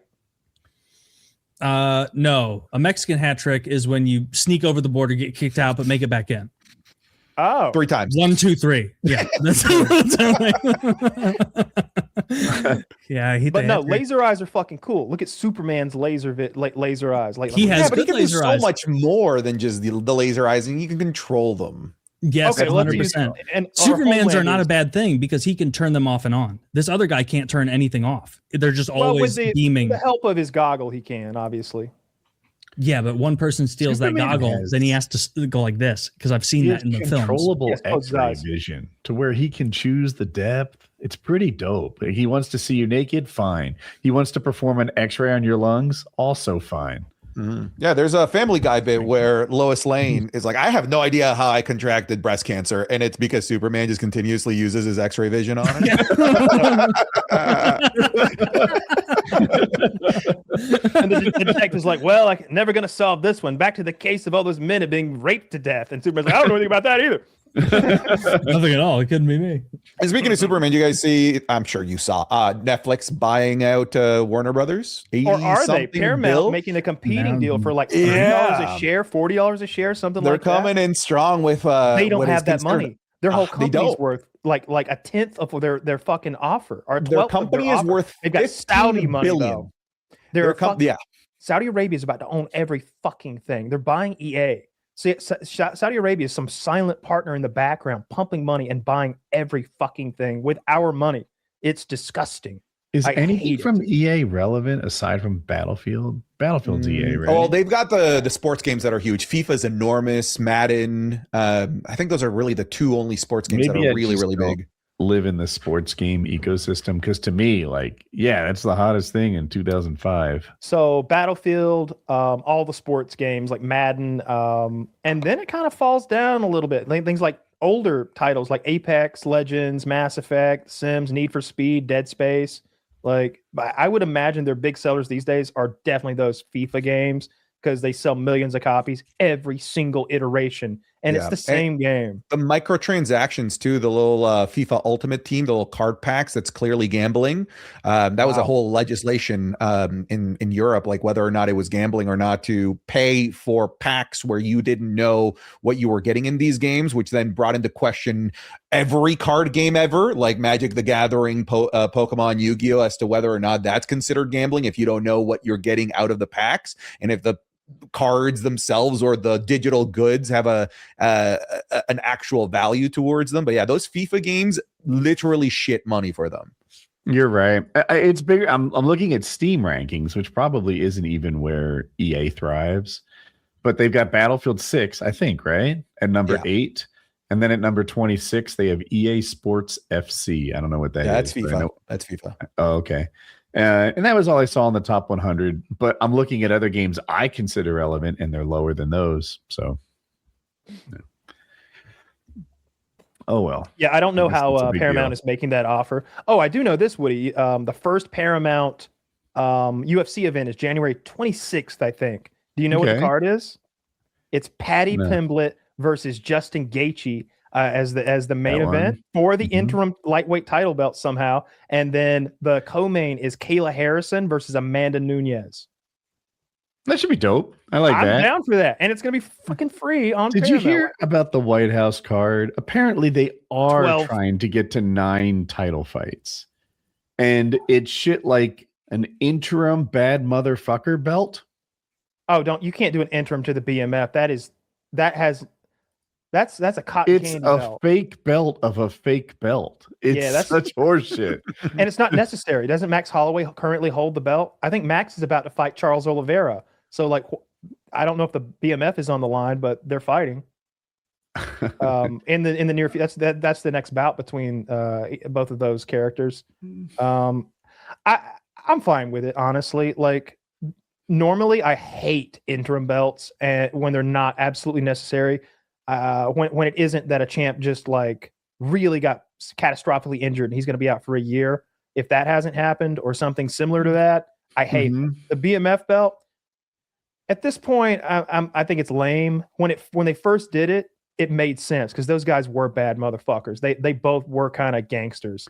Yes, was it Diaz and Masvidal? Yeah. Like those are street thugs. You know, it made sense to have a BMF belt. Those were the bad motherfuckers. With the White House card, I'm okay with it because I think you're going to bring so many new eyes to the sport that I want them to see a spectacle. I want them to get their version of when you and I watched Jon Jones versus Chael, or their version of when you and I watched Connor and those guys in that movie theater that time. Like a card that'll make you a fan for life, a card that'll make you more interested in the sport and dig deeper into the various martial arts and the history of the sport. And like, you'll even become a fan of Dana White for some reason, like I have. I hope that happens to a lot of people. And through that, the sport draws in more talent and you get that new crop of kids who grow up saying, I want to be a UFC fighter. I want to be this fighter, that fighter, instead of I want to be a baseball player, football player, stuff like that. I want the sport to keep growing and the skill gap and the skill levels to always increase. So I think this White House card is going to be the biggest card ever. I think it's going to draw international attention from eyes that have never seen a UFC event before. Can you educate me real quick? When do you have an interim belt? Like in what scenarios? I described, like when injury? Your champion. Yeah, so your champion has a car accident, right? Like outside the ring, and he breaks his leg, and now he's going to be out for 8 months of healing, and then a fight camp is 6 weeks, and there's negotiations and stuff. It's like this guy is not going to fight for at least 10 months, best case scenario. But we have the number 1, 2, 3, 4, 5, 6, 7, 8, 9, 10 ranked guys in the world just waiting, and they can't move up. And you can't just have them keep like fighting each other because in many cases those matchups have been done. It's like the number 2 guy already beat the number 3 guy. Yeah. And the number 3 guy had actually beaten 4 and 5. So it really doesn't make sense for 4 and 5 to jump over 3 to 2. We need an interim title belt because it feels wrong to just take this guy's belt away because he was rear-ended by some jackass in Las Vegas. There's a couple challenges though. When there's an interim belt, seems to be based on Dana White's whim. So sometimes they'll strip an injured champion and be like, "Oh, did you get hurt? Frank Mir got in a motorcycle accident." They're like, "All right, you're no longer champion. Fuck off. I bet, whatever." And he came back like years later and re-earned his title. So it's up to the whims of Dana White. Your popularity with the fans matters tremendously. If you're I figured popularity was big. Yeah. Oh yeah, and also the popularity of the would-be interim champions. Like if there's a guy moving up the ranks who's like the bee's knees, like Paddy Pimblett. Like this is a good example of Justin Gaethje's a massive fan favorite. Everyone loves Justin Gaethje. Like I'm kind of annoyed that he went and he shot guns with that fucking warlord, but I'm gonna let that slide, I guess. And Paddy Pimblett has a huge following in the UK and in Europe. He's got this Beatles haircut, this Liverpool accent. He's very brash. He's notorious for gaining huge amounts of weight when he's not fighting and then dropping it all and coming in looking like Rocky Balboa. I don't think he's ever missed weight. Yeah. I think it might be the wrestling fan in me, but I feel like there would be a magic to stripping the guy from the championship. Like it's always like this happens. You always get stripped of the championship if you can't defend within a time period because of physical limitations.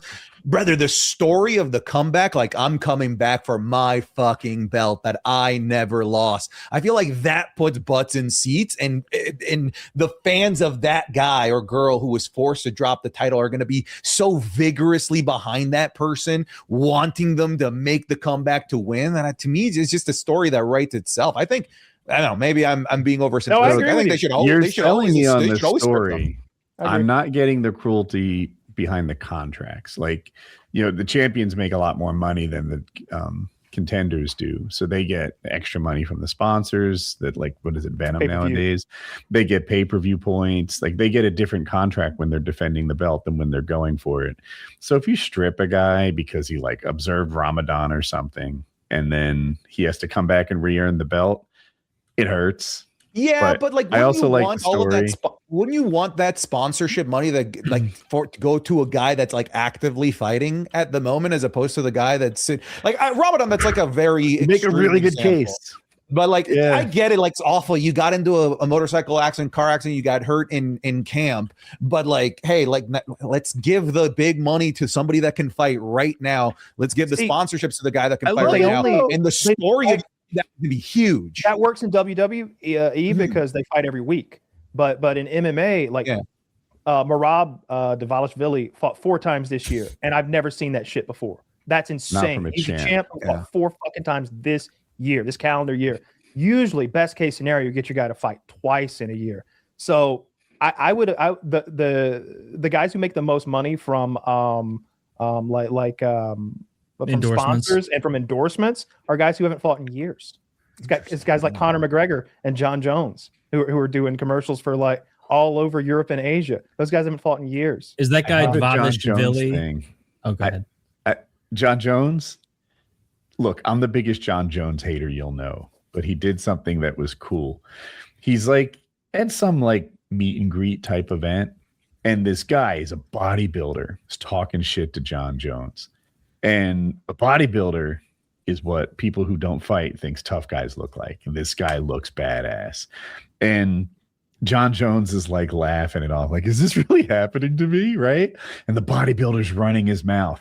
And like everyone's breaking it up. Jon Jones is still like not worried. He's casual about it. Like, I can't believe this is really happening. And then the guy talks shit about Jon Jones's brothers. The light switch flips dark. And Jon Jones is looking at everyone breaking it up, saying, stop holding him back. Let him come. And they did it. They didn't let him fight. But holy fuck, Jon Jones, say what you will. He is the real deal. He is a badass motherfucker. And then this bodybuilder was coming at him. All he wanted these people to do was to let him come.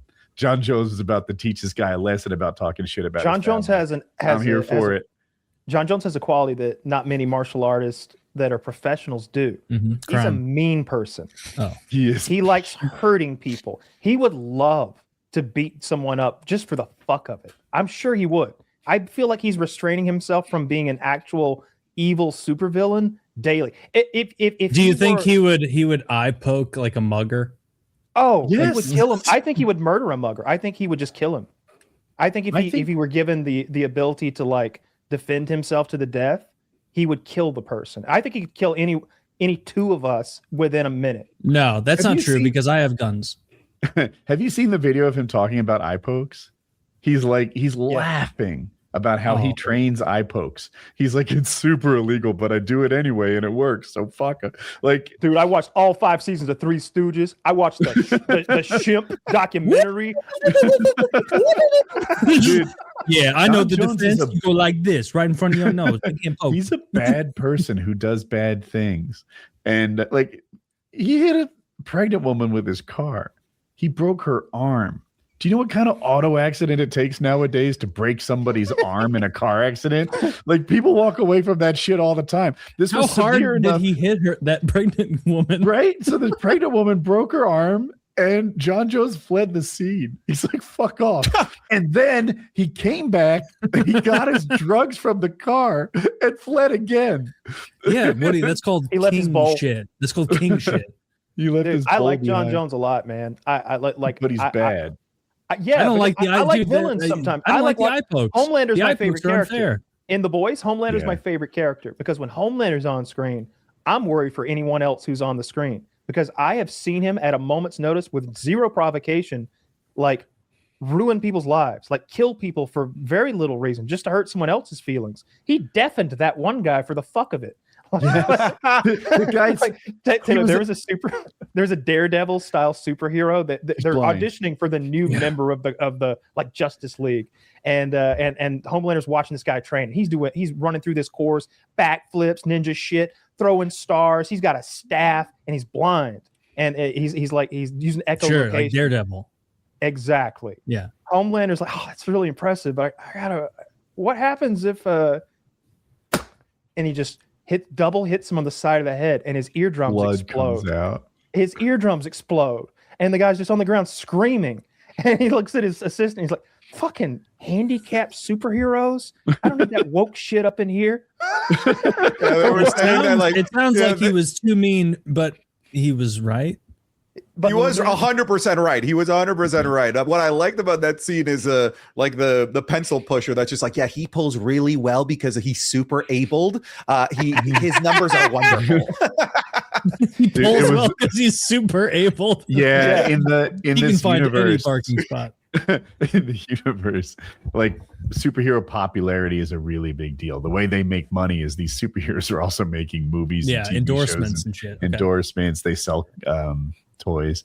So like he's pulling well. I forget what the word was. Mattered to the company, but Homelander wasn't having it. It was a great scene. It was evil, and I loved it too. He's so evil. He made that one guy get in an oven. I have a Homelander thing. Yeah. Have you noticed he's never hurt anyone who wasn't scared of him?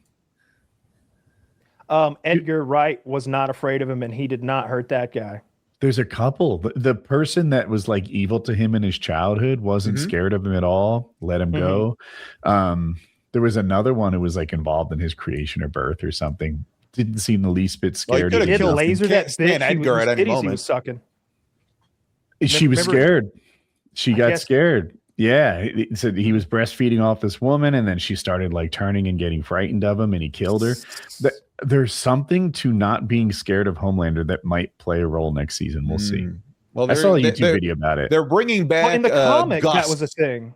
In the comic, back, there was that one guy. It's Edgar Wright character. The brown skinned man from Breaking Bad. Gus. He's white in the comics, and he has that reaction. He's just like, and Homelander is like looking at his heart rate, trying to scare him, and he's like, he can't, and it's really frustrating for him that this guy is like not afraid of him, and he's just blasé about it. He's like, kill me if you want, just get it over with. You're boring me. God, you're pathetic. You guys turned me off that show when you were like, oh, some little guy flies in another guy's penis and then explodes. That's one scene.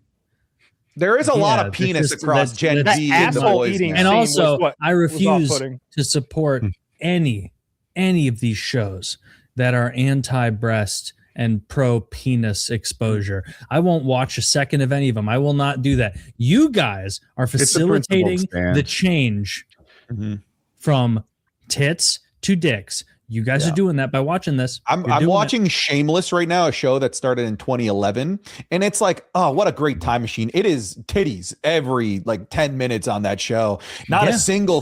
The thing is, too, is also with the current iteration of nudity, it is wieners, but they're all soft. It's all floppy wieners. Yeah. There is not a single hard cock that I can really pinpoint on television. But yeah, they've completely gotten rid of the boobs on TV. So watching Euphoria, Shameless is like, okay. House of the Dragon. I don't care if it's hard or soft.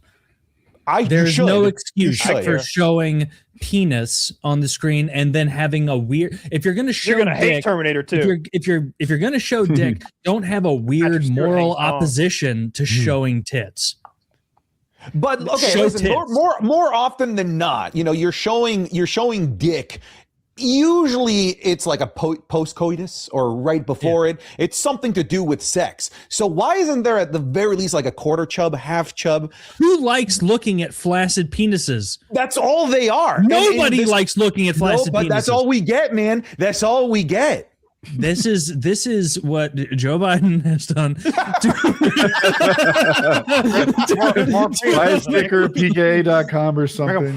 You know what's funny is if you told Joe, like if you like found Joe Biden today and you were like, do you know they're like making a bunch of regulations and like the streaming services are showing like 5 penises for every set of tits? Joe Biden would have an incredibly based response because he's an 80-year-old man who's lying. He'd be like, I don't even know what you're talking about. I don't know. The word flashes, that means nothing to me. I remember one time this black kid touched my leg hairs and they stood up, and then I walked out of there from the pool, and then I saw a girl with big old titties, and they said to me at the time, the girls with big old titties, that's not American. I said, fuck you, that's American. And I like tits. And you know, to go back to your question about Iran, is I don't think they should be bullying our Jewish brothers and sisters like that. Like that's what he would do. Emily Ross. He would stand That's up the for us. shameless chick, right? She's Yep. perfectly beautiful to me. I need to That- look that her is up. I don't know her by what's name. my Emily- version of a bullseye. Emily I think Robertson. Rossum or something Oh, SSUM Rossum. I'm not Yes, positive. right. I'm- Okay, I Oh, see. Yeah. Emmy Rossum is her name. Okay. Yeah, I think she's very pretty. She is very pretty. Yeah, I'm just looking Yeah. at her Google pic. Yeah, she's Pretty. very pretty. Everyone has their own version of like bullseye. She's really good. How about that? I mean, tit wise, everybody's been coming up Sydney Sweeney for a while. Yeah, boob enjoyers. They're weirdos. No, boob enjoyers are some people say they're the best people. Some people say that it's the best thing of all time. Giant heavy tits. Picture Shout how out to- heavy those would. Picture how they would depress and hang over your fingers.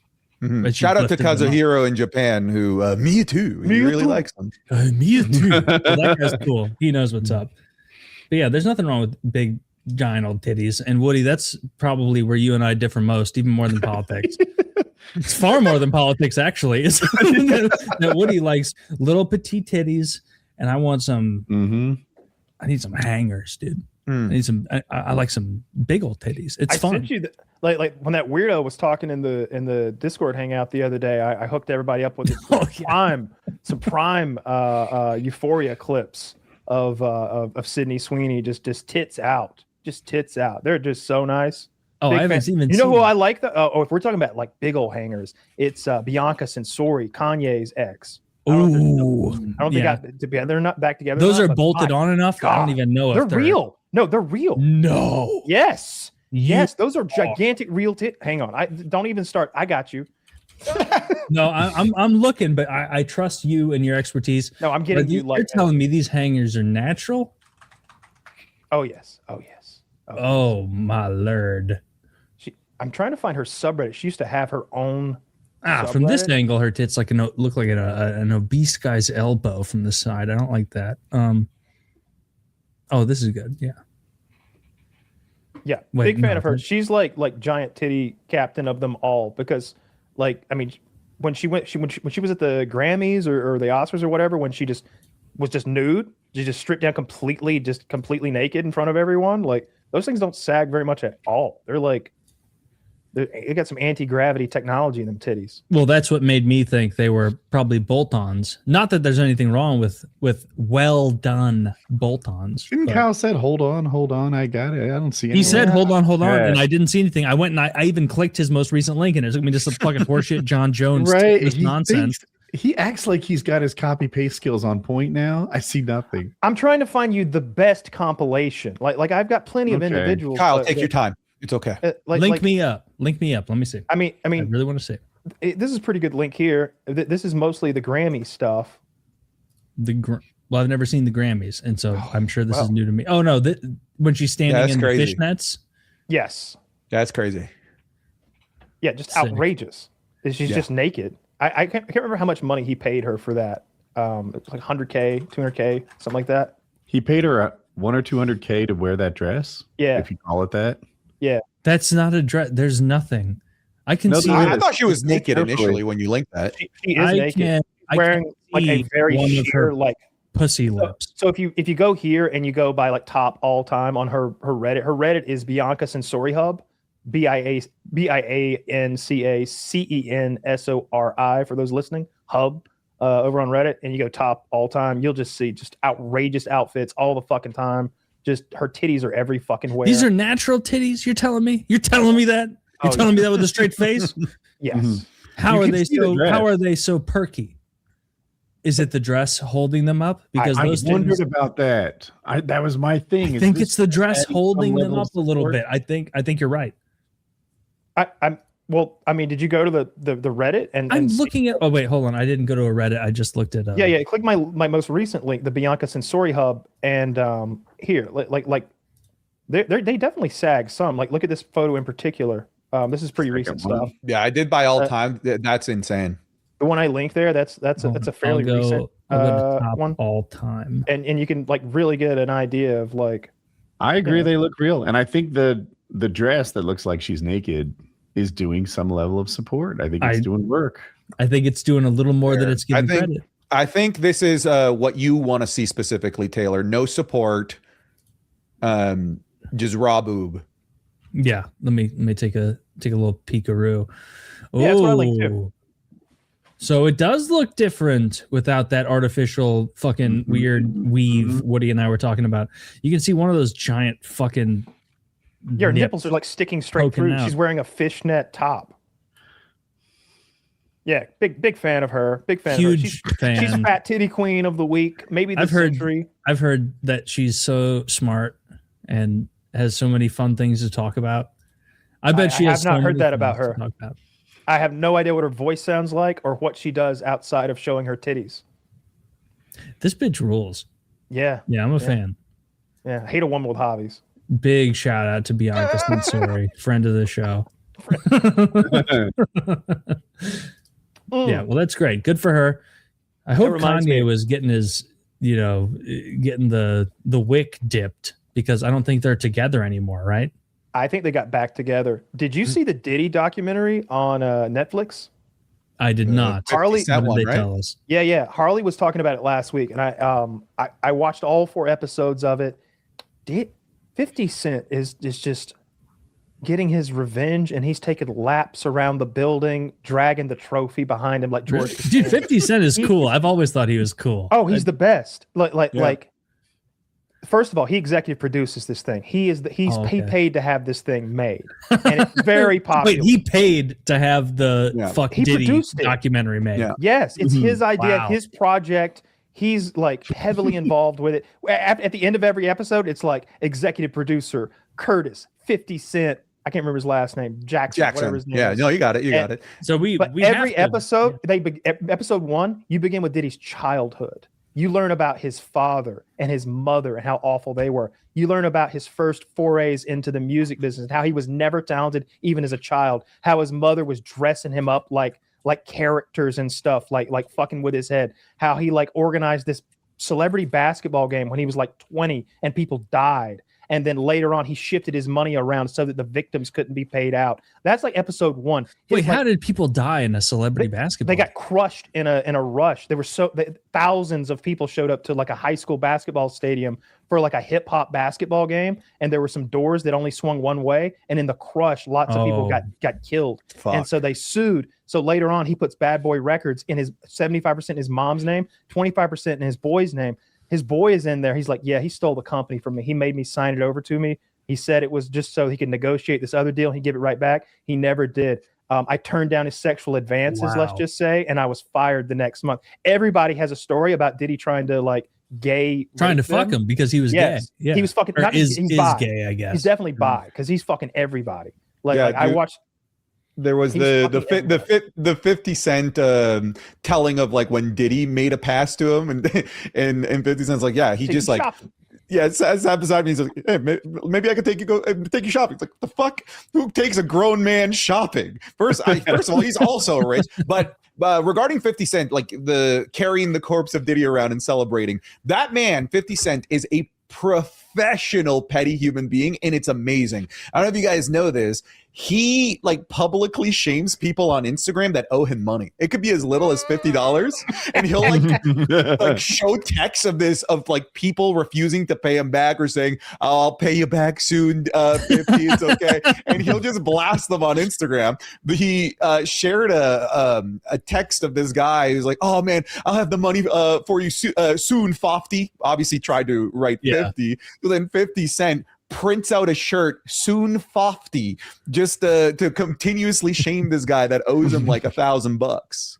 Dude, if that's what 50 Cent is doing, that guy is a king on a level I haven't even considered. I love 50 Cent if he's doing that shit. In those docs, they get to this guy who produced one of Diddy's albums. Like it was a big deal. It was his first album in a while. And the guy basically breaks it down. And like, these are like black tough rapper men, so they kind of dance around when they get to the part where Diddy raped them. Like they don't want to say it, but he was like, I wake up and I be sore, I be sore, and I realize Diddy been drugging me for a long time. That my ass done been plundered. Diddy has been drugging him and plundering his fucking ass for a long time. And then the worst part was Diddy was his own little bit of a Jack Sparrow. He's like, you know what I got paid? It was like $30,000 or something. Like it was like a tenth of the money he was owed, or maybe 100th. It was some crate. He's like, never did pay me that. He gave me that little upfront money, and then he plundered my ass some more. And then you go to the next guy, and he's like, yeah, he plundered my ass too. And then he's got the fucking gigolo that they were hiring to fuck Cassie, this like big dude. Cassie was a big dude. No, Cassie is the most beautiful woman maybe I've ever seen. Like Cassie is like a perfect woman. She gets in with Diddy when she's 20. He does one record. He signs her to a 10 record deal at 20. They made one record. He was always stringing her along for the next record. And so like he would have her hire this big Mandingo motherfucker to like fuck her for like 2 days straight, taking MDMA and ecstasy and stuff, just pounding drugs. Jesus. And yeah, he wasn't even the one having sex with her. He's watching, directing, and filming. He would also join in. Like it depends on what the scenario. Well, the gigolos, like the male prostitutes, explaining like this, like step by step. He's like, he used his wealth to get a different guy pussy and watched it. Why would he not just fuck her? I'm guessing it's a power thing. Yeah, definitely so. So he's that's ridiculous. Just get the pussy and then go home and like play video games or something, eat snacks. But it's I had watched the trial, so I knew a lot of this already, but the male prostitute's like, and she put some she said, put the baby oil on. And so, I put on. And so I grabbed one of the 20,000 bottles on the side of the room. Yeah. So I put on like the normal amount of baby oil that a person puts on. And she's like, no. He wants you glistening. like they would constantly reapply so that like they are like glowing and under the lights and stuff. Like he would have. I would hate that. I would be worried about how much my belly was glistening. He was like, well, these people are both like perfectly fit human beings. Yeah, of course. And he's like, and one time a Tupac song came on the radio. He's like, change that shit. And like, and then they get into that. Oh, he had Tupac murdered. That was him. I thought Biggie had him murdered. He had Biggie murdered too. You got to watch this documentary. They break down where the payment came from, where the payment went, how the guy only got paid half the money. Did he only killed one of the people? He paid Biggie for and Tupac? Yeah. So he just, when Biggie died, he was like, oh, Biggie's my boy. He's going to have the biggest funeral that New York's ever seen.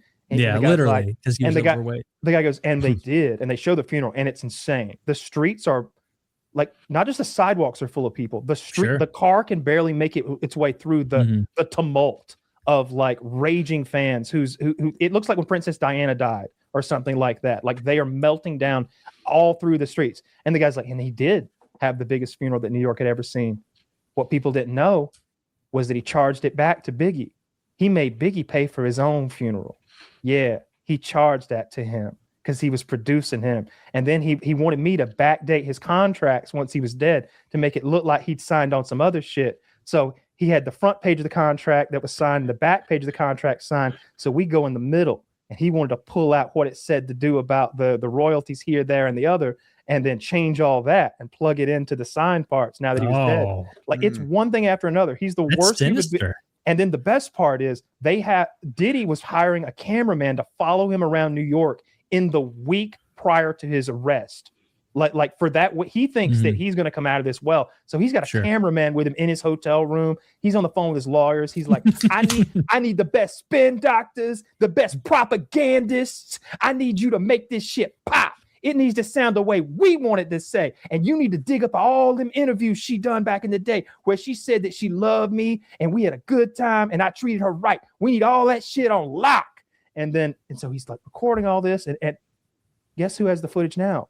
50 bought that footage from those cameramen, edited it how he wants, and he put it in his documentary. And now it looks awful because you can see him doing drugs. His sons are there being all weird. 50 rules. What I've learned from all this is that 50 is awesome. Didn't 50 declare bankruptcy so he didn't have to pay the people who that does not make him nearly as bad as that's what Diddy did, right? Like he just No, because he also like kill people.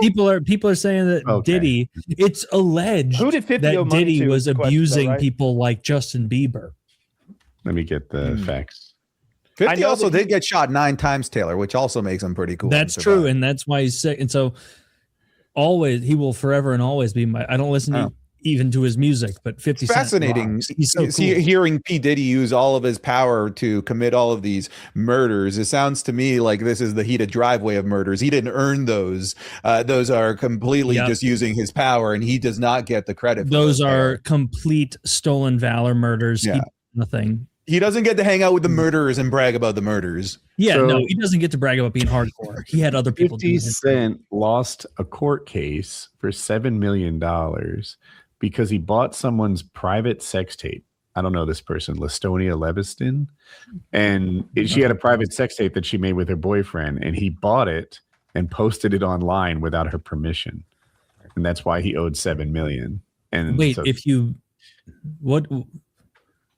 he purchased it. yeah, I don't know who sold it. That implies a transaction between him and the sex people. Maybe he bought it from the boyfriend and he posted it online. So it's kind of like revenge porn type stuff. Mhm. And he lost in court for $7 million and he declared bankruptcy to get out of paying. Oh, hang on. Was sick. that before? Yeah. Wait, Wait, maybe hell yeah. aliens this with is P Diddy's vitamin baby water. mama, I think. Is that P Diddy's baby mama trying to malign the Rick good name of Diddy? Ross's baby mama. So this is some petty shit he was doing. This is Rick Ross's baby mama. That's what this is. Okay. Oh, and I maybe I'm having blind blackface or something, and they all look the same to me. But I think she was also in the Diddy doc. I could be wrong though. But there was a woman that looked strikingly similar to her. Well, in pull the the Diddy picture of doc. her and then a But that picture of doesn't make every sense black if person, and we'll. Let me go through them all. Yeah, well, that he didn't kill anybody. It sounds like I don't care. Diddy killed people, and he's a sex criminal his entire life. He seems like an evil person. 50 Cent made fun of Floyd Mayweather with Harry Potter books. I'm okay with all the shit he did. Yeah. Taylor, you're aware of this, right? I did. Yeah. Like that was what initially ingratiated me to 50 Cent was that he was like, yeah, you're talking a lot of shit, Floyd. Read 6 pages on camera of fucking Harry Potter, and then all this will go away. And Floyd was like, man, someone tell me what the fuck I got to do. Someone tell me what's going on. Like, because he had no idea because he's illiterate. He is illiterate. And at this point, he probably couldn't learn to read because his brain is so. No, he didn't get hit that much. Or no, actually, he's the guy that doesn't get hit, right? Yeah, he doesn't get hit at all. He's been hit like 3 So times. he's bad at reading because he's like a genuine like a low IQ retarded person. I mean, a lot of people in the United States can't read. We've found that out before. I saw one the other day where the guy had his nephews who were like, I don't know, they look 16 or 18. He would say a word and they try to spell it on the board. Oh, I've seen that. And then he's ripping on him. He's like, "That's how you think philosophy is spelled?" Yeah, it's 3 really Ys? embarrassing. It's humiliating. PHY. Like, Yeah. or Occasionally LY, you get some of that in like Family Feud, like what's something that starts with pork? You'd say pork chop, pork loins, or whatever. And then there's a family that's like pork cupine. Yeah. That's pretty good. Cupine. I was suspicious that Floyd Mayweather was really illiterate. Yeah, pretty much. I don't know where I got it that he wasn't, that, he just didn't want to take the challenge or look like, take the bait and actually read Harry Potter at his prompting or whatever. But there's apparently a lot of footage out there of him failing to read a teleprompter, and it's just a struggle. And then he said he prioritized boxing over education. So Yeah. It worked. Out Well, just that's fine. clear. I pay this guy to read for me. Do it, Poindexter. And he just picks up the newspaper and starts going line by line. Yeah, that's right. You hear that? You see that shit? Look at See, him. like, those are the power moves you should do when you are that rich. Not all of these awful things that P. Diddy does. Just hire people to do nonsensical things for you. That is a wonderful power play.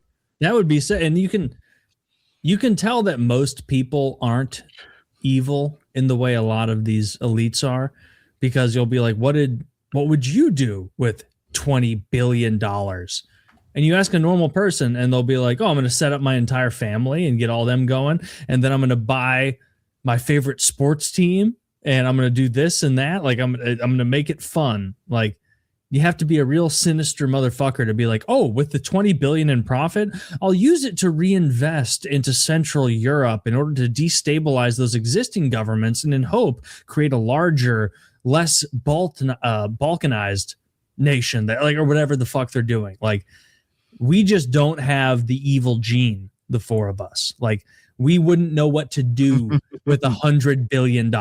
We would just like, have give me 100 million. Fuck around and find out. I mean, I would. You give me 100 billion. I would find an area that depended heavily on a vulnerable source of water, and I would try to consolidate the entire watershed and then sell their own water back to them. That's the play. You're going to Make a sell. YouTube You're going to video sell and be water back to Kenyans with $0. Kenyans? No, like one in Mr. Utah or Beast. something. You're going to sell water back to anti-Mr. Mormons. I made Oh, you're 100 gonna- kids Mormons need water? blind today. Being the anti-Mr. Beast is actually a very funny thing that someone should take up. Where you're like, I put 7 people in an artificially made prison, and the last one out has to stay. And it's like, okay, all right, this is pretty fucking funny. Yeah, that's a little dark. No, that seems to be the rich guy evil move is like you end up owning all the water in a region and have the state buy their own water back from you for their people. Oh yeah. That's why charity is such a the rich people use charity to fuck with developing countries. Like they use it to undermine and fuck with them. Some countries trying to create their own water supply, their own piping and whatnot, their own plumbing. Some fucking Westerner comes in and is like, oh, I'm going to actually pay a bunch of contractors that are from my country or an allied country to do this instead of you. And all you have to do is get out of the way, you fucking retard. And they're like, oh, okay, I guess I can. And then they just take advantage of them the way, like, that's basically been the China strategy for the past decade or two, is show up, say you will build roads, you will build infrastructure as long as they are beholden to you. I definitely buy a town too. I want my own town. Like that. I watched that documentary called, I think, The King or Ren Fair. It was the Ren Fair one. And the guy who owned that huge Ren Fair in Texas. That guy was sick. He owned his own town. He had like this. He had such a massive piece of property. He had it incorporated or whatever you call it, and he was like the mayor, and and that gave him a lot of powers that a normal landowner just wouldn't have. He could pass like ordinances and such, and I think he could tax himself. Like I don't. He had a lot of power. I'd want that. I think you want to buy some. I see those like those areas of Detroit where it's like its whole factory is $1, like it's the Simpsons episode. Mm-hmm. And I wonder if you could just buy one of those awful rundown Detroit towns and just, with your money. Yeah, but what would you do? It. What would you do out of there? Like, what would you create out of that? I think if I was trying to be good, then I would do my best to get some sort of manufacturing there, to have a base to like for everyone to work in, like one big business that the whole community could thrive upon, like an auto manufactory or something like that, and then just build nice houses and design my own city like it's like Sim City. Like I could do my own little miniature version of Sim City. Like give them nice public transportation and rail, monorail for sure. Monorail. I'd hire Conan O'Brien to sing the monorail song for me, and it would play when you're there. Monorail. I mean, we instead would of Sim City, we would make it more like that. The Sims. Put them in rooms with no doors. Let them. They have to do whatever I say. I can watch them. Yeah, there'd be cameras in every house. I get to watch. This is just bigger fish tank. It's much lower rent. Like the rent's half the price, but the catch is I get to watch. I mean, the thing about monorails like that, Kyle, is you have to be like monorails are important. It put Ogdenville, Brockway, and North Haverbrook on the map. Mm-hmm. I've heard that. You've heard that? You can't remember from where. You definitely Googled those names. I only remembered Ogdenville, and I had to look up the other two because our monorail put Ogdenville on the map. Are you too good for it? This is more of a Shelbyville idea. No, wait, come back. We're better than Shelbyville. Bring it back. The whole audience is not getting it. Watch The Simpsons. Monorails are cool. Why is a train so much better? I guess they don't ride on tires, can carry more weight, probably lower friction. I would want a suspended one. Do monorails ride on tires? Yeah. I thought a monorail was a train. Isn't it suspended? I thought it was a suspended tires and it's sort of U-shaped sitting on top of the monorail, right? And there's tires on the side and on the top. Am I crazy? You're probably right. Yeah. I had to Google a picture of a fucking monorail. Okay. Yeah, I've spent like 80 days in Disney World. My monorail experience is from The Simpsons alone. So their depiction may have been off. Look at this modern monorail. It does look cool. I'd put a monorail in my city of Kyle's Detroit or whatever we're gonna call it. New Detroit. That's what I would call it. I would steal from RoboCop. I call it New Detroit. Oh, I'm trying to remember what are Marge's like pushbacks on the monorail? Oh, I don't know. Where she's like, won't it cause property damage? And he's like, don't worry about that, Mrs. Lambage. Like that level of like rhyme and joke. It was very funny. But yeah, old Simpsons is hysterical. I was so like, Kyle, you tell me all the media you're watching all the time, and your horizons of media are so much wider than mine that when you were like, oh, I've been rewatching like seasons 1 through 8 of The Simpsons, I was like, yes, like he's gonna now suddenly I have more references to make because they're gonna be fresh in his mind. Oh yeah. Wasn't it hilarious? Like when you watched it, was your like there were bits where you were laughing hard and enjoying the world that used to be a little bit, because that's kind of what old Simpsons is. I don't get that nostalgic thing necessarily where I like remember where I was the first time I saw this. I get that more with Seinfeld. I remember the night I watched the I was in the pool episode. I remember that night in my house. I remember leaving my room during the commercial break and going to the living room where Seinfeld was also playing and looking at my dad and be like, "This is great, right?" And he's like, "Oh, this is a good one." Like we're in different rooms watching the same fucking show where everybody's watching Seinfeld in the house. I remember that, but more so, I'm blown away by how strong the writing is. Like it's joke, reference, double entendre within a joke.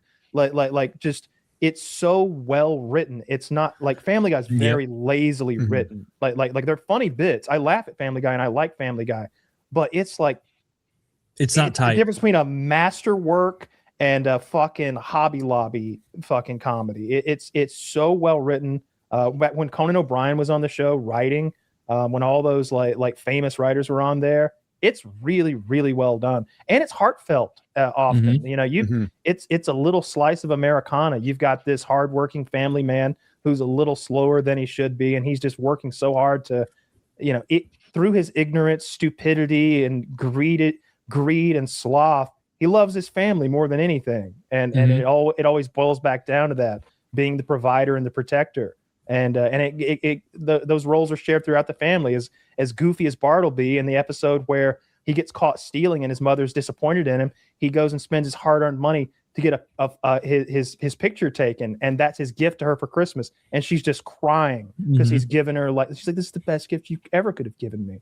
Like you've proven that you were an honest little. Not only have you been honest and used your own money to buy this gift for me, it's a picture of you, the thing I love the most, and it's like. That's baked into every episode, right underneath the well-written comedy. Yeah. They're great. It was. Have you guys watched any old Simpsons? Have you guys watched any like really modern Simpsons? I ask because it's horrible.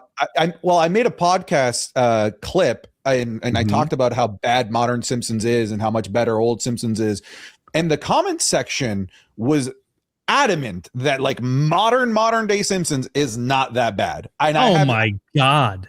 I don't know. That's absurd. What was the last Simpsons that you like watch regularly? I think they're talking like 2025, 2024. I don't know. I can't comment on it. Crazy. The last good season of The Simpsons was season.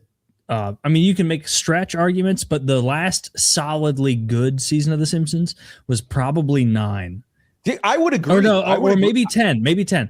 Let's say 10. That was 1999. That was the last truly solid start to finish Simpsons season. Like I would agree. I wouldn't have thought that this many people were gonna go to bat for really modern day Simpsons, that it's making a comeback. I didn't know. I haven't made an attempt to watch new Simpsons. I've seen clips of the modern Simpsons, and they're they're too involved in current happenings, which is a big problem. Where it'll be George like Bush was their neighbor for a while. There's something about modern, but they current events dwell baked on into it. my. I don't want to see it. Like our current world is so like That's fair, annoying yeah. and awful and like ignorant and bad that I don't want to see it in my fantasy escape away universes. Like I came here to get away from that. Don't bring that here to my happy place. So I'm watching Smiling Friends, and it's just That's a good show. That's a And I'm good show, like, dude. That's funny. all right. No, Trump's not a character on fucking Smiling Friends. I get to see Mr. Boss probably be the son of. I thought you liked it in The Boys. Ridiculous. Oh, I love Smiling Friends. Like Kyle, you love Smiling Friends. I like the allegory Santi, in The Boys. do you love because- Smiling Friends? I've only ever seen clips of Smiling Friends, and I can tell you every time one comes up, I watch it from beginning to end, and somehow I'm howling laughing. I'm like, what the fuck did I just watch? So It's a funny show. They do a good job. Those guys are Yeah. YouTubers. Those guys are YouTubers, and they Yeah, they often kill have- it. There's tons of YouTube cameos in the show. Like the Red Letter Media guys have all been in the show. Episode 1, the guy with the gun to his head, that's Mike Alaska or whatever from RL. thinking about killing myself. All right, but if I don't smile, I'm gonna fucking kill. the one clip that killed me because I'm like, oh man, the one clip that killed me. There's a clip that like just made me die laughing. I was like, man, that's so fucking relatable. I don't know the character names, but it's like the yellow guy that's a little bit bigger. Yeah. He sees like a picture of himself or something. He's just like, Jesus Christ, is that what I fucking look like? I need to start going to the gym. Like this is really unappealing. He's the guy that like he always has like a stuffed voice. He always has like a stuffed nose. That's what the voice actor sounds like. That guy's just voice. That's interesting. So he always sounds like he's stuffed up. Yeah, I've seen him in podcasts and stuff, and just on YouTube shooting the shit. That's what that man sounds like. He's just like the guy who does Archer's voice and Bob Burger voice. Like that guy. He's just giving you what he's got, and it works. Which is the best gig imaginable. It's the same gig that Mila Kunis has had on Family Guy for the last 25 years. Or Lisa. Look at Lisa on The Simpsons for 35 years. Her voice is just her voice. Nancy Cartwright or something? Nancy Cartwright, you're right. Yeah. Those voice actors who are like a jack of all trades, though, who can instantly bring you up well, now it's not as PC. You can't be the guy who just does the entire United Nations. You have to hire the Indian guy. You have to hire a Chinese guy, or people get upset for some reason. You can't just do it yourself. Mila Kunis, I heard her talking about her Family Guy gig, and one, she's super appreciative, which I like. She's like, I've had steady work for 20 years, is it? I forget what it was. Over time. And she's like, at first I just used my regular voice, and now I try to sound like I used to sound. I'm an older woman and trying to sound. That makes sense. Like a kid. And she's great in that show. The funniest little retrospective Family Guy ever did is when they had like a season 8 episode that part of the plot was that Stewie went back in time to episode 1, and then they had the old Meg voice in there. And it was oh, Stewie, you're just crazy. And then it was Brian being like, that doesn't seem familiar to me. And Stewie's like, yeah, it seems like someone's about to miss out on an enormous life-changing opportunity. And then just moved on from it. Where it was like, that's very funny. Like making a little referential back in time joke. They got the OG to come back for that scene. If you look at that woman's IMDb, it's Meg Griffin season 1 and Meg Griffin season 17 for that episode. I had no idea they didn't bring her back. There's no way. You don't they think credited? You think they just credited her? Yeah, because I looked it up and the IMDb is there. Yeah. I mean, it's her voice, but they had the old recording because they're using the season 1 animation. Even like they all look a little grainy and stuff. I've been watching The Chair Company. That's the Tim Robinson new limited series. I love that trailer you sent. That guy is so funny. So Tim Robinson, he does the Detroiters show. There's 2 seasons of that. He does I Think You Should Leave. Is that what it's called? Yeah, that's a sketch show. And I think there's 3 seasons of that. That's all sketch comedy. And then he did that movie with Kate Mara and a few other actors where he's just his weird self. This is the same brand of humor. He's that same guy plugged into this weird scenario. It's called The Chair Company for a reason. He's working in it reminds me a little bit of Office Space, his work environment. It's very frustrating and annoying. HR is infuriating. His boss is infuriating. He can never get out the next sentence. He's always being misunderstood and demeaned. Like he always looks like he's horsing around when he's really just got caught at an inopportune moment. But it's episode 1. He has to give the big presentation. They're building a mall. He gets in an argument with his waitress, and he's like, "You've been in a mall before." He's like, I don't think I've ever been in a mall my entire life. I'm 17. And he's like, "You've been in a mall." No, I would know if I'd been. You wouldn't if I built it. I just never been in one. He's like, "Well, this is kind of a mall." She's like, "This is a restaurant." He walks away, and his wife is like, "This really isn't a mall. It's a I know. She was holding me." And so like he's doing the big presentation, so much pressure. And he's standing in front of like a crowd of people. His boss is behind him. His subordinates are all behind him as well. And he's nailing it. He's like, "And that's why we're bringing this, the best mall that Indiana's ever seen to the tri-state area. We are going to expand. We're going to innovate. We're going to dominate. We're going to give the people what they want because we've got it and no one else does." And everyone's like, "Fuck yeah." He nails it. And he's just like, and then music's playing like triumphantly. And he goes to sit down because he's done. And his chair collapses. Like it falls apart. And he falls very awkwardly in front of everyone. And he like falls under this like 50-year-old ugly woman's dress. And he sees her like hairy cooch for a second. And like that becomes a whole HR thing where they're like, "Did you tamper with the chair so that you could fall and see under Deborah's skirt?" And he's like, "No!" And so he starts trying to track down, where are these chairs made? I'm going to complain. And he sees the name of the chair and he calls and they're like, he's like, "Yeah, we distribute the chairs." He's like, "No, I need to talk to the manufacturer. I need you to put me on with Mecca, is it?" And they're like, "We can't do that under any circumstances." And he's like, "It's fucking weird." And he just starts digging deeper and deeper and deeper. And it's become like a spy thriller at this point. He has dug so deep into this chair company that he has these crazy theories about international drug smuggling in like the parts of the chairs. He's stealing the chairs and ripping them apart and looking for things hidden in them. Like he has hired like investigators and like it seems like a lot of the actors this sounds aren't real very actors. funny and It's like a so funny and awkward. structured movie. It's a limited series. You've got like, I don't know how many episodes. I'm 4 episodes in. Oh, this is a series. Yeah, the chair company. Yeah, it's the limited series. It's so cringy. Me and my girlfriend can only stand 2 episodes a night. Like she's like, "All right, I can't take any more. I love it. Can't take another moment of this." Is it like multiple viewings of Scots Tots level of cringe? Yeah. Ooh. Yeah. I think Tots is rough. I sometimes skip Scots Tots because I can't do it. But then I was gonna say, then I regret it after watching the following episode. No, I have. It is. Hey, like Mr. Scott, what you gonna do? What you gonna do when your dreams come true? To watch Scots Tots. They like break into like a break dance and a rap. I got you all. Well, you know what you need. Batteries. You know what you need in college.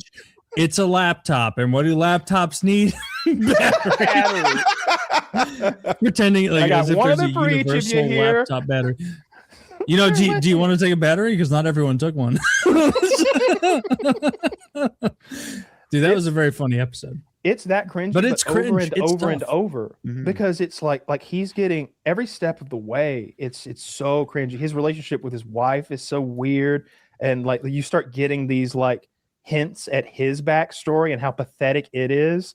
He had already tried to basically him and his wife at some point. This is a mild spoiler for like a couple episodes in, but their motivating factors are that a few years back, they both got the bug in them to get out of the corporate world and chase their dreams. And her dream is like luxury breast pumps, like high-end breast pumps for lactating women. Yeah. And it has blown up. Like she's gotten a big investor. Like she's so personable that when she like rubs elbows with these wealthy ladies who are looking for like feminine investments, they love her. They're pumping money into her thing. It's working. Like her business is exploding. She's done it. His is these Jeep tours in the woods. And they show like a flashback of him like on a Jeep tour with the guy. He's like, and then the guy's bored sitting in the passenger seat and he's pointing around. And the guy's just bored. He's like, so I started going faster. I thought maybe a little excitement. And he still didn't. He still just looked bored. So I thought I'd go really fast. So I start going really fast. And then I lost control. And it's just like he's just a complete failure. And there's one part where he's like, I'm never going back to Intake. I'll kill myself before I go back. And then it shows him modern day and he's in his office back at Intake, just so upset. It's very cringy. It could easily become sad, or it could easily become him snapping and murdering people. And that's his sort of his comedy style, is you don't know if he's going to be so pathetic he's going to kill people or kill himself, but it's going to be one or the other. It's often the so pathetic one. The one that you and I were laughing at a couple months ago, sharing the video on our chat, where it's the burger scene where it's like the black college professor is like, I'm just so happy to be back with all of my former students. And it's like 4 students sitting there and they're like, we're just happy to talk to you, professor. And then one of, the main character Dylan orders a burger. And then the black guy is good. Like, man, Dylan, that burger looks good. Man, Dylan, do you mind if I get a bite of your burger? And then he takes Dylan's burger off of his plate and eats it. And he's like, well, now the problem is that I'm worried that the rest of you are going to go around telling people that I housed Dylan's burger. And they're like, no one's gonna say that you housed Dylan's burger too fast. We love you, Professor. He's like, okay. Let me get a video you saying that you're going to kill the president. No one will ever see it unless I hear the story about Professor Martin housing Dylan's burger at the Cheesecake Factory. He's like, I'm not going to say I want to kill the president. Wait, could you do that again? It's so awkward. It's very funny. That's a great sketch. What about the one with the mud pies? Like, there's one where it's the actor. That one didn't get me as much. Dude, it's the actor that played Glenn from Walking Dead. Oh, I've seen that one. Yeah. Glenn from Walking Dead, aka because he touched the paper and there was shit on the mud pie, and then he touched this, and then I ate it, and so I ate his mud pie. I'm not feeling well. What's wrong? I think our host, he went and laid a mud pie. I think he laid a mud pie, and then he didn't wipe well enough, and then I got enough toilet paper, and I got the mud pie, and now I'm sick. And it's so weird. And then everyone at the end leaves to go back to his house, and he's like, see ya, like smug. Everyone leaves the Asian guy's house to go to his house to party. I love those. I adore these skits. The only thing is like, okay, like this would never happen to anybody in real life. Nobody's like this. But I think I've had like one close, like Tim Robinson like situation in life at a nightclub. This was literally only like 3 months ago in Fort Lauderdale, where I'm with my buddy. We are drunk. And then he pulls out in the middle of a gross dance floor, which is already weird. He pulls out a worm in a nightclub. I'm like, all right, interesting move. The people are loving the worm. I'm like, all right, I guess it worked for him. And I'm on the outside watching him. And then he's interacting with some other guy. I don't know. I'm like, I guess he just made a new friend. And then he does a second worm. And I'm like, oh, one worm was already questionable. A second worm in the dance floor, and no one's as excited for the second worm. Everybody's like kind of questioning, like, why would you pull out a second worm in the middle of this dance floor? And I confronted him about it the next morning. I was like, bro, why 2 worms? And then he told me his end of how it went down. He did a worm on his own. He's like, I think I feel the moment to do a worm. I'm going to do the worm. And then he claims a big autistic man was just so in love with the worm that just kept harassing him for the next 5 minutes. Do another worm. Do another. Please do another worm. He's like, no, man, I'm not going to do another worm. It's already. Yeah, I can't pull out the worm again. Like, you use it once for the night. That's it. Do it. Please do another worm. I'll get you a drink. Please do a worm. It's like, all right, fine. If you get me a beer, I'll do the worm, expecting that this guy's not going to get him a beer. He comes back. He's like, here's your beer. He's like, all right. He opens the beer. He says, the guy then goes to his ear and whispers, now do the fucking worm. So my buddy's now doing the saddest coerced worm. He's like looking up at this guy, staring down at him like, yeah. And the guy goes, I like that. all right, that was good, and then just leaves. That's very funny. Just having that tactical thought in mind, being like, yeah, I'm gonna bully this guy and bother him, and then I'll tell him I'll buy him a beer unless he does what I want, and I'll come over like a cunt and make fun of him. Do the fucking worm. I've been watching Pluribus. I've been watching Dairy, and I've been watching what's the other show? Oh, The Penguin, and something else that we've been really liking. We're almost out of shows once we get through those. Once we get through these half dozen shows we're watching. Yeah. Once you get through these 100 hours of content, Woody, you're going to be bereft. It's not nearly that, because it's only a few more episodes for each of those shows this year for us. Meanwhile, I can't keep up with Pluribus, and it's not my fault. I blame Burnt Peanut. It's all I watch. Yeah, you get off that, man. That's those are recorded. You watch, just save them for later. He's fucking funny. He streams after I go to bed. I wake up in the morning and catch the rest of it. I can't get enough. He's hilarious. There's two things that make a joke funny: what you said and how you say it, and he lands both. Mm-hmm. Oh, Landman! I've been watching seasons of Landman. That's the other one. Landman's pretty good this season. It's just ridiculous though. Like Taylor, I don't know if you watched Landman. Do you? Do you know I have never seen Landman. No. Okay, so it's Billy Bob Thornton. He runs oil fields for a big oil manufacturer. And he's like a tough cowboy roughneck man who's and he's got like the smoking hot wife and like a jailbait daughter who's just always got her camel toe popping. It's real nice. A lot of working man Sheridan style shit, like just like Yellowstone is. It's pretty good. It's like Dallas mixed with Yellowstone. I've seen it compared to that. Two shows I haven't seen. Thanks. Yeah, I was more for people who watch TV. Yeah, I bet a lot real of strong. The problem is, let me find a picture of the son from Landman because he's so ugly. He doesn't look like his father. Well, he's not really. He's not a looker like Billy Bob Thornton. Billy Bob Thornton was handsome when he was younger. Cool.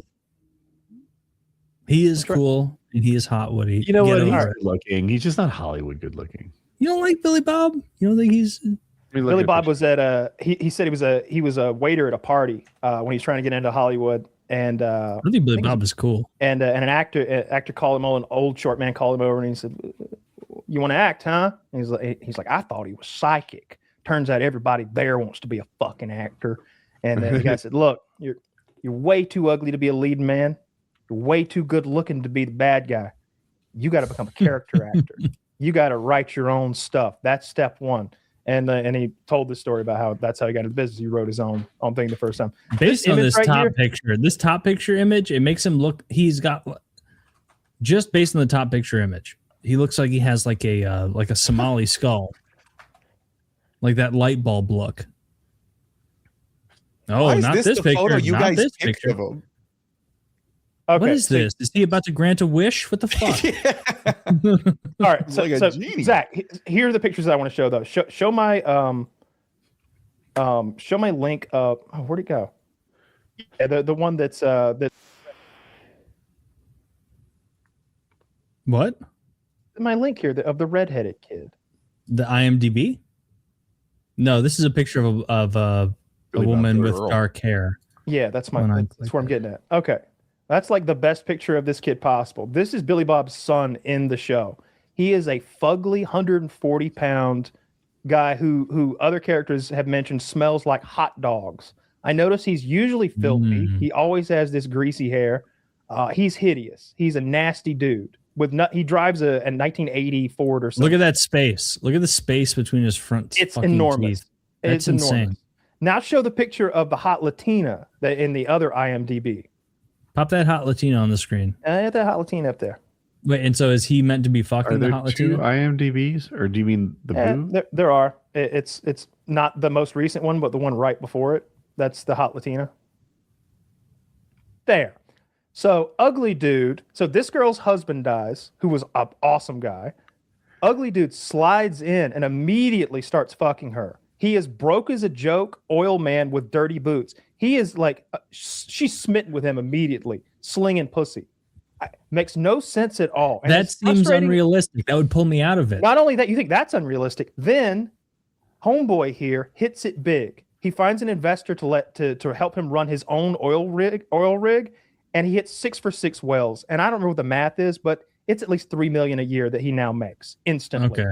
Something like that. He tells her, "We're millionaires now." You know what she said? "Get the fuck out of my house." She kicked him out of the house and went and got a job at a bar. Oh, it poor is the this least guy. realistic thing you can imagine. It is the least realistic circumstances you can imagine. It sounds You never- retarded. I'll just kick be him honest. out It for sounds like being a millionaire? it sounds like a retarded waste of time. Essentially, yeah. Like, she was like, "You coming here with all your money? You think I want money?" And I'm like, "Yeah, I do. I think you're a single mother. You I think just you would because love I'm a single money." mother who's a whore that I want money? And it's like, yes, 100%. That's all that you want. That's the only thing. You already botched everything else that could possibly go well for you, and now you're in the final circle. The show's pretty fucking good though. I like it. I like that roughneck working man like drama bullshit. But and anytime I get bored with the unrealism of that, then his daughter shows back up with her fat pussy, and she's just like one. Does she have a big old puss? Like a big fat one? She's just wearing like yoga shorts, doing somersaults in the backyard all the time. She's a cheerleader for the TCU, so she's just a dirty girl. Little Very attractive. One of the hottest. cheerleader? Just super hot. Big fan of her. Landman's a good show though. I like season 1 is really good, and season 2 there's like 4 episodes of it out or something. The only thing that would get me into that show would be Billy Bob, because I like him. Yeah, a lot. I think he's. it's his show. He's really cool. I like that he didn't he actually eat Angelina Jolie's pussy in some scene at one point. So he dated Angelina Jolie for several years. You're thinking of who's Monsters Ball, Halle who's the Berry. black chick? Halle Berry. Halle Berry. He really fucked Halle Berry in Monsters Ball. Oh my God. Who could come after him? He's a king. That's awesome. Yeah, he was walking around. He was going around, and Angelina Jolie had a vial of his blood she was wearing, and he had a vial of her blood he was wearing. You don't have to you don't have to do that, but like like you can still like he was good at having fun with these celeb bitches. He's a cool guy. Yeah, you can see his balls sticking to Halle Berry's ass. That doesn't make him any less cool. In Sometimes your balls stick In to Monsters things, Ball. and that's not something to be ashamed of. It's just part of Yeah, reality. they're having like sweaty sex on the floor of the living room, and she's riding him. Nice. Yeah, it's good stuff. Good stuff. Big shout out. Love him. He's great. I liked him in Bad Santa. That version That's of my him. favorite Billy Bob Thornton movie is Bad Yeah. Santa. I agree. I love how miserable and down and nasty and mean and witty he is. He's such a cunt. Everyone else is trying to get in the spirit of Christmas, and he just can't get along. I couldn't get through that movie. I'm like, what is the point? What is the story even about? I hated that. The redemption at the end. Are you serious? You didn't get Bad Santa? I didn't have the attention span for that boring piece of shit film that didn't do anything. It's not Bernie boring. There's so much going on. He's disgusting and hard to look at. Woody But that doesn't relationship between him and the kid is like, that's what you're following. Like Woody has an aversion to people who like drool and chew with their mouths open. Yeah, we all upsets do. him. So yeah, No, but he doesn't like Rick and Morty for that reason. it is. Yeah, off-putting. Yeah, Yeah, I mean, other than seasons 1 and 2, and maybe and 3, Rick and Morty is trash. It's not funny. Yeah, you're at the age of not believing. That's what's going on with you, because you don't like any of the old shows. You don't like South Park. You don't like It's Always Sunny That's not in true. I Philadelphia. love You old don't like Sunny. anything. I love old South Park. Name a show from. I was thinking Taylor has stopped enjoying new content. You've in like stopped 2015. enjoying all of those things, all of the new versions of. Well, them. it's because you don't think the new version of this is anything- actually not new. It's about 10 years old. 10 years ago, or 9 years ago now, when South Park switched from the one-off funny episodes into the overarching Serialized. structure the serialized. Yeah. At that time, 9 years ago, on this show, people can go back and listen. I said I didn't like that. It wasn't a political thing. It wasn't any sort of thing. It was just, I like when they have one-off funny episodes. I don't like when they have failed serialized nonsense like Tegrity Farm, which to me is not funny. It's over. I told Chiz today, I was like, Taylor can rejoice. Tegrity Farms is dead. See, Good. ICE raided Tegrity Farms and took all their workers. So Randy had to close his weed farm. And then Jesus Christ himself gave Stan for Christmas their old house back. So now they're literally like retconned right back in the old house, like same old house. It's all right back. Do you think they're gonna pivot back to the one-off silly structure? So I wouldn't think so. This entire season has been about Trump and the Trump administration. Peter Thiel is a main character. Pete Hegseth is a main character. The vice president, presidents, and Satan are all main characters. Towley's main character, and Pam Bondi is a main character. Like they're all mixed in there. I think it's been really funny. I can get where it's going to be really polarizing for anyone who doesn't like seeing shots taken at the administration. Pam Bondi has literal shit on her nose.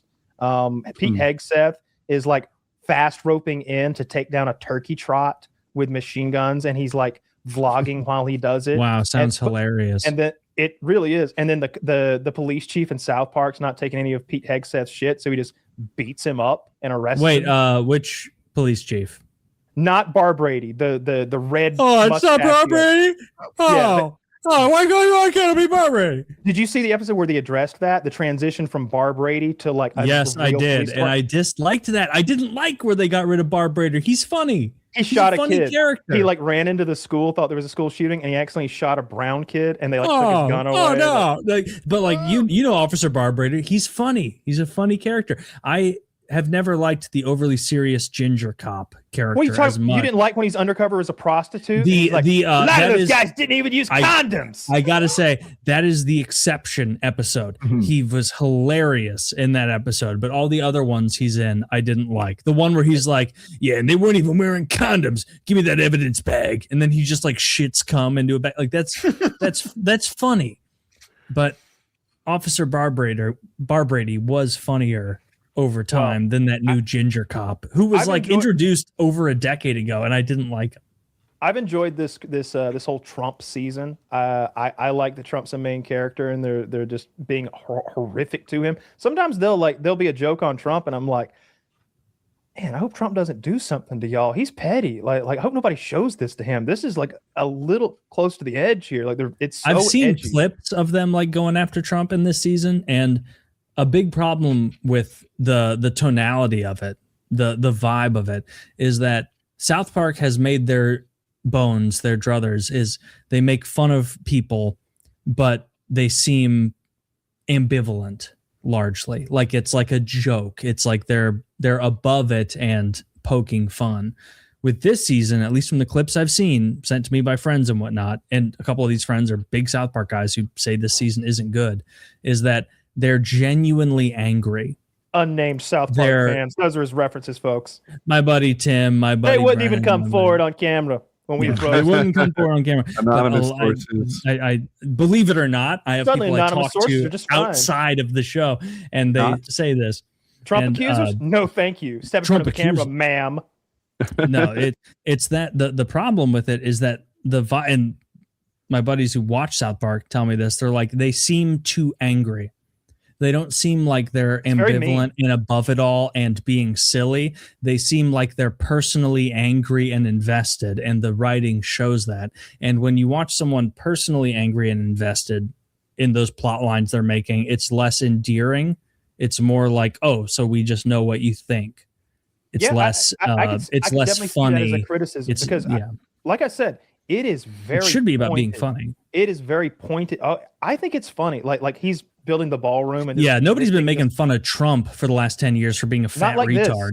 Not like this. No, like he gave JD Vance anal warts. Oh my goodness! How crazy! How hilarious! He's homosexual, and it seems like two Gen Xers being bitter instead of being funny, and that's why people push back on it. That's what I. Oh, you know why they push back on it? People are defending their team. It's like you said something about their football team. No, they do. Like he did all sorts. They do all sorts of anti-conservative stuff, and they did a funny job of it too back in the day.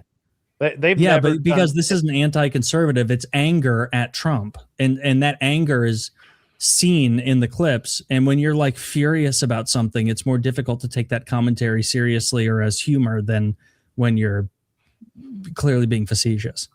I like it. The Pete Hegseth Fair enough. song. They wrote it's like Pete Hegseth is a fucking douche, and like the chorus stops and it's something like everybody's laughing at you, all your kids' friends, they're gonna see this too.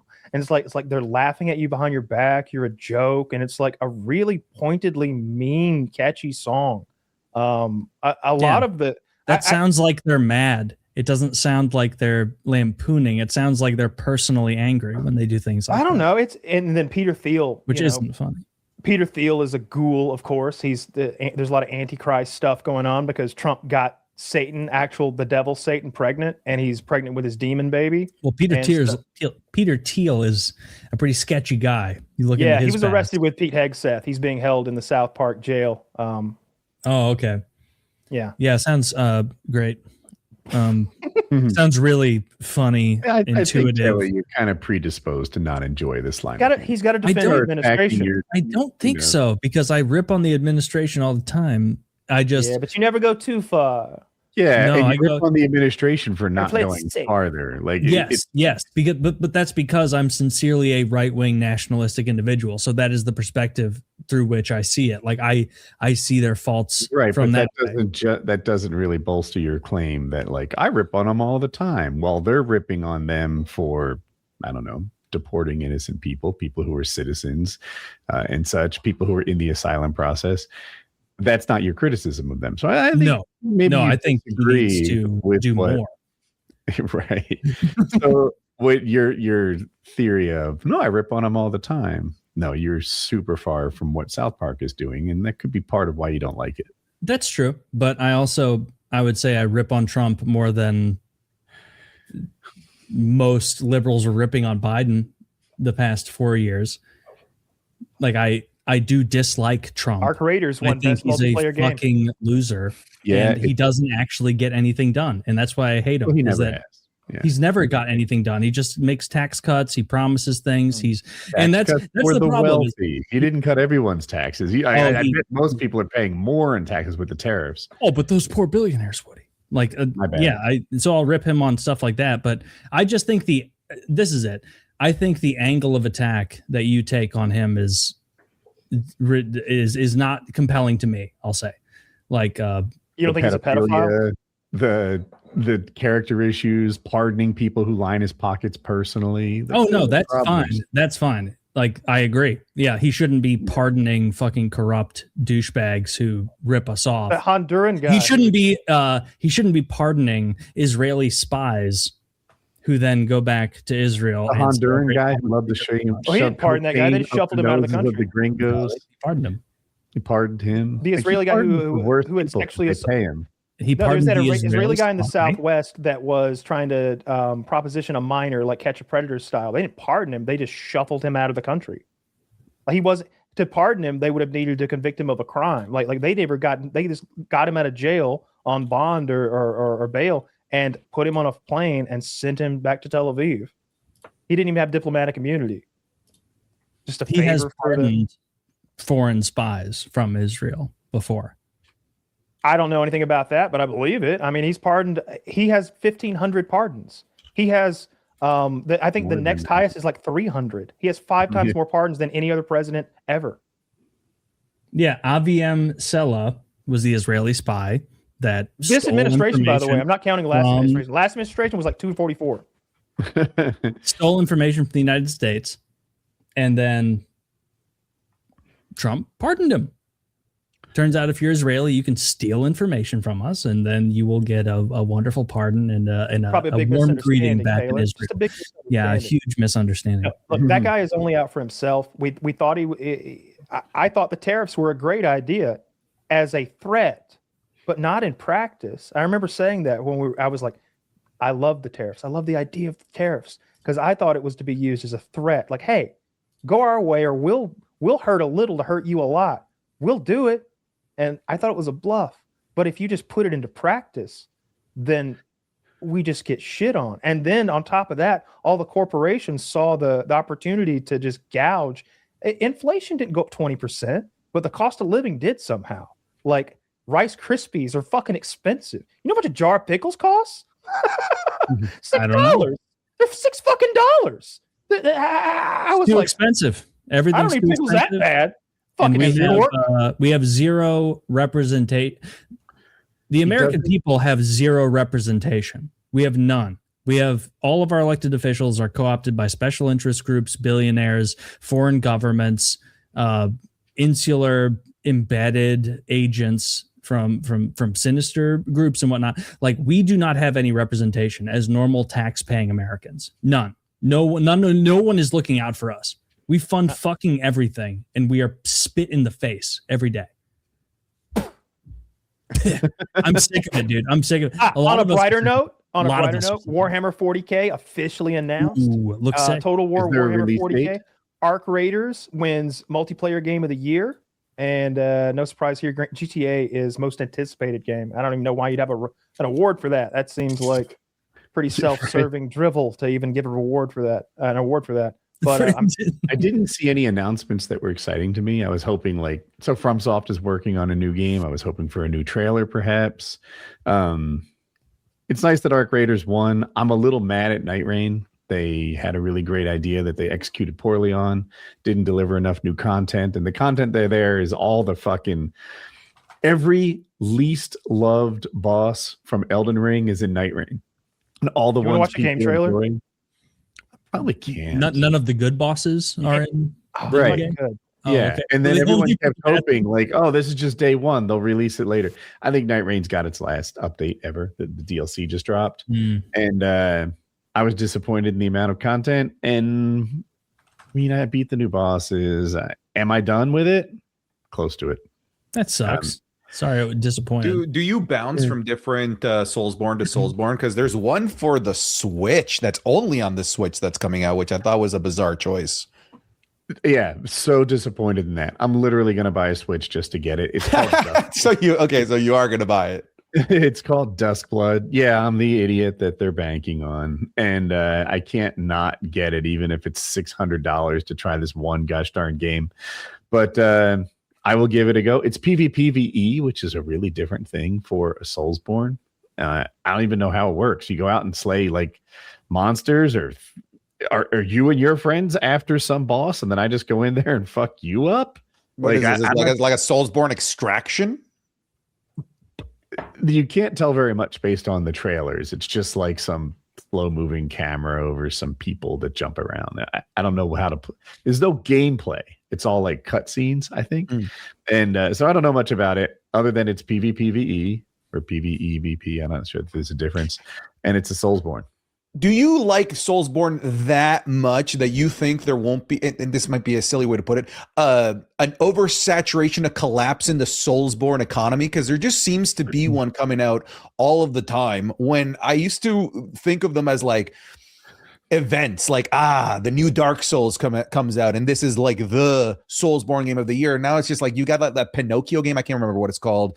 The monkey game.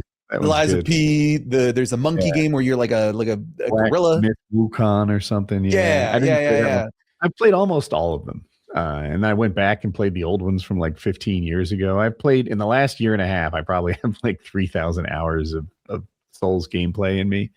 And I really like it. I'm kind of on a shooter arc right now. I didn't see that coming. I'm sure I'll bounce back. But a lot of them suck. Liza P was really good. They call it Liza Peak in the community. That one they liked. But it really, to me, it's all about Elden Ring. Night Rain is kind of close to Elden Ring. And then everything else falls off a lot. A little bit different. It's still gaming, but have you guys ever had this stretch where you kind of fall out of love with gaming, not for any particular reason? Yeah, for sure. I'm in that right now, and I used to love gaming. I've got an entire shelf over there, my GameCube collection. I still want to collect the GameCube games, but I look at them, I'm I don't want to fucking play anything. There's nothing new that I want to play.